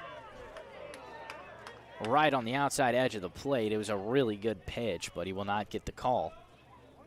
It's a 1-2 count now with one down here. Top of the 6th. A hard hit line drive, and Connor Jacks lays out for it, showing off the quick reflexes. And 2 down now. A quick 2 outs for the Indians.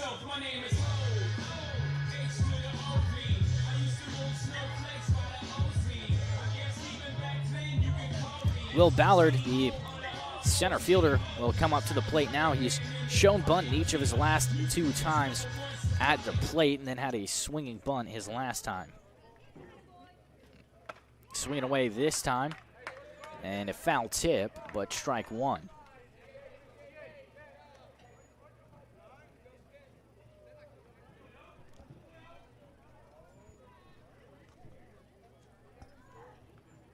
Piles comes set. Ballard took a moment to step out, and now back in the batter's box. The 0-1, and in there for a strike. Ballard leaned out of the way of it like he thought it might hit him, and Owen Piles with another 0-2 count.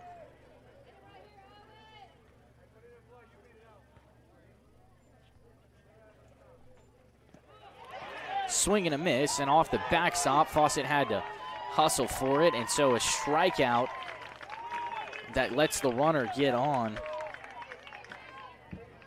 Top of the order for the Patriots. Designated hitter, number 2, Quentin Robinson. 3rd strikeout of the game for Owen Piles, and that puts a man on with 2 outs. And back to the top of the order, due back up, Quentin Robinson, who's drawn a walk, been hit by a pitch, and had the bases clearing double to open things up in the top of the 3rd inning, or top of the 2nd, that is. Apologies. So Robinson has reached base successfully in all of his 3 trips so far. First pitch swinging from him. It's a swinging bunt, gloved by Piles. The throw into right field. Peak coming around and hustling for it. It's going all the way out to the wall. And a throw home, but not in time. The Patriots tack on one more off the throwing error from Piles. Patriot shortstop, number 1, Herb Reyes. And so that's unfortunate for the Indians. You let the guy get on from the drop 3rd strike. Should have ended the inning. And then the throwing error allows one to come around and score 6-1. The Patriots lead it now.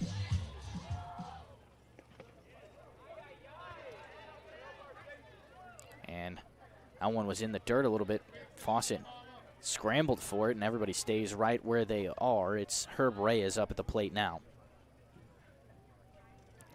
By the way, Robinson stayed at first, did not decide to advance. Now the 1-0 from Piles.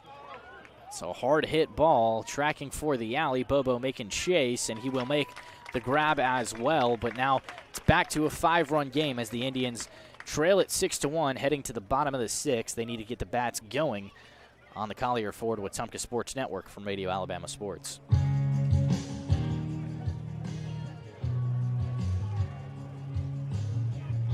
When your job depends on quality building materials, depend on Russell Do-It Center and Building Supply. From framing lumber and roofing to concrete, drywall, and fasteners, we've got the materials to build it right and build it strong. Whether you're a contractor or a do-it-yourselfer, if you're building, you belong here with dependable products and local service you can trust. Russell Do-It Center and Building Supply is your go-to source for building materials. Experience and knowledge from the pros. Russell Do-It Center and Building Supply. Injuries don't wait, and neither should you. At Baptist Ortho Now, you get fast, specialized care for sprains, strains, fractures, and sports injuries without the ER wait. Walk in and be seen by orthopedic specialists with on-site x-rays, casting, and treatment all in one place. No appointment needed, just real care right when you need it. Open Monday through Saturday, 8 to 8, for injuries that can't wait, but don't need the emergency room. Baptist Ortho Now. Walk in, get treated, get back.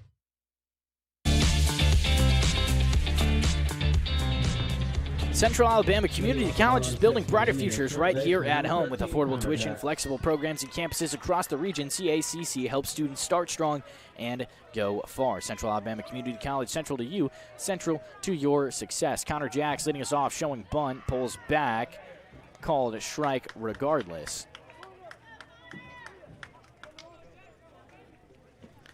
Trying to get the bats going here. And Jack starts his motion there, but decides to lay off of it, and a good decision there. That was a breaking ball in the dirt. That evens up the count at 1-1. Behind Jacks, it's Richardson and Fawcett, and Hornbuckle still on the mound. The 1-1 in the dirt, 2-1.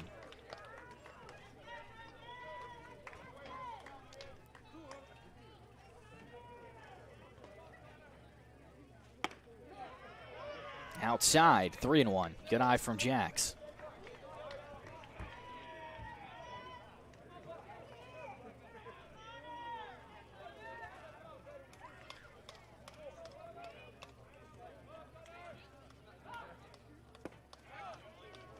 The 3-1 is called strike 2. Now count goes full here. 3-2, payoff pitch. It's a slow roller.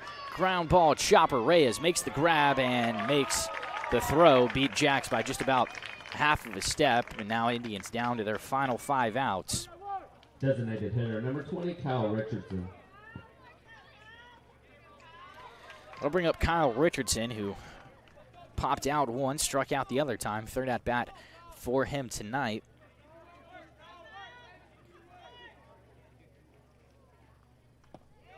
Who takes ball 1 in the dirt.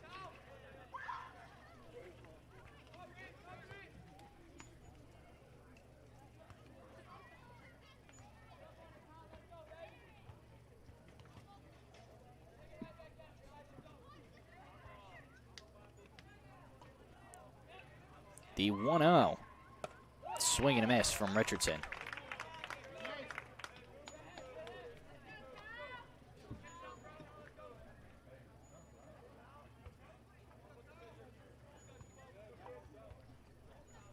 Richardson steps out for a moment. Back in the box now. Hornsbuckle delivers and low and away. 2-1.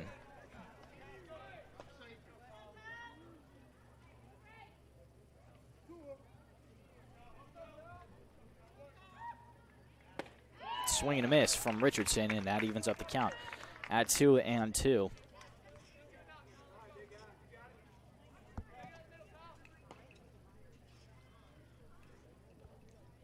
Count stands at 2-2. The pitch called strike 3. Richardson goes down looking. And that is 2 outs here in the bottom of the 6th. Inning catcher, number 12, Logan Fawcett.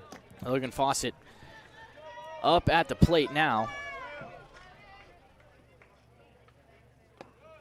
Low and outside, takes ball 1. Worth noting right now that the Indians are hitless here through the bottom of the 6th inning.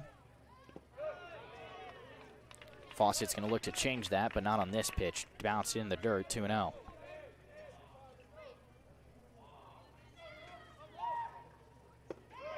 In the dirt, ball 3.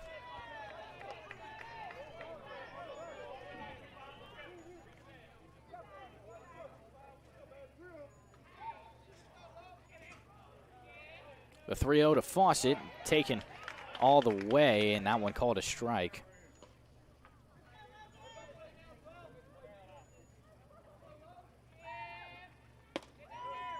And Fawcett takes all the way and works out well for him. A 2-out walk for the Indians. And they are going to call time. Will the Patriots and Coach Brooks. We'll wait to see what Coach decides to do with it, whether it'll still be Hornsbuckle's game all the way through. Miller Lombardi is up at the plate next after the walk from Fawcett. And it looks like they're going to leave it in the glove here of Hornsbuckle. And a couple of daps before everybody heads back to their respective positions as Lombardi stands ready to step into the box.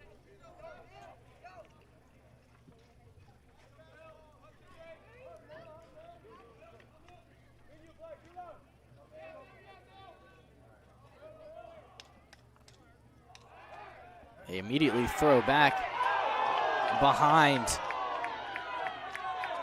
Cohen Bell, the pinch runner for Logan Fawcett. And all the Patriots thought they got him, and they do not. He was back safely. The Patriots don't agree.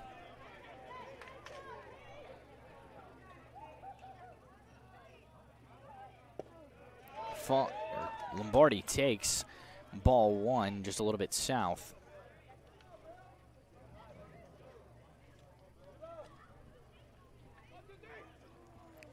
Hornsbuckle delivers.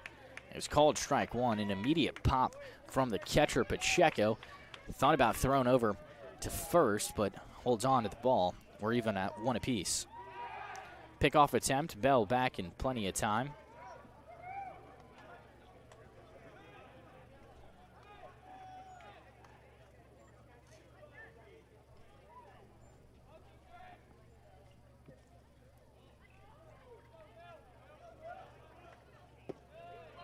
And Lombardi takes the 1-1 pitch low and outside. That makes it a 2-1 count.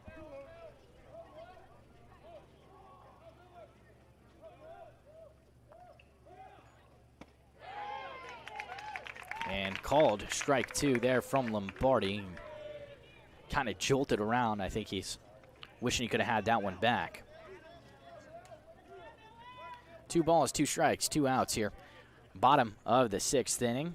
Hornsbuckle delivers downstairs, and we got a full count. Bell will most certainly be in motion here with 3 balls, 2 strikes, 2 outs. The payoff pitch, and it is a walk to Lombardi in the dirt, and now Indians back-to-back walks here with 2 outs, and Henry Evers will come up to the plate. Left fielder, number 7, Henry Evers.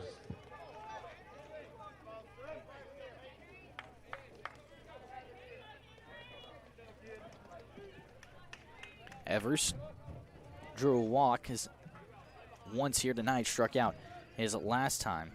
Flew out, that is, apologies. He will take strike one there, though, on the outside edge of the plate. Hornsbuckle recovery after walking the last 2 batters.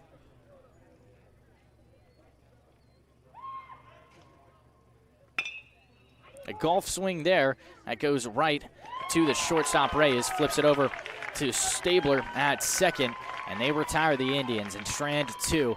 Indians trail at 5-0 as we head to the top of the 7th inning on the Collier Florida Wetumpka Sports Network from Radio Alabama Sports.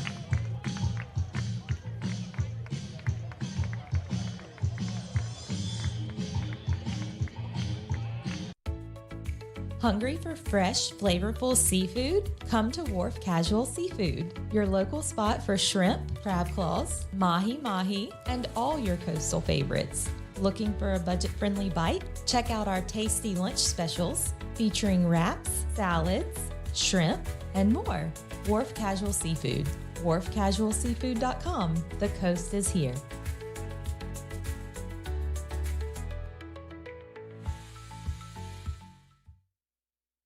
Now is the perfect time to start your future at Central Alabama Community College.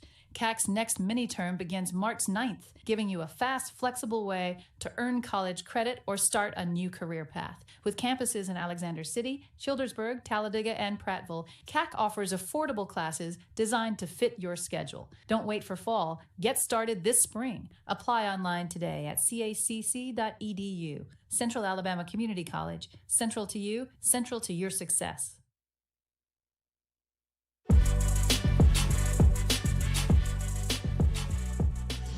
And it is the top of the 7th here on the Collier Ford Wetumpka Sports Network. Indians trail it by 5, 6-1. Patriots lead it. The Indians did win game 1 of this series, so if the result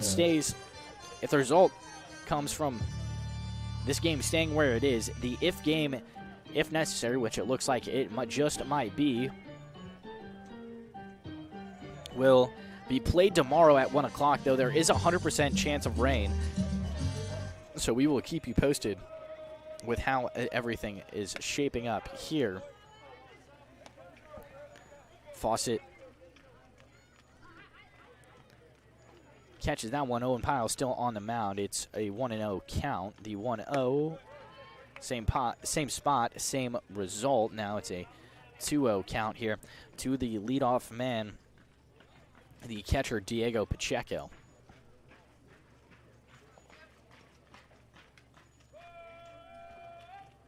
2-0 is upstairs. And 3 straight balls from Owen Piles to start us off in the top of the 7th.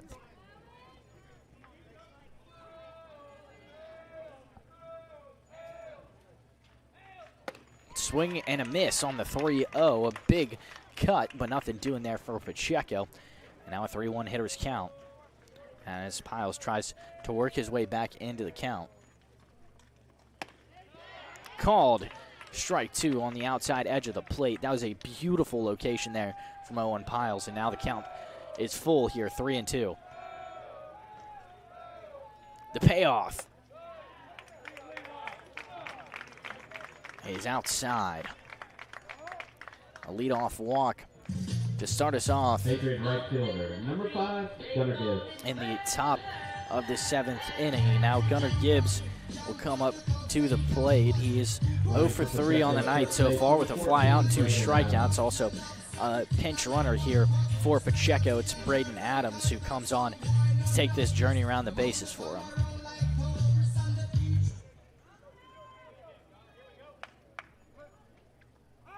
Man on, an immediate pickoff attempt from Piles, though it was a little bit of a lazy one.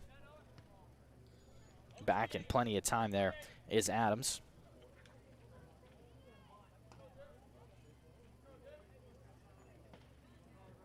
Piles will step off momentarily. Man on, nobody out, and a pickoff attempt from Piles. Nothing doing, back in plenty of time. It's Adams.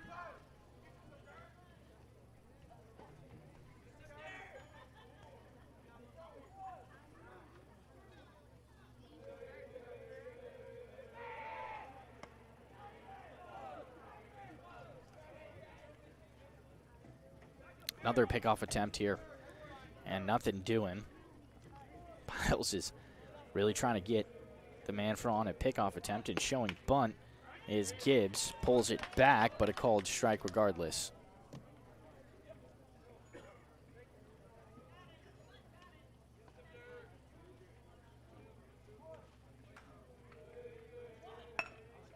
And a bunt this time. Piles tries to get the lead runner at second, and they will. They go for the double play. The throw over to first, not in time. So the Indians take one out and get the leadoff runner on a fielder's choice. A man still remains at second. This time it's, or at first. This time it's Gunnar Gibbs.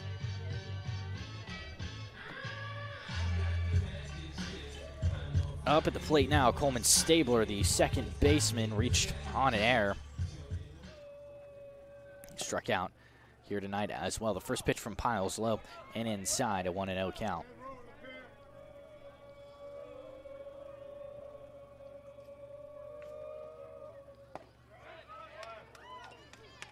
Good recovery pitch there from Piles. Catches the inside part of the plate, evens us up here at 1-1. Piles will look back. Gibbs comes home. Just a tad inside, 2-1.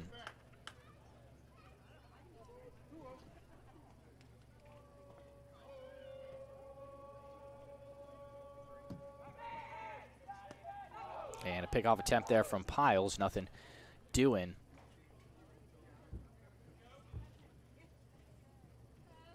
It's a 2-1 count here. And hard hit.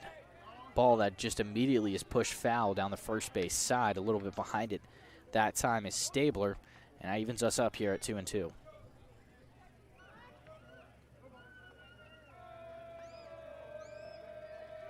The 2-2. Swing and a miss. Owen Piles gets the K. And now 2 outs in the top of the 7th inning. Left fielder, Fourth strikeout of the night. for Piles.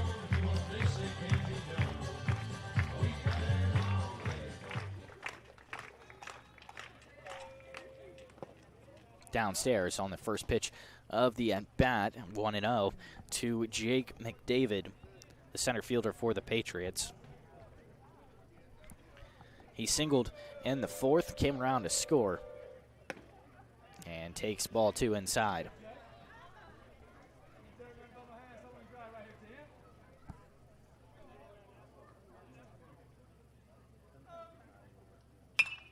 The 2-0 is high and foul.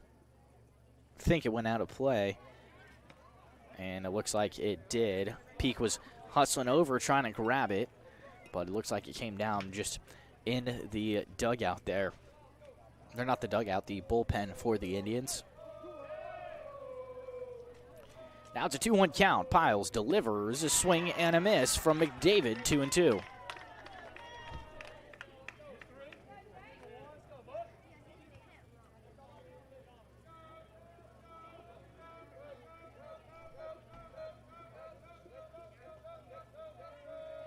The 2-2, man is off, and it's over the outstretched arm of Lombardi, a base hit, and rounding for third. Ball goes behind Connor Jacks, and a heads-up play there from Owen Piles. Got over there to back up the throw and saved what would have been an extra run, so credited as a base hit, and now runners on the corners with 2 down from McDavid. It's Gibbs at third.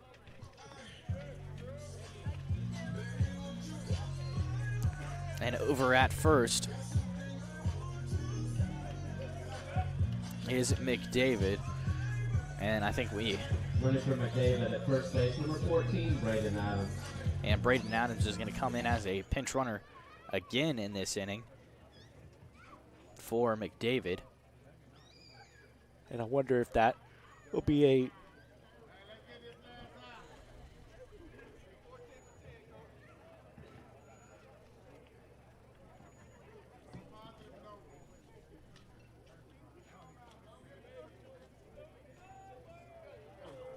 And staying, though, with the batter in Blake Moses.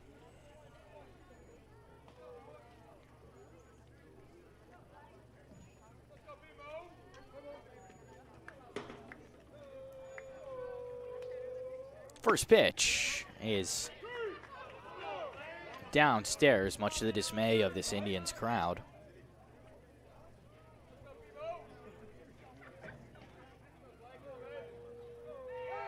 Pickoff attempt from Piles, trying to get the man at first, and Adams, and nothing doing.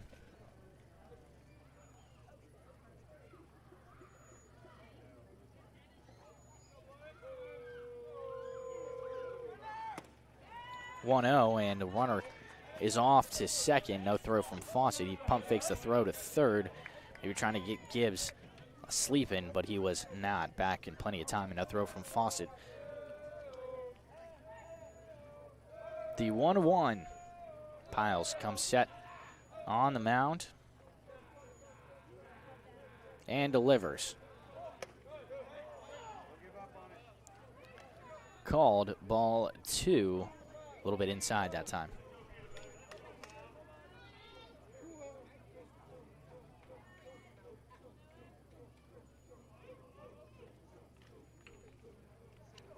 The 2-1 is fouled straight back into the backstop, and 2's across the board here. 2 on, 2 out, and 2 balls and 2 strikes.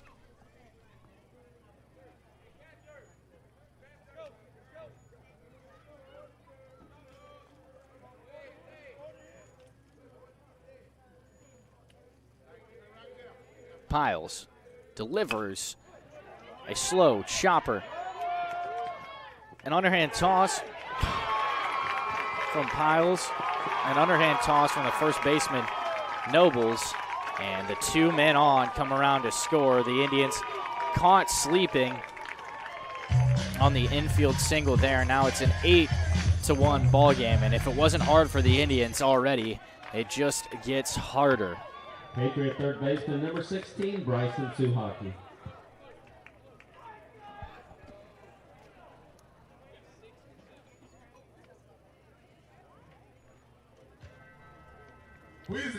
And we're going to get another pinch runner here for the man on first. This time coming out to run the bases is Micah Andrews, the senior. Please running for Moses at first base, number 6, Micah Andrews.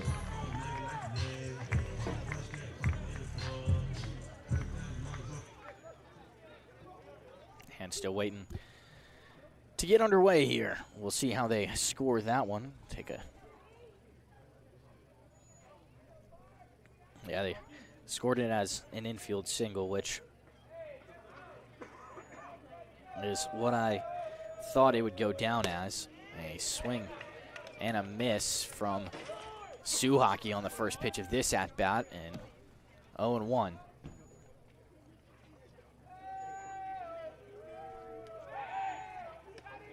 Pick-off attempt from Piles, but nothing doing.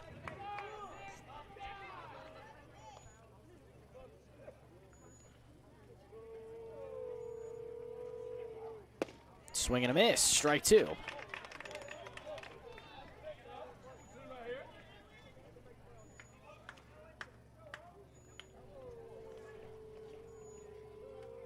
The 0-2 from Piles.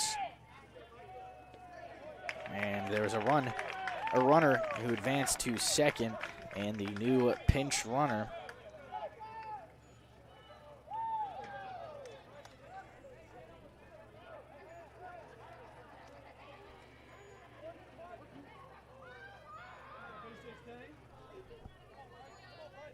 So man on second now with a 1-2 count, and we're going to get a time call here from Suhaki, the third baseman, who wants to think things over.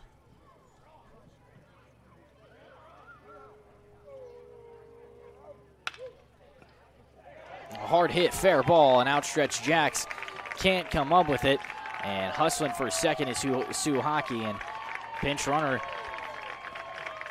Andrews will come around to score 9-0 Patriots. Suhaki double brings up the center fielder, number 4, Will Ballard.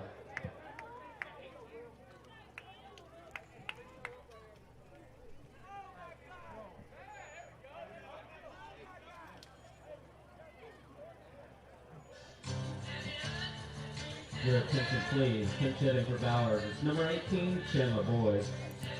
And Chandler Boyd will come in and pitch hit for Will Ballard.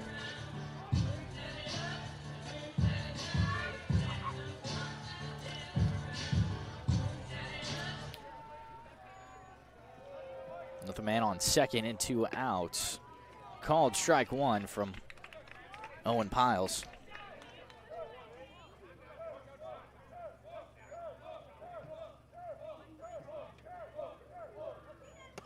Swing and a miss.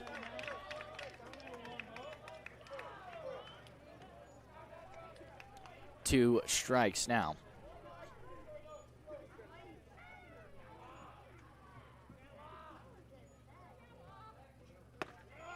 Called strike 3 from Piles. We head to the bottom of the 7th. The Indians got 3 outs to score 8 runs, and they've got a tall task ahead of them. Let's see if they can get it done. This is the Collier Ford Wetumpka Sports Network from Radio Alabama Sports.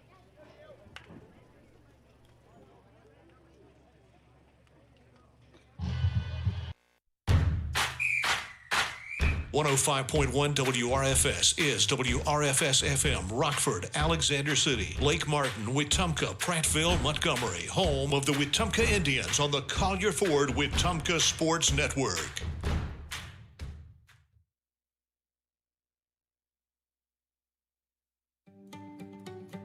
Hi, I'm Beverly Wright with RE/MAX Cornerstone Realty. Every move is different, and so is every client. That's why I take the time to listen, understand, and guide you through the process with care. Whether you're buying or selling in the River Region, I'm here to make it simple. Let's do this together. I'm Beverly Wright with RE/MAX Cornerstone Realty. Gear up for a flavor victory at Wharf Casual Seafood. Whether you're craving seafood classics like shrimp or crab claws, or wanting to tackle a juicy burger or crisp salad, we've got your winning play. Dine in with us or grab a meal to go and find out why every bite is a win at Wharf Casual Seafood. Check out our menu at wharfcasualseafood.com. The coast is here.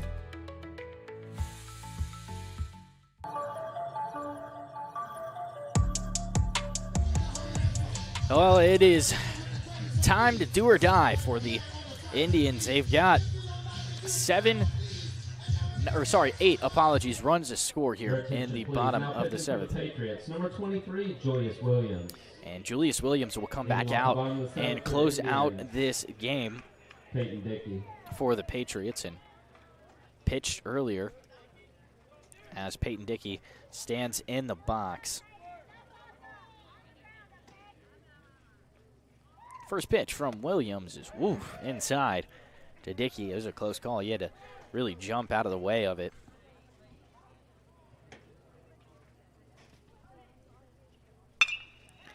Dickey gets a hold of that one, and it's a hard-hit ground ball that Reyes can't corral, so the leadoff man gets on for the black and gold. I would imagine they'll probably score that as a base hit. It was a gnarly one-hopper that just went off the arm side, the glove side arm there of Reyes. We'll just see how they score it. And they do credit Reyes for the air there. It's Asher Nobles at the plate right now, who just took strike one. That one, however, is ball one. Evens up the count here at 1-1.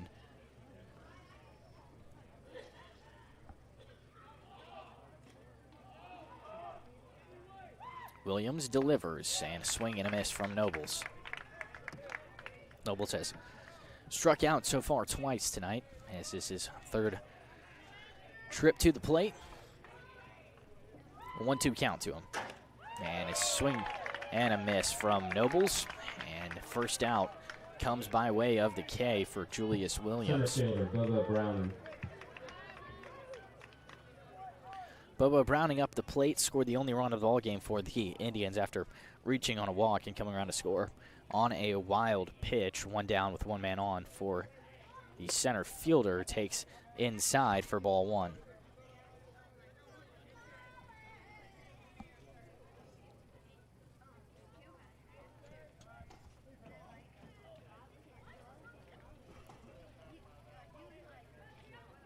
Williams comes set, looks back the runner, and fires. Called strike one.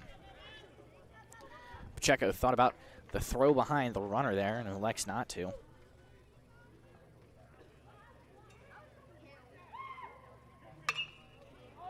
A hard hit ball from Bobo Browning, tracking out to left center field, and Ballard, the center fielder, is there to make the grab, and 2 down now. Top of the order back up for the Indians. Right fielder, number 5, Aiden Peak. And Aiden Peak will come up to the plate.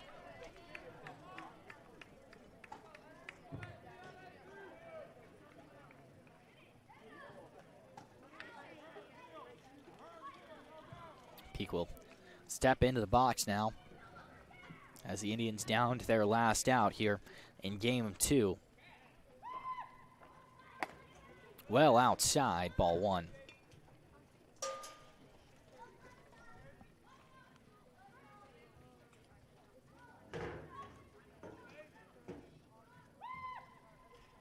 Swing and a miss from Peak. Evens us up here at 1 apiece.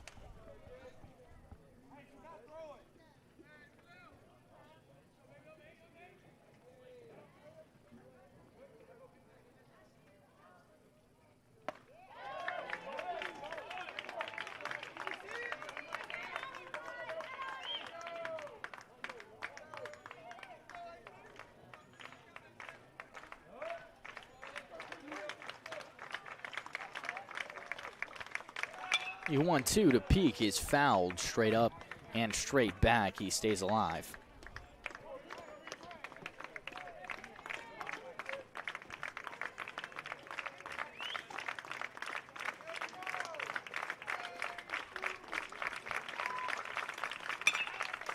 Peak crushes the 1-2, tracking down the right field line, and Gibbs is out there to make the grab. A combined no-hitter for the Pike Road Patriots as the Indians put up 9 in the first game and have 9 put up on them in the second.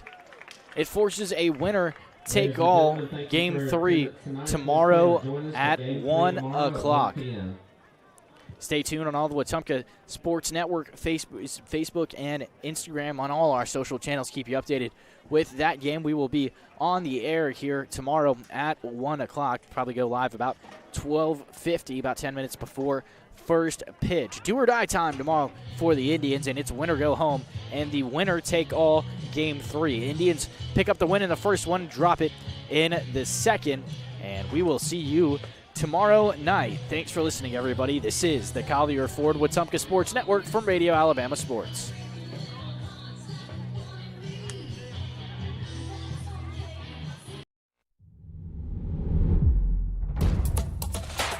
This has been a presentation of Radio Alabama Sports. This broadcast is copyrighted by Radio Alabama for the private use of our audience. Any other use of this broadcast, descriptions, or accounts of the game without Radio Alabama's consent is strictly prohibited. Thanks for listening.